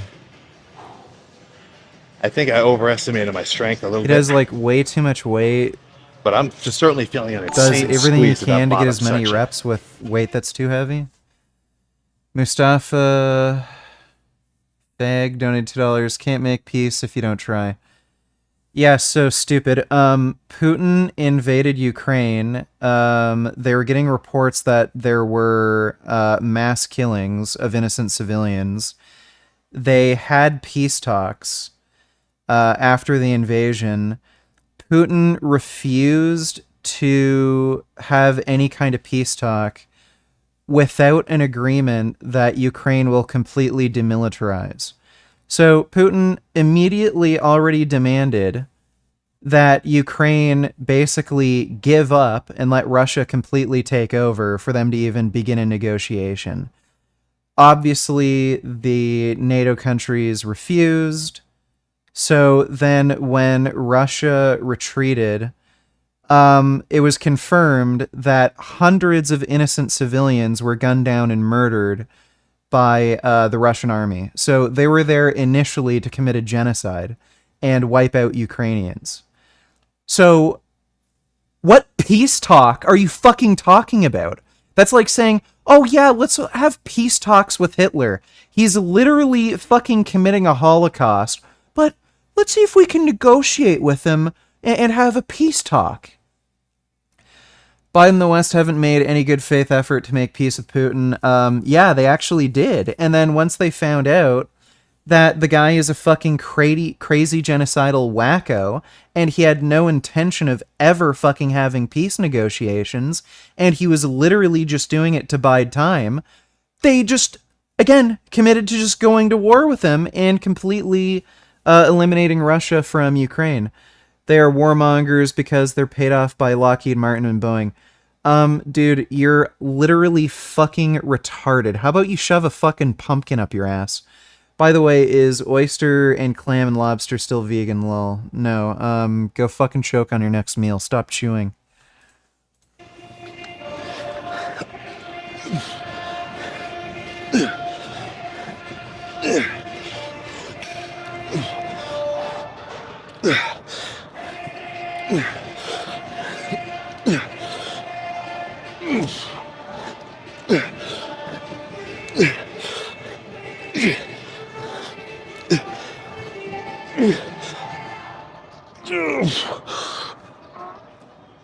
Oh, God, fuck. I actually had enough of those underhand pull downs. I do like them, but with most movements, some days I like them a lot, and some days I don't really care for them. So today, those pull downs, they felt pretty good. Well, I mean, any movement I do, I can always put some work in and get some damage to the muscle, but some movements are just going to feel better. So, made the executive decision, no more underhand pull downs. Let's move on to this curl machine that I like. So, given the fact that, it's a machine, the movement path is pretty much constrained. I can't really do too much swinging. then all I have to focus on is going hard here to here, and then some partials at the end. So let's hope the next song in my playlist is hype.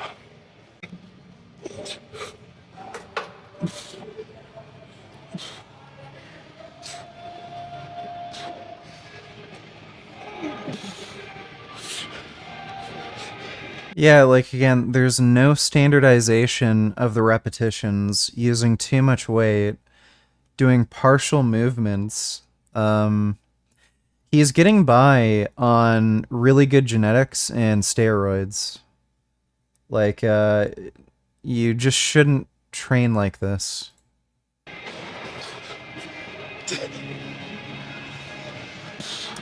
How do you get rid of hemorrhoids? You technically can't. They can become smaller, but you technically can't get rid of them. You can get surgery.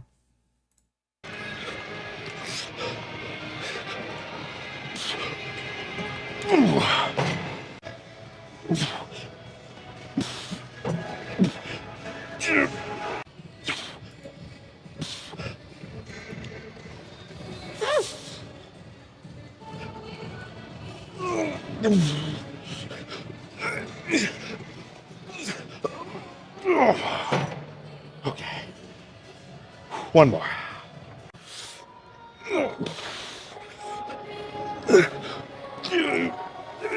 Okay.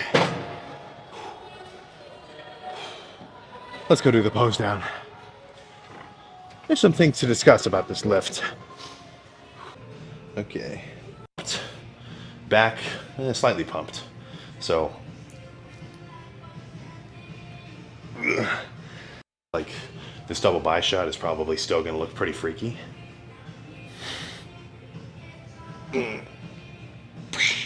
Like, kind of hard to complain about that, but slightly less pumped than normal. I may revert back to, you know, arms on their own and do my, just go back to the split I've been doing. Let's get some back shots going. That was a pretty crazy there's looking still some back. pump going on, I'm certain. And do these minuscule of like a bodybuilding posing coach.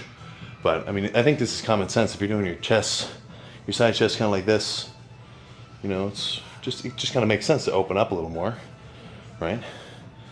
But, well, what a little bit of the background music just so it doesn't get picked up. And I don't want to show like a fucking 45-second set with no music either. So if you know a good little music reduction software or something, that could potentially help me out. Putting a little bit of responsibility on the viewer at this point. A little bit of give and take. But watch the goddamn road. Decent Triggers back me day. when Actually, they look no, at their good camera. ass back day. The back pump was killer. The bicep pump was, honestly, again, this is just a poor fucking preparation type deal. I didn't eat enough fucking food today. Now, just in general, as the goal was like a lift, I went in there, I did all my sets, I did them all decently hard. That was the end of it. But, I mean, for my, like, standard, that's just... How much is your private Discord? You just have to... What is it? $5 on Patreon or something like that? It's like either $5 or $10. I'd buy a Patreon. Just baseline. Like, that's, like, that almost goes without saying that I'm going to go in and do my workout. You know, not only do I want to go in and do my workout, I want it to be a fucking good-ass lift where I'm going hard, all the movements are feeling good, and, you know, I'm getting an insane pump. Now, the context of that standard kind of changes a little bit, because when I'm bulking, right, if I'm trying to gain muscle mass, that means that before every lift, I want to have eaten like 400 or 500 grams of carbs, a fuck ton of water, about half my protein intake ish, just because that's how, like, if I lift in the middle of the day or like kind of later, you know, you got to eat your protein throughout the day. That's kind of obvious. But I want to be I want to be well rested, well energized, not like fucking tired. I want to be well fed.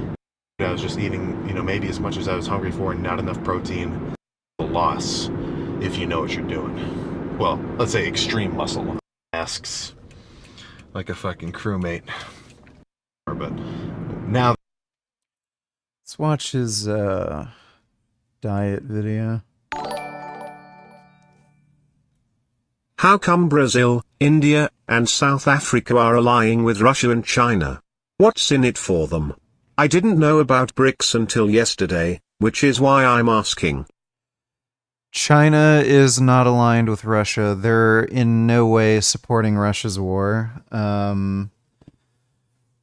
China is just buying cheap gas from Russia. That's it. They've openly spoken out about the war in Ukraine, and they're not in support of it.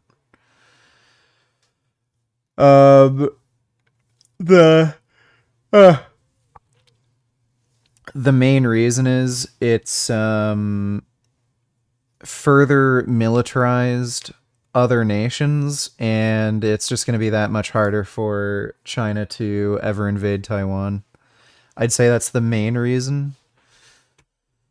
But I don't know, dude. I think it has mostly to do with trade with Russia. Russia's a big oil producer. But thanks for the donation, Taylor. Where was the fucking bulking video he did? Like where he showed his diet? That had to have been like fucking recent, right? Yeah, what the fuck? Is there some weird ass thumbnails? Springbok, cardio, shoulders, legs. Has to be like one of these.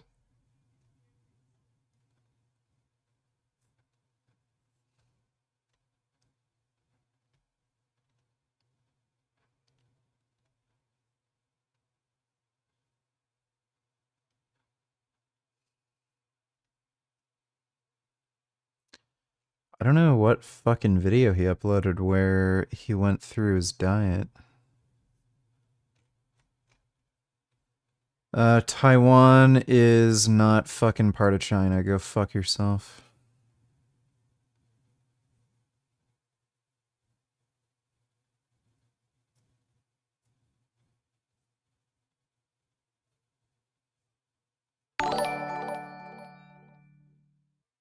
Veganism aside, which death hurts you the most? Bob Barker, Bray Wyatt, Terry Funk. The only one I know of out of the three you listed is Bob Barker. I don't know who the other two are. Everybody dies, and Bob Barker was 99, so, whatever. Dodo Tellers, BRICS is an economic alliance. It's not really a military alliance at all. After all, India and China have border disputes all the time. The problem is they're trying to stop using the US dollar for trades and are considering making a BRICS currency too. That is probably a bad idea. Especially considering how China is really at the brink of economic collapse.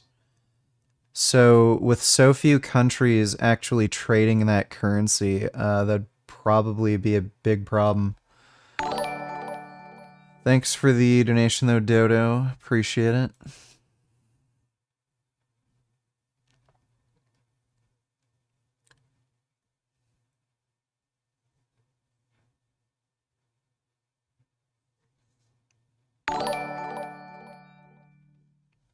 Dude, this could be you? He used to also dive and wrestle just like you. Also he was a gymnast. Dude is a mutant now. Why don't you just jump on some goodies? I'll hook you up with the funds. Who are you talking about? You mean Sam Sulek? Yeah, I don't think I'm gonna go on Gear anytime soon. I have pretty bad mental instability right now. And probably want to get that under control first.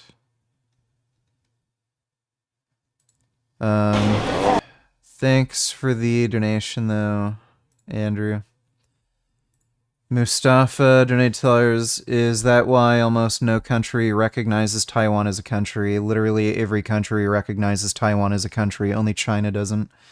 It's called Chinese Taipei in all international events. Nope, it's not. Chinese Taipei is a province of China. Nope, there's no country of Taiwan. That's like saying there is a country of Texas. Yeah, you're fucking stupid. That's why China has to invade, right? To take over the territory. It's a province of China, so why are they fucking claiming they want to invade?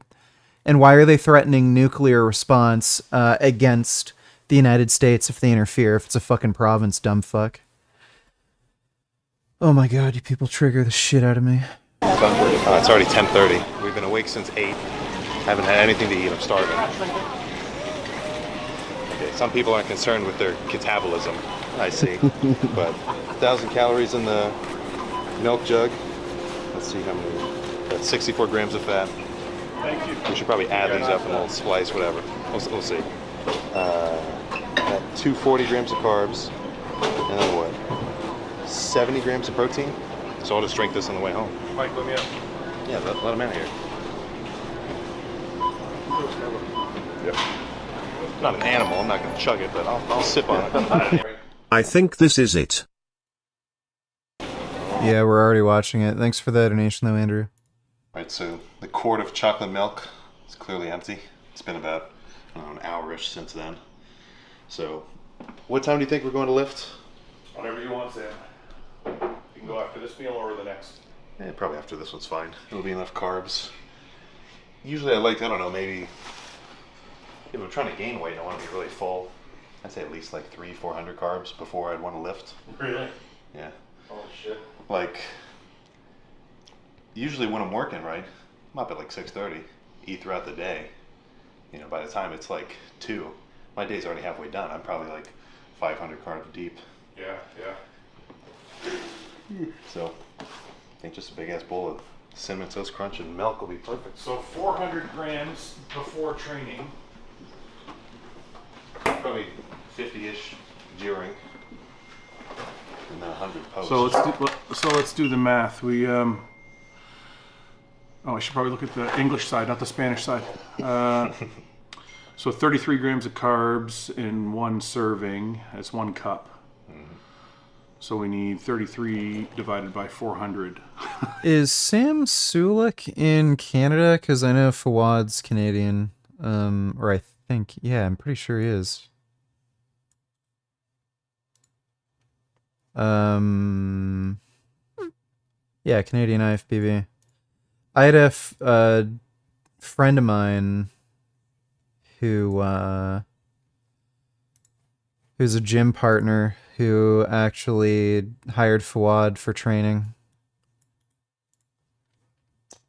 Let me search Sam Sulek. So I'm pretty sure Fawad lives in either Ontario or Montreal. Sam Sulek.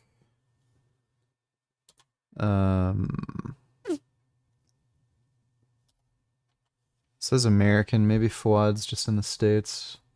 Help him out.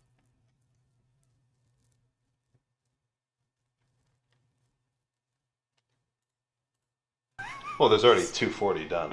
Oh, so you got no. That's so you're saying 400 calories? No, I'm saying carbs. But in this, there is 240. No, there wasn't. Oh, there was too. 8 times 30. 8 servings. Fuck, there's 240 grams of carbs in this? I was kind of surprised. I was surprised more by the 80 grams of fat. That didn't surprise me. It's whole milk. He's like surprised by the fat. It's whole. It seemed like there'd be less, but. Okay, so when you say I like to get 400 grams in before I train. Well, that's some good prostate cancer juice. Mustafa donated $2. You're confident and dumb and wrong. China's saying they have the right. to use the People's Liberation Army to liberate Taiwan because it's being taken hostage since the Civil War. No. Taiwan has almost always... Taiwan has almost always been independent. That's just fucking horseshit. I don't even fucking care. Taiwan is an independent country.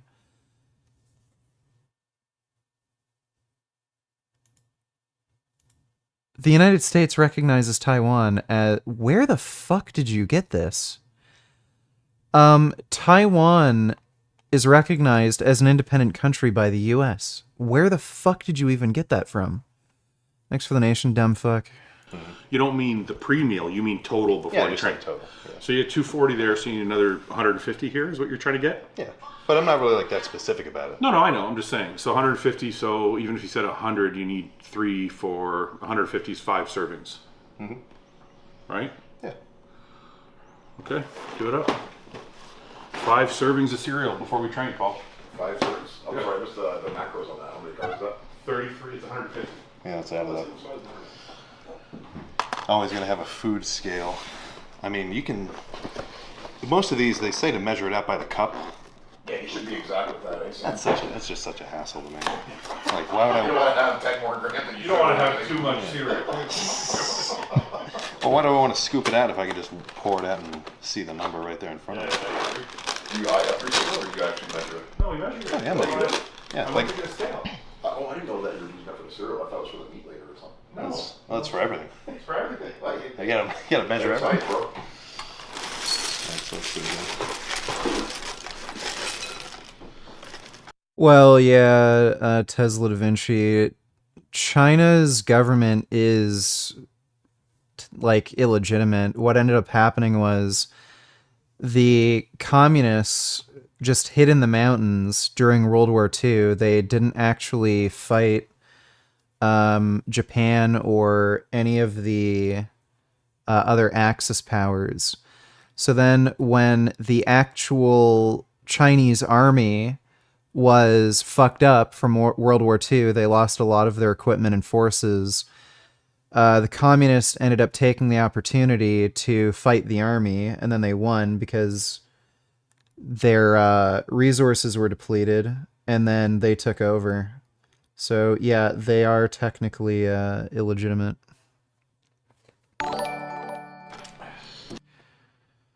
Mustafa Donatello's US dollar is the West's only way of controlling the global order. Without dollar dominant, sanctions don't do anything. The US asserts their values in other countries. The sanctions. Welcome to multipolar world. Yeah, that's fucking bullshit. Okay, so guess what?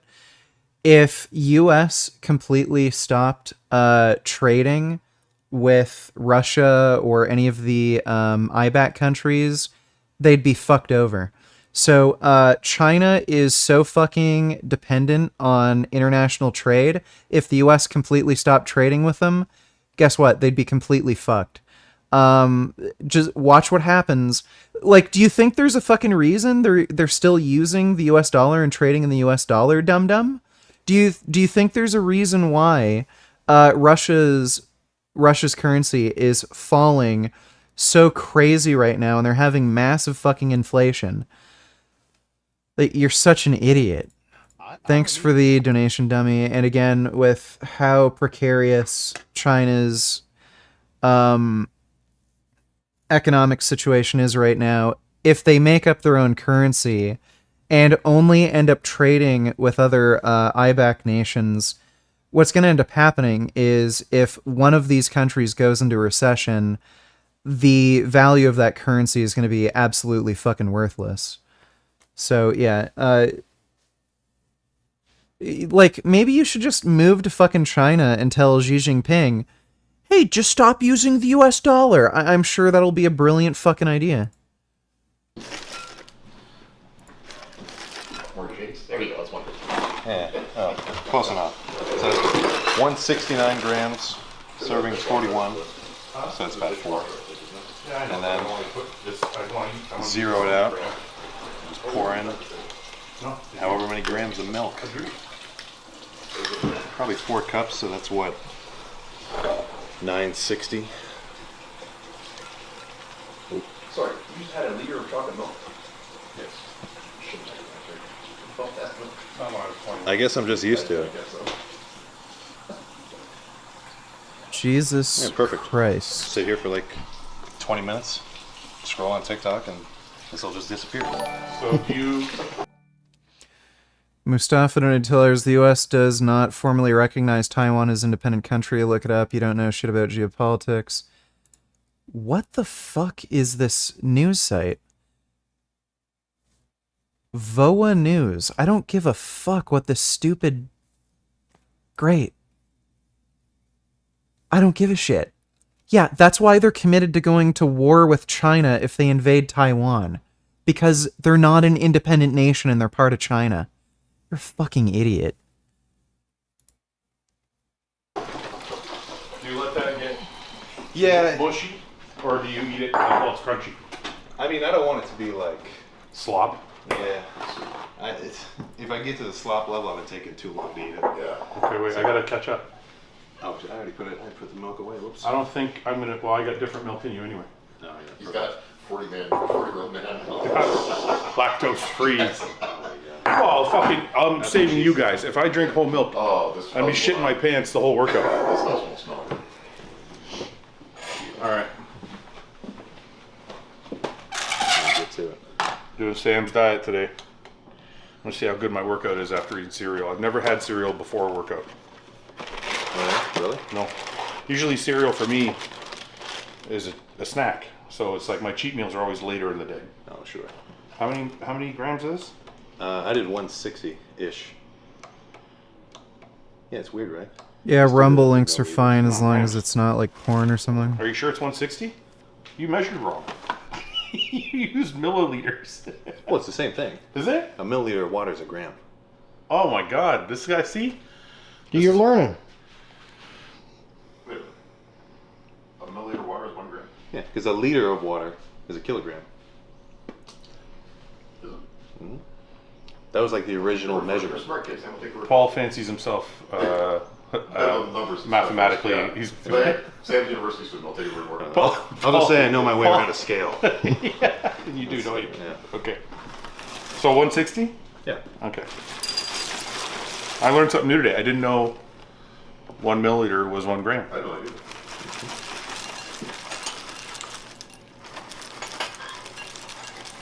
You're gonna fall asleep right after that.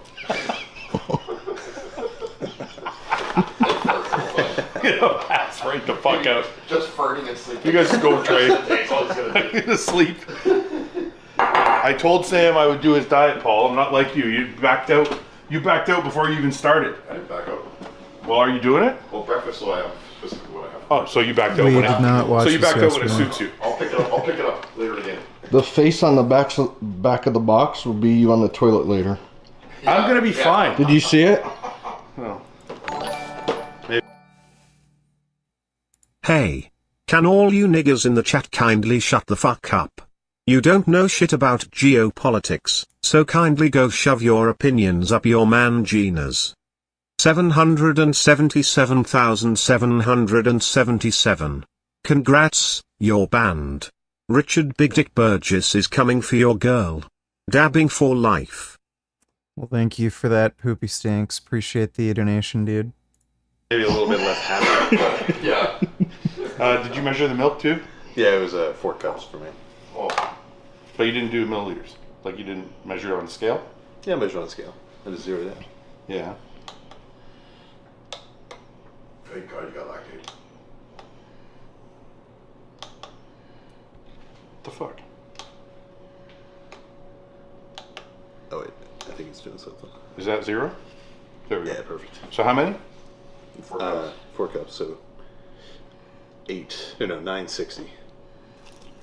Shit. Yeah, the same thing happened to me. It's fucked.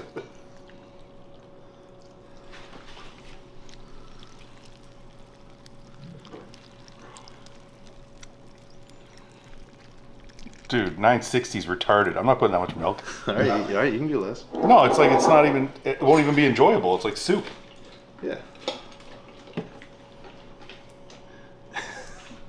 I'll do half. I'll do 450. Dude, look at it's already. It's not gonna be enjoyable. It's too, like, I don't like... You enjoy yourself. I'll drink. You know what? Just to be... No, I'm not gonna grow my beard too long. Mustafa $20 link I sent you to VOA, Voice of America is the state-owned news network and international radio broadcaster of the United States of America, and no, it's not. Look it up if you don't like my source. What is the U.S. One China policy? Why is it important? Taiwan, blah, blah, blah. Someone's been coming. U.S. insists stance remains unchanged despite recent promised military support. Chinese Civil War or something. Yeah, so this is the fucking New York Post. I don't really fucking care. Taiwan is its own independent nation. Again, the U.S. wouldn't be committing to going to war with China. Thanks for the nation, jackass. To be fair, I'll drink the other 450. Fair enough, okay. Okay, here. Just so I'm not pussying out. But I want to enjoy my cereal, so I don't want to make it like soupy. Yeah. That was like, holy shit. As long as you get it down, I mean, it doesn't matter. Yeah, right? I thought the enzyme thing. You're not even doing it. You don't What happened to the enzyme speech? Oh yeah. That doesn't go for fucking liquid. Well, you're chewing the cereal. I can feel enzymes being released right now. You know what? I don't know. I'm gonna go. You just film Sam. I'm not gonna be part of this. You should have had 3 full. You don't get to. You're not even doing this. You don't even get to speak. You know how long it's been since I drank a glass of milk? Me too. Yeah. Since you were a kid. Seriously, it's been like you know what? When I was trying to get big, when I was younger, I would do a lot of my protein shakes. I would do with milk. Arnold used to say milk is for babies. Yeah, well, I drink beer too, so don't worry about it. I drank both. Did enough drinking. I'm fine with that. Yeah, I never ever liked milk, so I never drank it like by itself. But I would drink milk with my shakes just to get the extra calories. Man, being able to just munch on cereal would be I don't know so what ghost milk sweet. is. Fucking like cereal. Oh, goat. They said ghost milk. That's what I thought. Mm-hmm. I thought you said ghost, by the way. I might have.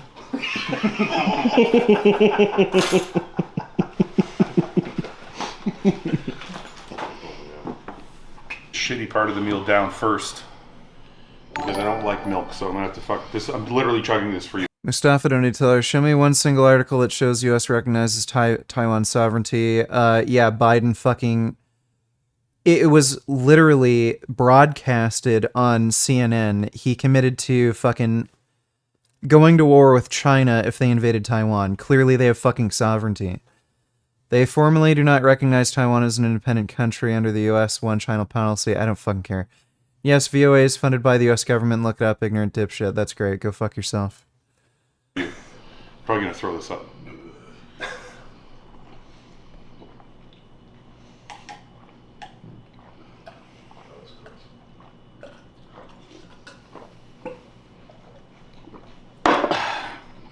I gotta go to the bathroom. Yeah, already. All right. Now I can enjoy my cereal.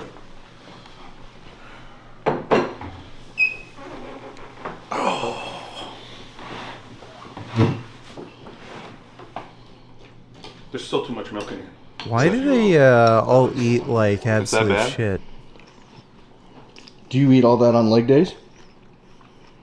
Like before you squat, doesn't bug you?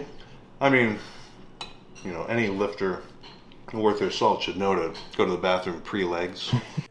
Dude, like, his face is so fucked up. Like, I don't even know if this is acne or it's just red as shit.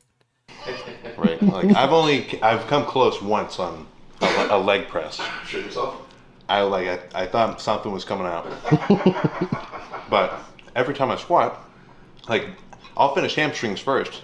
So I've kind of got a little bit of a transition period in the workout. Yeah. That's a perfect 5-minute break if I feel something brewing. Because that, I've never I had would to hate shit that. during, but right after, within an hour post-workout, I'm stopping. For sure. Doesn't matter when I train. Huh. Weird. For me, it's always like So it's got to be the caffeine in the pre. Every time I get to the gym. Once it kicks in. Yeah, that's the first thing I do. That's when my stomach will start boom. Yeah, caffeine is you guys should. Yeah. I'll probably do that across like maybe 5 or 6-ish. Because like, you know, the post-workout shake, it's like 2 scoops of protein and then, you know, 100 grams of the cluster dextrin. That's not really a meal. Yeah. That's, you know, that's 600 calories. But it's, yeah, right, which you can't discount either. But yeah, you're right, it's not really a meal. Do you count that as one of your meals or no? I mean, I guess I don't really count meals. Okay. So you're just trying to get the calories in, whatever it is. Okay. Like that's what I'm really tracking. Are you in a bulk phase right now? We're getting near the end of it. Yeah. How much weight did you gain this bulk? I was like I think the lightest I was around like Christmas time, it's like 229, 228. And then now like, you know, 240. I would bounce around like 247, 249. Really? Nice. 20 pounds. So, solid change. I'll see how lean I get on the next, or on this cut. I'll probably only do it for like 2 months or so. Yeah, just like a little mini cut. Mm-hmm.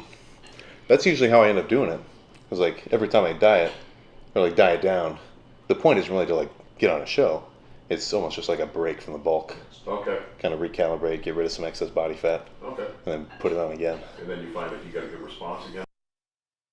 I'm not eating cereal because I'm dieting right now. After that, too, start bulking. But I eat vegan so it ends up cereal being like sometimes.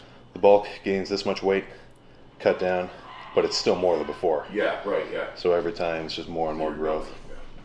After you mass, do you go into like a maintenance calories for a little bit? Or do you normally just go straight into a cut?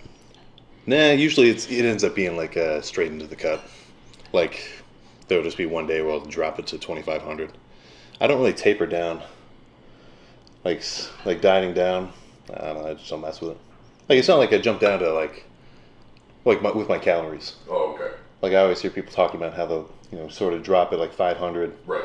Maybe every week until they get to like their deficit that they like. Right. I just kind of want to jump right into it. Yeah, really. Yeah. As long as you're eating your protein and you weren't like if I bulked for just a month, those first 10 pounds is just water and carbs, nothing.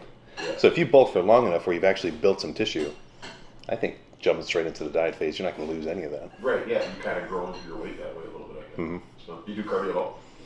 I've been trying to do it like pretty much every day. Yeah. Right in the morning. Just 30 minutes on the seated bike. Okay.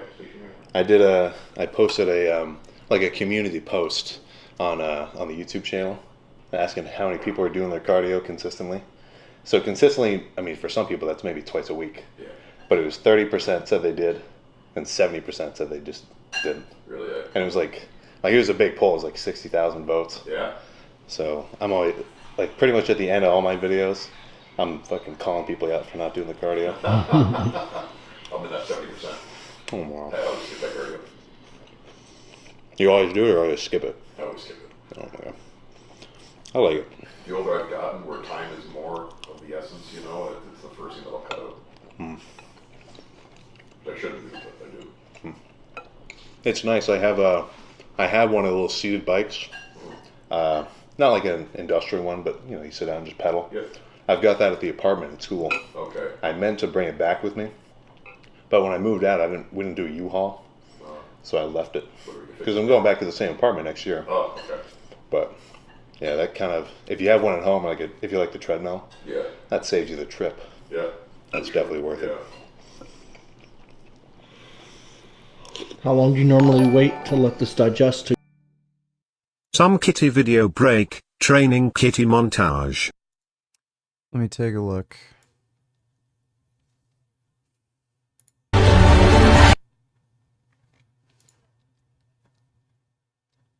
Oh, that cat looks sad.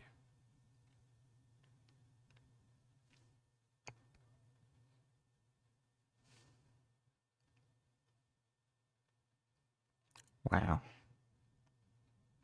They're practicing.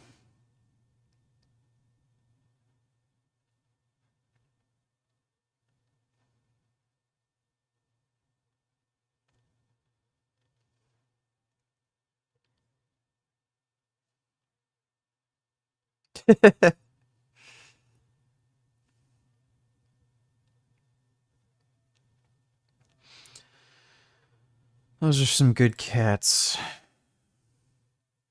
Oh. That's a funny dog. Thanks for the donation, Andrew. Hyped up. So you go train? I'd want to wait at least an hour and a half. Like, an hour would be kind of pushing it. And any less than that, depending on the lift, it would probably mess with me. You're like you start getting ready for the gym after an hour and a half? Or like you're at the gym ready to go? I don't know, like hour and a half would be like me leaving towards the gym. Like anything less than that, this would definitely be messing with me. And you take your pre-workout on the way, or? Yeah. I'll take it like, depending on how far the gym is. Mm-hmm. Like if it's 5 minutes, then I'll just drink the pre at the house. Okay. But if it's like 30, then I'll just drink it on the way. I feel like if you drink it right before you start, your first like 5 sets, it's still kicking in. Mm-hmm. Right? That just seems foolish. Me and Foots up on ours, talk for half an hour, then we drink. Yeah. More like an hour. Or an hour.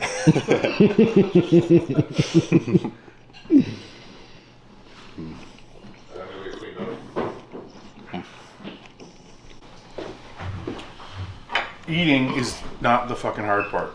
It's eating foods that will allow you to train properly. And at one point in my life, this was normal. As you progress, you reach a point where stuff like this starts to hinder you instead of help you. I think it always hinders you if you eat that badly. Because this milk's delicious. It's flavored? Yeah. Years ago, but being around Sam makes me want to fucking bodybuild again. Like, I'll give you a perfect example. This morning, he said, we were at the grocery store, he's like, it's 11 o'clock, I've been up for 3 hours, I haven't had a meal yet. I don't think that way anymore. Because I've been retired for 5 years now or more, so... But it reminded me, I'm like, oh yeah, I used to wake up, and the first thing on my mind was, what the fuck am I going to eat? So... Yeah, it's very, very much, and that's this part of the thing that bothers me when people are commenting online and they're like, oh, he's doing this wrong and doing that wrong.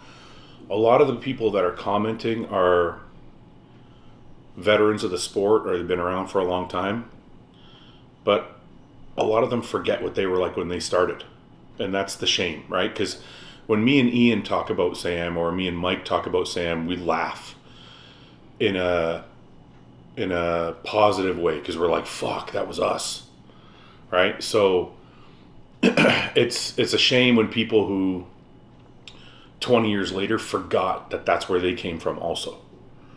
So, and that's why when people say, oh, you should change this or you should change that or you should teach him this or teach him that, I'm like, no, because those things, he's doing everything right for him. He looks better than I did at fucking 21. So I can guarantee you with 100% certainty he is not eating right for him. Those things will come in time as he learns his own body. Is it good to get assuming he doesn't get a heart attack first. Tips here and there? Of course. Everybody should be like, yeah, you know what, you can try this, try that. But you don't change something when it ain't broke. So, no, it's like it's like a blast from the past. So, yeah, it's pretty impressive. And then the other thing too, is he's doing all this while in school, while with a full-time job, while also dominating the social media space. So all of it together is like, it's pretty insane to watch. So we'll do some pressing, but it's not the primary. Sam, you always train with about 50 grams of carbs intra? Yeah, I mean, if I'm trying to gain weight, I mean, that's 200 calories right there. You know, I definitely think there's maybe a marginal energy strength increase, but, you know, if I was trying to diet down, I mean, this would be 0 calories, you know. Aaron P. donated to others, can't fucking sleep, lol. Please ask Jasmine to check her Discord. Is Cornman in your private Discord? What do you use? When debating, I'm thinking of using StreamYards to interview people or hang out with them. Love you, bro. Much love. Sure, I'll tell Jasmine to check her Discord. I don't think Cornman's in my private Discord. I normally just use Discord for debates, or I'll use Zoom. StreamYard's pretty good, though. I'm probably gonna end up using StreamYard for some debates. Thanks for the donation, Aaron P. Hopefully you can get some sleep tonight. I don't love drinking my calories if I'm trying to lose weight.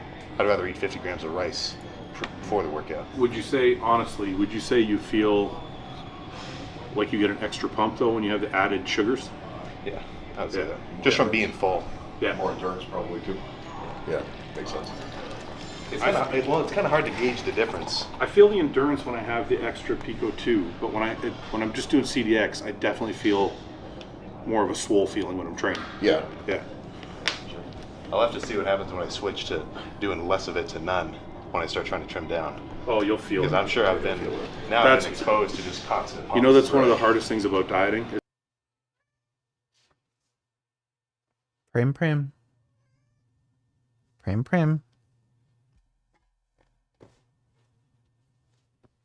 Come here, Prim. Come here. Just meows at me. It's like that first. You've dieted before. Yeah. That first couple weeks, man, is the That's bitch. when you're the softest, but you're also the smallest. Well, it's also when you're like. I mean, it depends how you diet.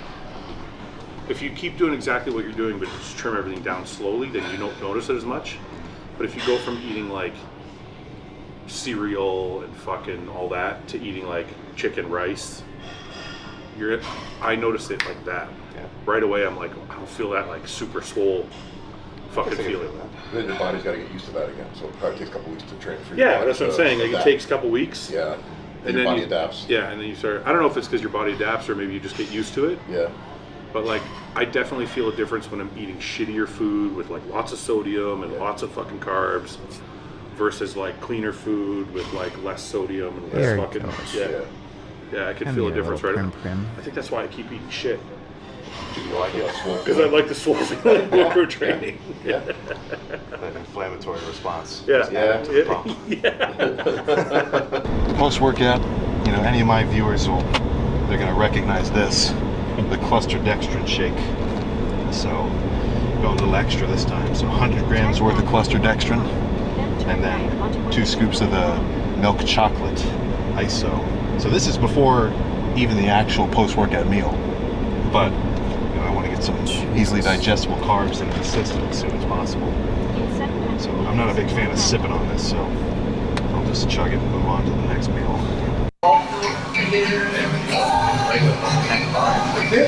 Almost right. Shit adds up. I gotta eat what you eat. I don't want to eat more. You can eat more. I'm not gonna eat more. How's it going? My best max bench was 380. Hamburger, right? And a little hamburger. Both are gonna have tomato, lettuce, pickles, tomato, ketchup, mustard.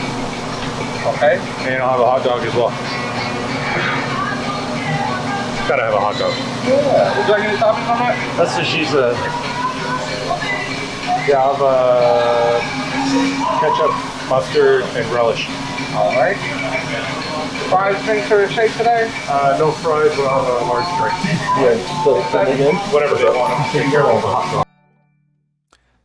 The only Pathoid tellers, they are so mega cheesecake Neppas. Those are babies. Very handsome.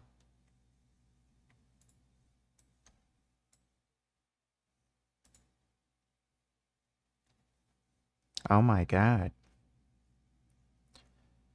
Look at that rabbit.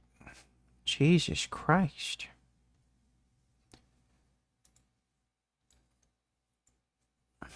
Oh. Wow. It's like a water dog.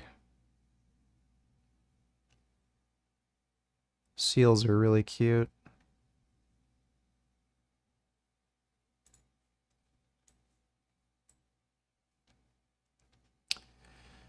That caracal is a bit chubby.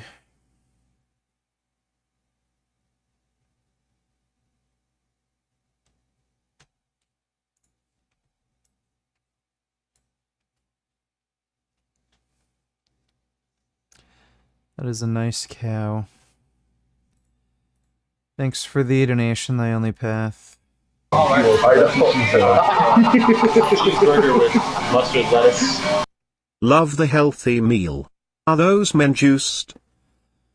Oh yeah, they are juiced. That guy Sam Sulek is on steroids, and Fouad Abiad. He's a former pro bodybuilder. He's not competing anymore, so he's smaller, but I think he still is on some gear. But yeah, they're on steroids. Thanks for that donation, Sam. Ketchup and actually that'll be it. Mustard, lettuce, ketchup, and a medium fry and a large drink. All right. That'll be perfect. I'm gonna have a hamburger and a little hamburger. I'll pull them with ketchup, mustard, relish, pickles, and onions, please, and pop. Ketchup, mustard, relish, and onions. And pickles. Yeah. All right.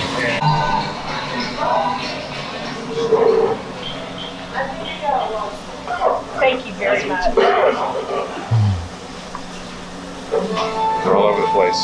You're adored, sir. You're adored. The message is spreading.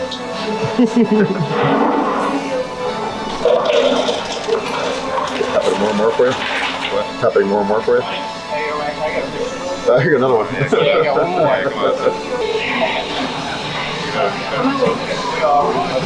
Yeah. So how do you know Sam? Oh, I watch him like every night. I've been following your blog for a while. Yeah, we watch it a lot. Dude, that's sick. We love watching it. We follow a lot of your tips too. Yeah, I'll keep pumping them out. The debut all over again.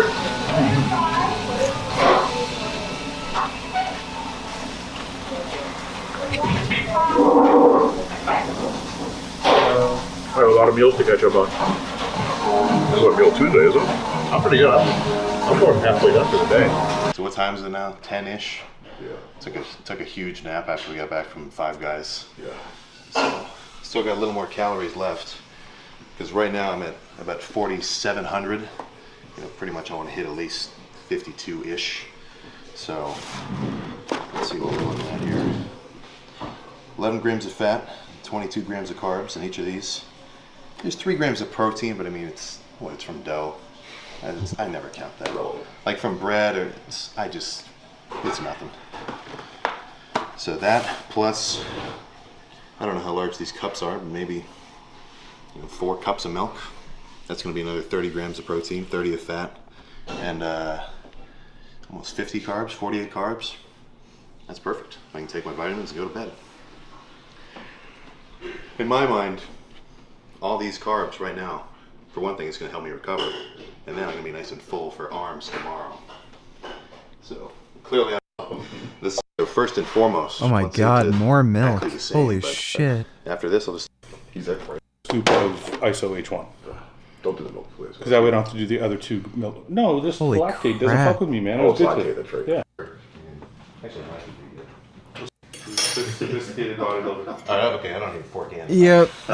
He's gonna be the next 20-year-old bodybuilder to die of some fucking heart attack or some shit. But pretty much every time I'll get back from Kroger when I'm at school, and there's a Krispy Kreme box in the groceries, I'm just hunched over the counter. Very simple. 50 grams of great. Here's your fucking... I can eat 3. That's still a light day, yeah. I like your eating style, so you have to just stick a butter knife in it for your mouth. I don't... Yeah? Oh, well. Jesus, that is horrible. Yeah, he ate fucking gallons of milk, sugary cereal, fucking cheeseburgers and donuts all day. That is not gonna help you live long. All I'm doing is I go in there and I play Clash Royale for 30 minutes. And I get mad when they fucking spam emotes after I lose.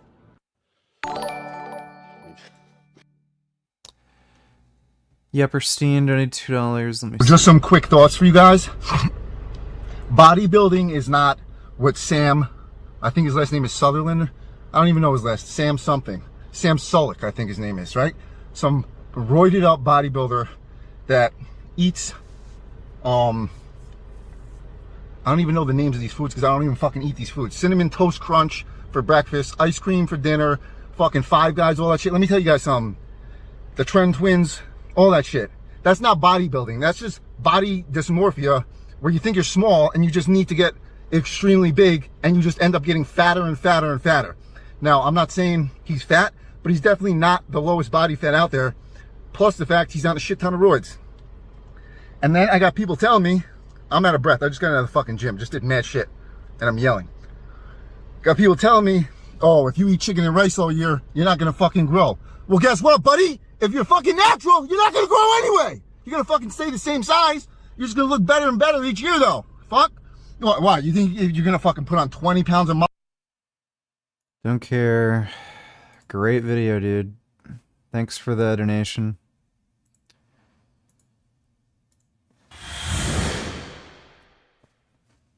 It's just a fucking stupid cringe He was video. telling me about your RP app and how popular it's become. You touched on being a bitch and not wanting to do the 400. So in my career, I probably reached a point where 400 was an average leg day for me, right? Like 550 was probably a max, and I wouldn't touch that usually that often. 400 was like my rep range. But I didn't. See, the only path until ours, okay, they pull up.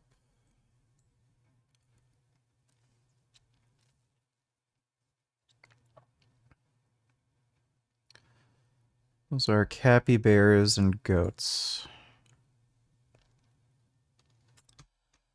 I like capybaras.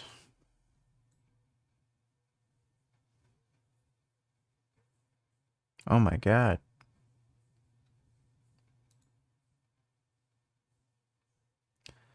Those are some good chonkers.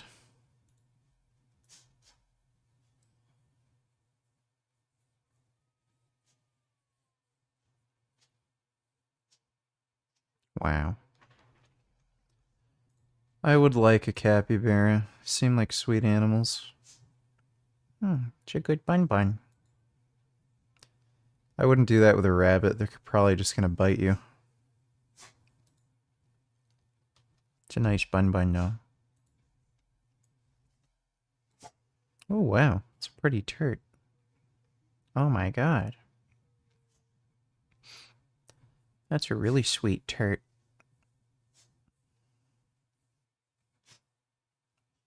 Wow.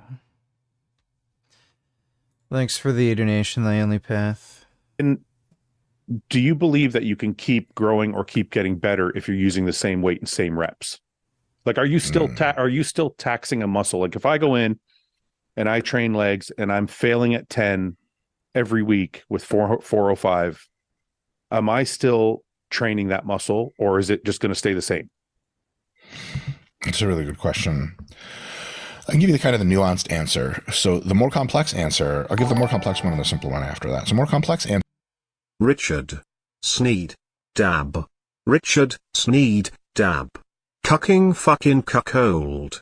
Fucking cucking cuck fuck fucking cucking fuck cucking fucking cuck. Jasmine likes to poop. Jasmine likes to smear poop on bread with some honey and a sprinkle of salt. Cheers, big boy. Ploppy PLB.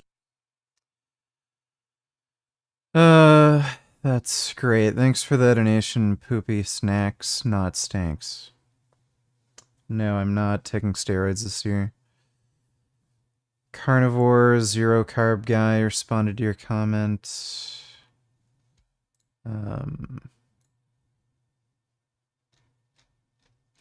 You don't get notifications that people responded to your comments anymore.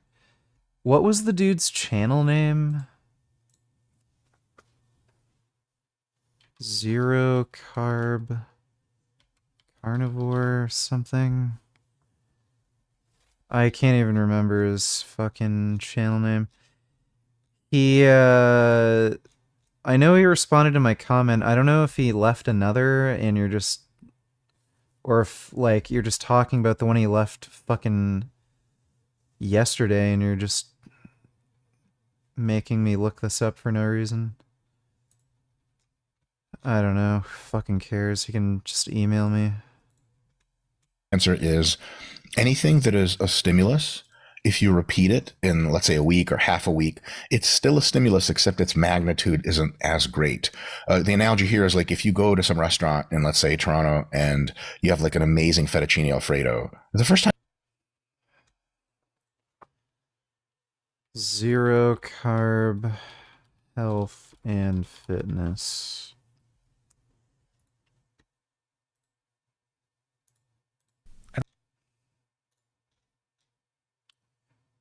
Yeah, he didn't respond to me. You're just making me waste my time. Time you have it, it's fucking unbelievable. The next time you have it, let's say you went back half a week later, like, baby, we got to go back to this place. I need that shit. And it's going to be good, but it's not going to be like a religious experience. And then you're like, baby, like, let's go again. And she's like, what the fuck is wrong with you? Fine, we're going again, third time this week. It's going to be like, it's going to be okay, but you're going to be like, this isn't that great anymore. I'm not going to come back for a while. Yeah. So with training, like 405 for 5 sets of 10 or some shit. If that's a challenge, like your peak ability to do some shit, it will 100% grow muscle. Yeah. If you repeat it a week later and it's a little easier, it'll grow a little bit less muscle. Mm-hmm. And then you keep doing that for a few months, it's down to essentially being just what maintains you.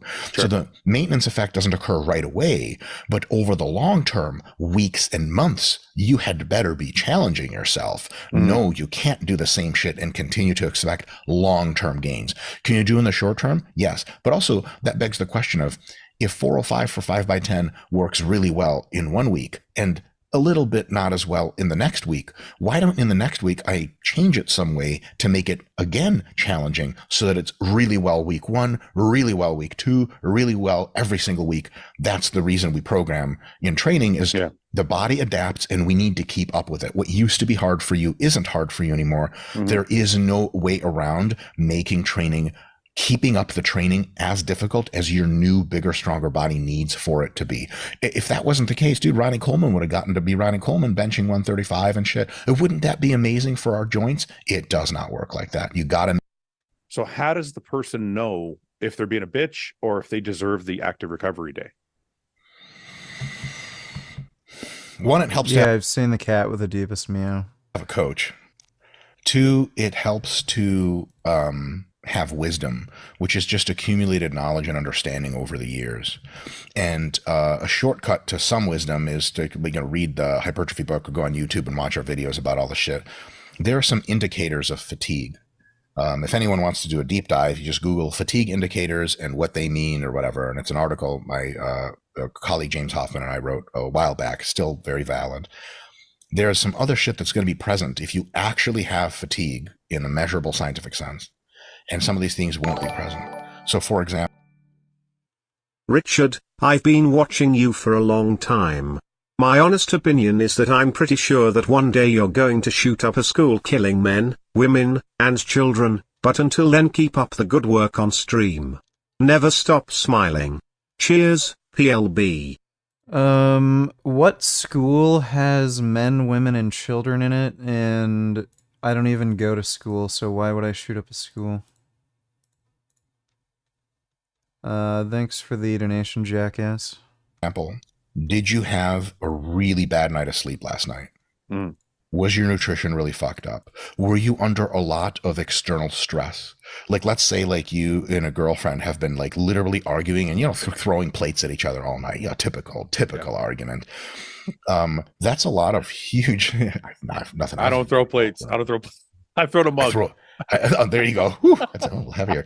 So, if you have a demonstrable good reason that your level of fatigue is excessively high and needs to be brought down, like you haven't been sleeping well, haven't been eating well, your actual internal desire to train is really low. And a low desire to train means something very specific. It's not it's not specific to the modality. So if you're like, man, you know, I don't want to do bench press today, but I definitely would want to do like some kind of like cardio shit or some kind of lighter weights, higher reps. You don't have a lower desire to train. You're just fucking bitching out of the plan. Yeah. Yeah. So you need a compelling reason. Here's another compelling reason. The last time you benched heavy, your joints fucking really hurt.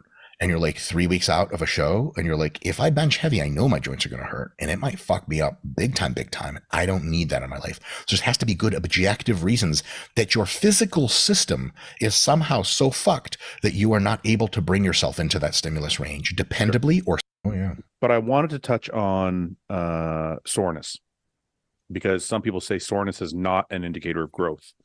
And I don't know if it is or isn't, but I've always taken it as one. I've always taken it as, if I do a workout and the next day I don't feel sore at all, or the day after that, I feel like something wasn't right. Mm-hmm. And I don't know if I want to 100% hinge my progress based on that, but it was always an indicator for me. Is that something that's a myth, or is that true? I have a take on this that is different than a lot of the other folks of my educational level that you will talk to. And I think I'm right, and I think with all due respect that they're wrong. And my take is the following, that if you're not sure if you're pushing your muscles hard enough, you're not sure if you're doing enough volume, for example, enough sets, and you're also not reliably getting sore, you should probably try to do more work to see if you can get sore. Mm-hmm. If you're not getting sore in a muscle, but you're getting great progress compared to the other muscles in your body, you actually don't have to get sore to get good growth. We know that. You don't have to get sore to get amazing growth. You can get great growth without soreness. But if you're not getting great growth and you're also not getting sore, there's a little bit of an indicator there that you may not be doing enough. So try to do a little bit more. And third part, if you are reliably getting sore and healing just on time for your training again, that same muscle, training harder will not help you because you're already pushing the system to its limits. If someone was like, you're not training legs hard enough, and you sat them down and you're like, check this out. I train my quads on Monday and Thursday. After the Monday session, I'm sore Tuesday and Wednesday, and Thursday morning I'm barely healed to do quads again. Yeah. Then Friday, Saturday, Sunday, I'm sore as fuck, and next Monday, I'm barely healed to do it again. Do you think I should do more work? And they're like, yeah. What? How?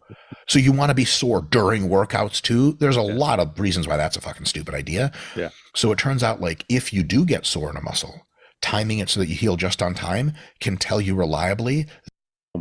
When it comes to failure, so you've emphasized failure a few times throughout this podcast.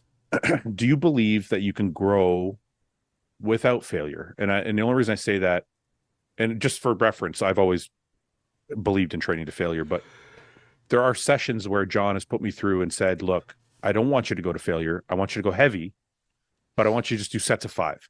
I want and I think people call it reps in reserve now. I'm too old to know these terms, but you can do 8 or 10, but I want you to stop at 5, but I want you to do them more explosively, and then just do 5 sets instead of 3, and do that for a few exercises, right? So it's modified, but it's not to failure. But I think the workload ends up being the same. Is that a way to train, or is that going to be less conducive to muscle growth? It's going to be a little less conducive to muscle growth, because when you get to about 3 reps shy of failure, that's when you start to get gains that are just about the same as you would get from failure, except for some nuanced exceptions and complications. It's kind of like, on average, like, that's where the shit starts to get good. Okay. If you're 5 reps shy of failure, do you get some growth? Yes, absolutely. Especially if you're beginner intermediate. Do you get your best growth? Usually the answer is no.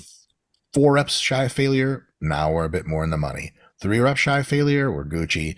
2 reps shy of failure, you'd have to really peel apart how that is even different from failure and providing muscle growth, because it's usually about the same. 1 rep shy of failure is you're doing amazing. And if you're going to failure, you're definitely getting the best possible acute in that session muscle growth stimulus for sure.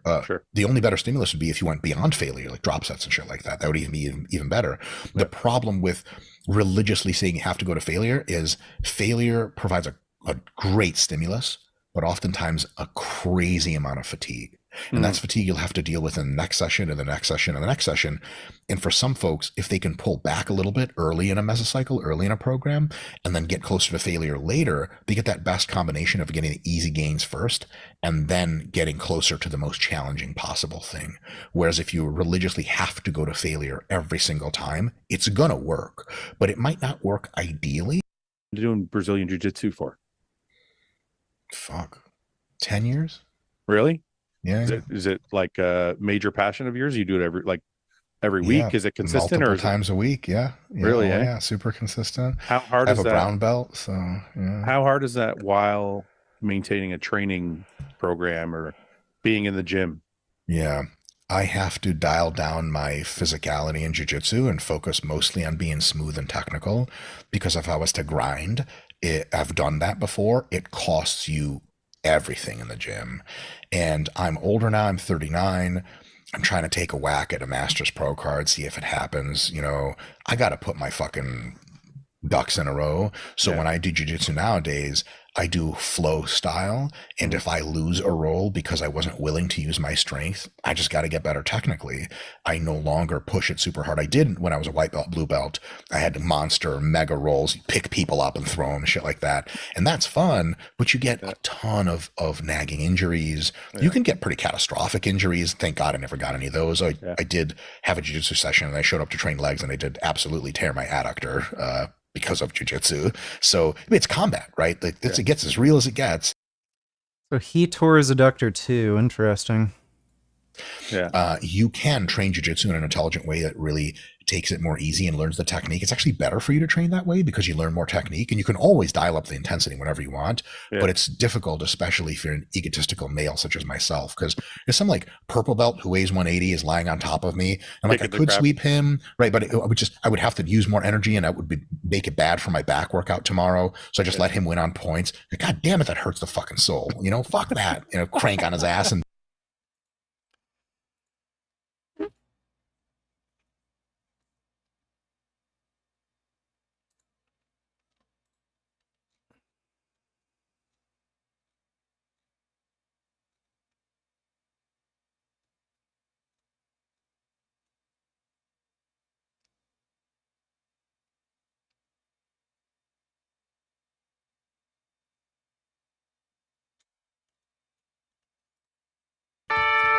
Hey everyone, today I'm going to be eating a whole bunch of vegan hot dogs in order to figure out which one I like the best. We'll be grilling them inside and outside on the barbecue to see how they perform, and it's worth noting that before going vegan, I ate hot dogs like nobody's business.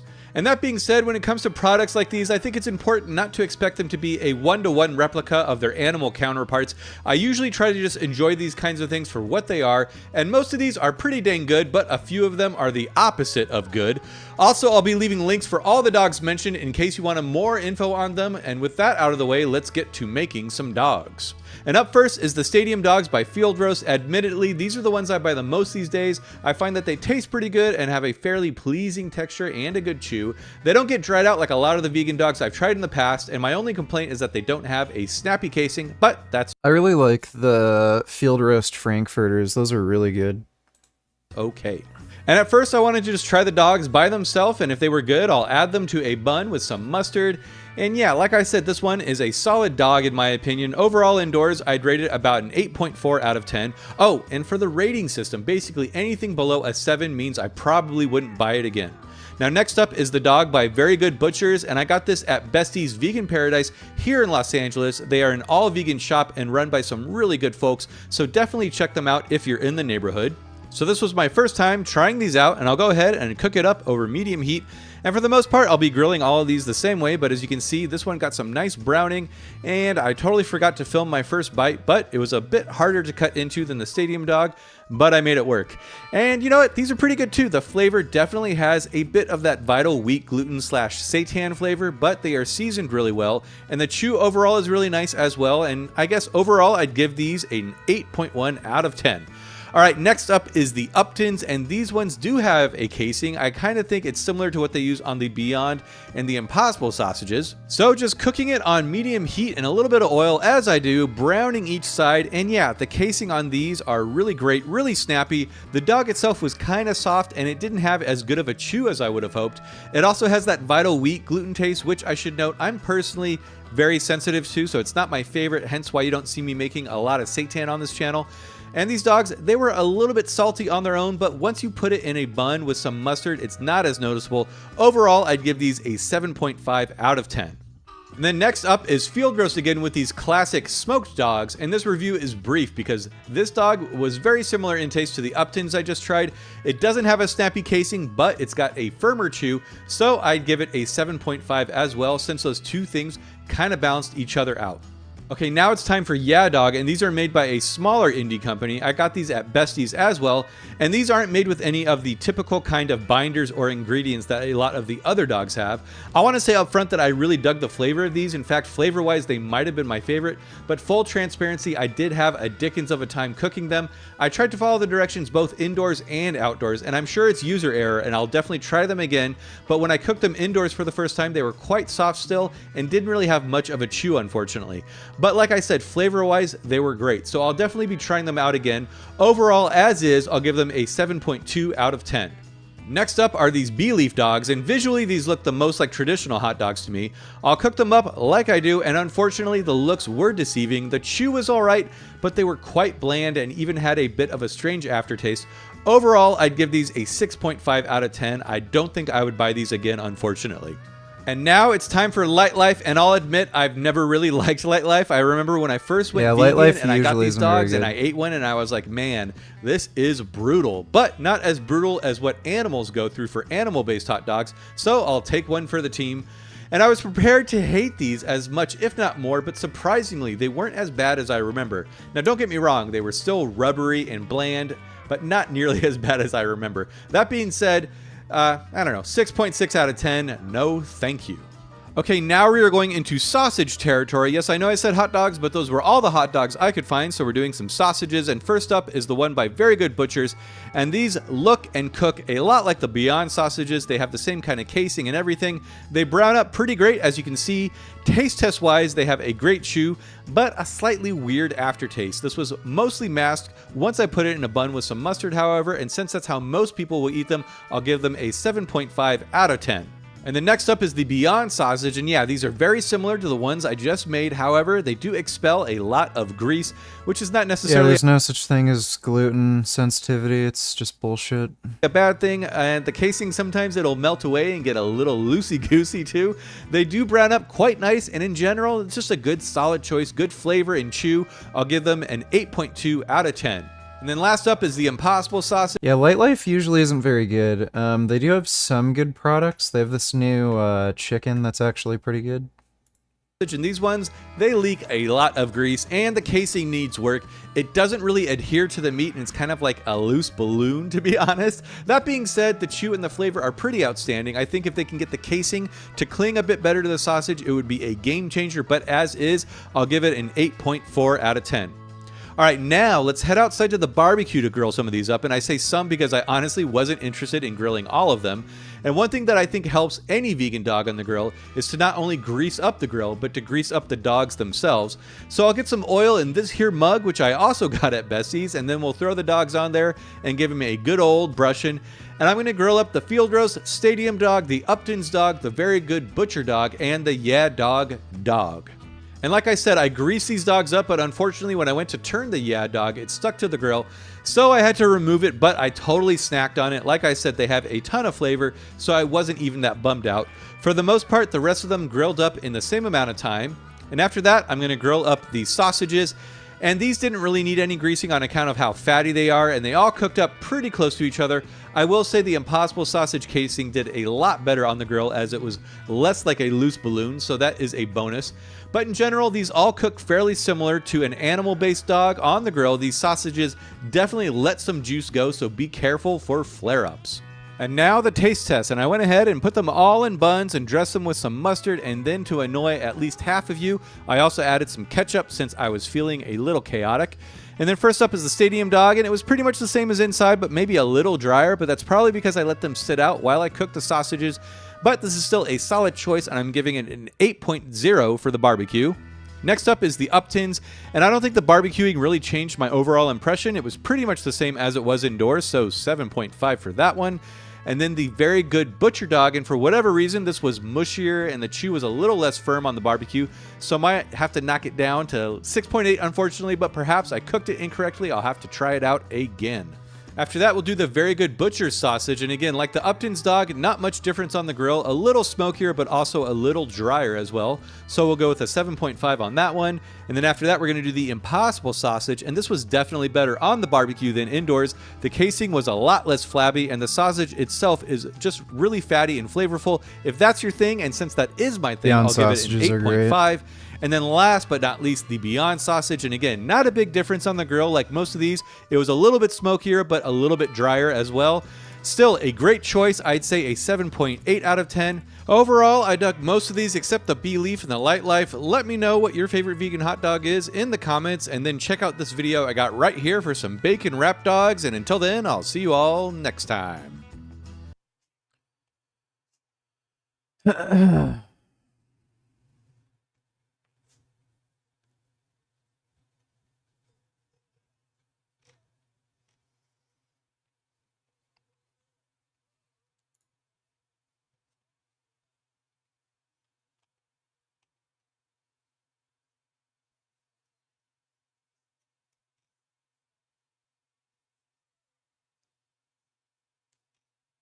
Ooh.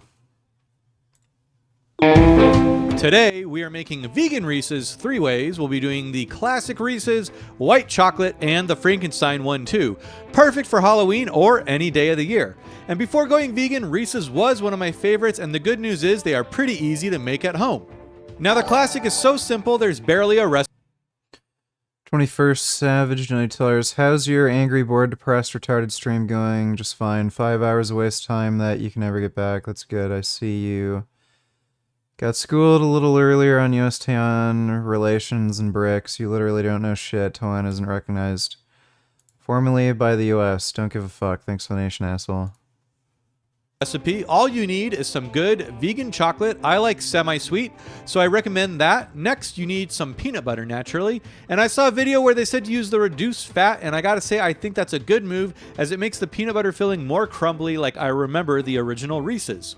So let's take a whole bunch of peanut butter. I'm starting off with about 8 ounces, and then we'll add in 3/4 cup of powdered sugar, which turned out to be way too much since it's how much I use for the non-reduced fat peanut butter on my test. But that's all right. We'll just add in more peanut butter until we get the consistency we're after. And really, that's going to be the method since not all peanut butters are alike. So I would recommend adding in some powdered sugar, mixing it up, and then adding more until you can scoop out a bit, roll it into a ball, and then pat it down into a little patty like so. And most recipes that I've seen, the peanut butter mixture wasn't crumbly enough to the point that they had to drop it in with a spoon, and it just looked kind of messy and hard to work with. So for me, not only does this remind me more of the Reese's peanut butter, but it's a lot easier to assemble. Speaking of which, once your peanut butter patties are all formed, go ahead and throw them in the fridge to firm up. And next, we need to melt our chocolate, and unless you know what you're doing, I recommend using the double boiler method instead of the microwave, as I had mixed results with that. For the double boiler, just make sure you're using a bowl that can handle the heat, but all we need to do is add about 8 ounces of chocolate to the bowl, which is on top of a pot that has some water in it, and then we're going to turn on the heat to medium, and once that water starts to steam, the chocolate should start melting.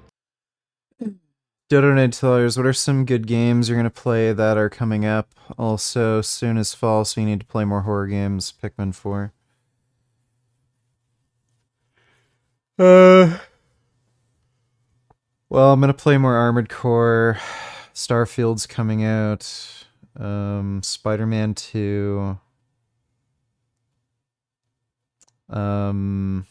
Space Marine 2. And Mortal Kombat 1 and Tekken 8. Those are the ones that I can remember off the top of my head. Ugh. Thanks for the donation, Dodo, and yeah, we'll play Pikmin 4. And so we're just going to stir that around as it melts, and that's basically it. Pretty dang easy, if you ask me. And now all we need to do is get a muffin liner and add a bit of that chocolate, and you can use a muffin tin for this. The main difference I saw was the cups were much taller, so I ended up preferring that. But you don't need a muffin tin at all. Get that chocolate in there the best you can, and then we'll take one of our peanut butter patties and press it down and make sure we get chocolate surrounding it on all sides. And then we just need to top it with more chocolate, ensuring total coverage. And next, we can lightly plop it on the counter to flatten out the top. And after we've done this to all of our peanut butter cups, just add them to the fridge to firm up. And next, for the white chocolate, we'll be using a recipe by Nora Cooks, which is linked in the description. We'll need some cacao butter, coconut milk powder, this vegetable shortening, and then a few pantry staples. And for this, all we need to do is another double boiler of the shortening and the cacao butter. And once that's all melted up, we're going to add in some powdered sugar, vanilla extract, a little bit of salt, and then we're going to whisk that up. And next, we need to add it to a blender to get it as smooth as possible. And this stuff is way more liquidy than the semi-sweet chocolate, and it did come out a bit softer, but that's all right. It was still super delicious. And to assemble, it's the same process as before. We're just going to take some of the white chocolate, pour a bit in, and then we're going to add in our peanut butter patty, and then cover with more of that white chocolate, and then throw all of those in the fridge. And last but not least, the Frankenstein cup, which I was super excited about. And in order to get the green layer, we're just going to take some of the white chocolate and then add a little of this matcha powder to it. And then we just got to blend that up, and there we go, green chocolate. And assembly is mostly the same. However, since the white chocolate is so soft, we're going to need to firm it up in the fridge before we can top it with the chocolate. Unfortunately, I forgot to film myself topping it with the chocolate layer, so you'll just have to imagine me doing it. Sorry about that. I am a one-man team. And now that you've used your imagination, we have 3 amazing homemade Reese's to try out. Somebody needs to make this for me. Donate $2. Let me see. This video is made possible by Nebula. Use the link down in the description below to support Real Life Lore directly by signing up, where you can watch 27 additional Why Russia isn't actually collapsing, sure. and exclusive World's Attention. 30 years previously. System taking place in Russia seem exceedingly unlikely to happen anytime. To about 90% of the relevant maritime insurance and services companies. The only reason Russia hasn't had a complete economic collapse where they have hyperinflation is just because they have a large stockpile of foreign currency. So they're just trading foreign currency with their own dollar, basically. And again, once their reserve of foreign currency is, gone, zoop. They've also done other shit where you can only take out so much money from, your bank at one time. Other weird crap that they've imposed to, again, just make sure the value doesn't collapse. Companies operating in the world. And basically every single port and major canal anywhere in the world requires ships using them to have legitimate to have cut their production to only 9 million labor force and chronic work. Slow and while her prime. Yeah, that video just seems like boring bullshit. Thanks for the donation though, Dodo. Further ado, let's do a good old-fashioned taste test. All right, so before we even do the taste test, I wanted to just as a control, I think it's a control group, I just wanted to see how good the Justin's is compared to our homemade. The Justin's aren't that great. Cleo's are the best I've found so far. One. And no hate to Justin.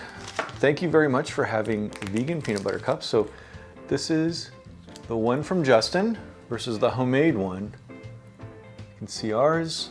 Ours is a little bit bigger. That's okay, let's see how it tastes. That's not bad at all. Ooh, actually, there's a little bit of a weird aftertaste. Let's try the classic one. Yeah, they've got really weird aftertaste. This is a big guy.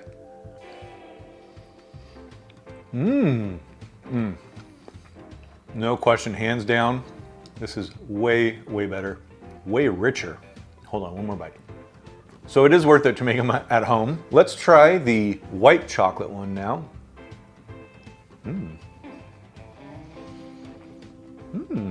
Wow, that is rich. I mean, versus the classic style, this is very rich. Hold on. Now, let's try the Frankenstein one.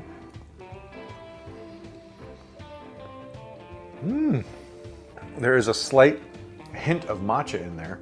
That's really freaking good. These are so good, so rich.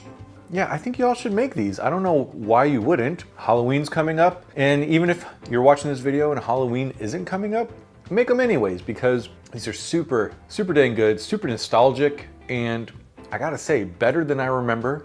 I could be biased, but I could also be right. We'll never know. So if you all liked this video, let me know if you want me to make any other candies vegan. Yeah, dude. I have to make those. That looks fucking sick, especially the white chocolate.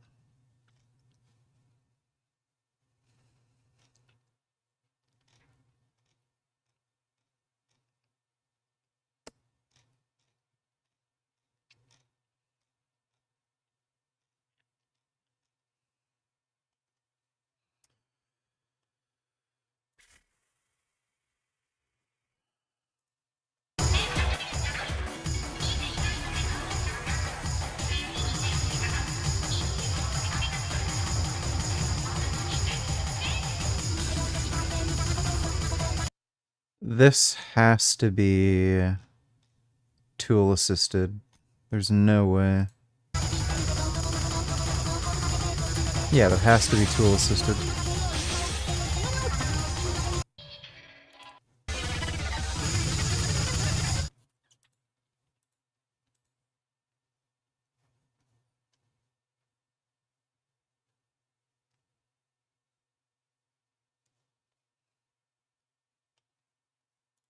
Oh, this is exciting. This is exciting because I'm taking some advice from the audience, but I need to have more women on the podcast. Oh, okay. It's a very male dominant podcast. And I felt my legs at the top like touched together. Oh, like the thighs. Yeah. It's like why you believe people are engaging with you. I think there's like a few different kind of. Yeah. So there was like. But it's funny because people also say if you love what you do, you never work a day in your life. Okay. I mean, shit. That's how I was before. Now with this guy. We've had a couple guys on Instagram, so that can get stressful. Yeah. And then I also try to be like very engaging with my audience. Yeah. So like they comment, like I'm gonna try to comment back. Or Scenario thing is really. Yeah. Do you feel better? Yeah. It's evidence. We talk about it for 3 months, and then I think I have become tired, so I'm gonna go nighty-night. Should be streaming tomorrow around the same time, so see you all then. Big thanks to everybody who donated on Streamlabs. Really appreciate it. See you all tomorrow, and sweet dreams.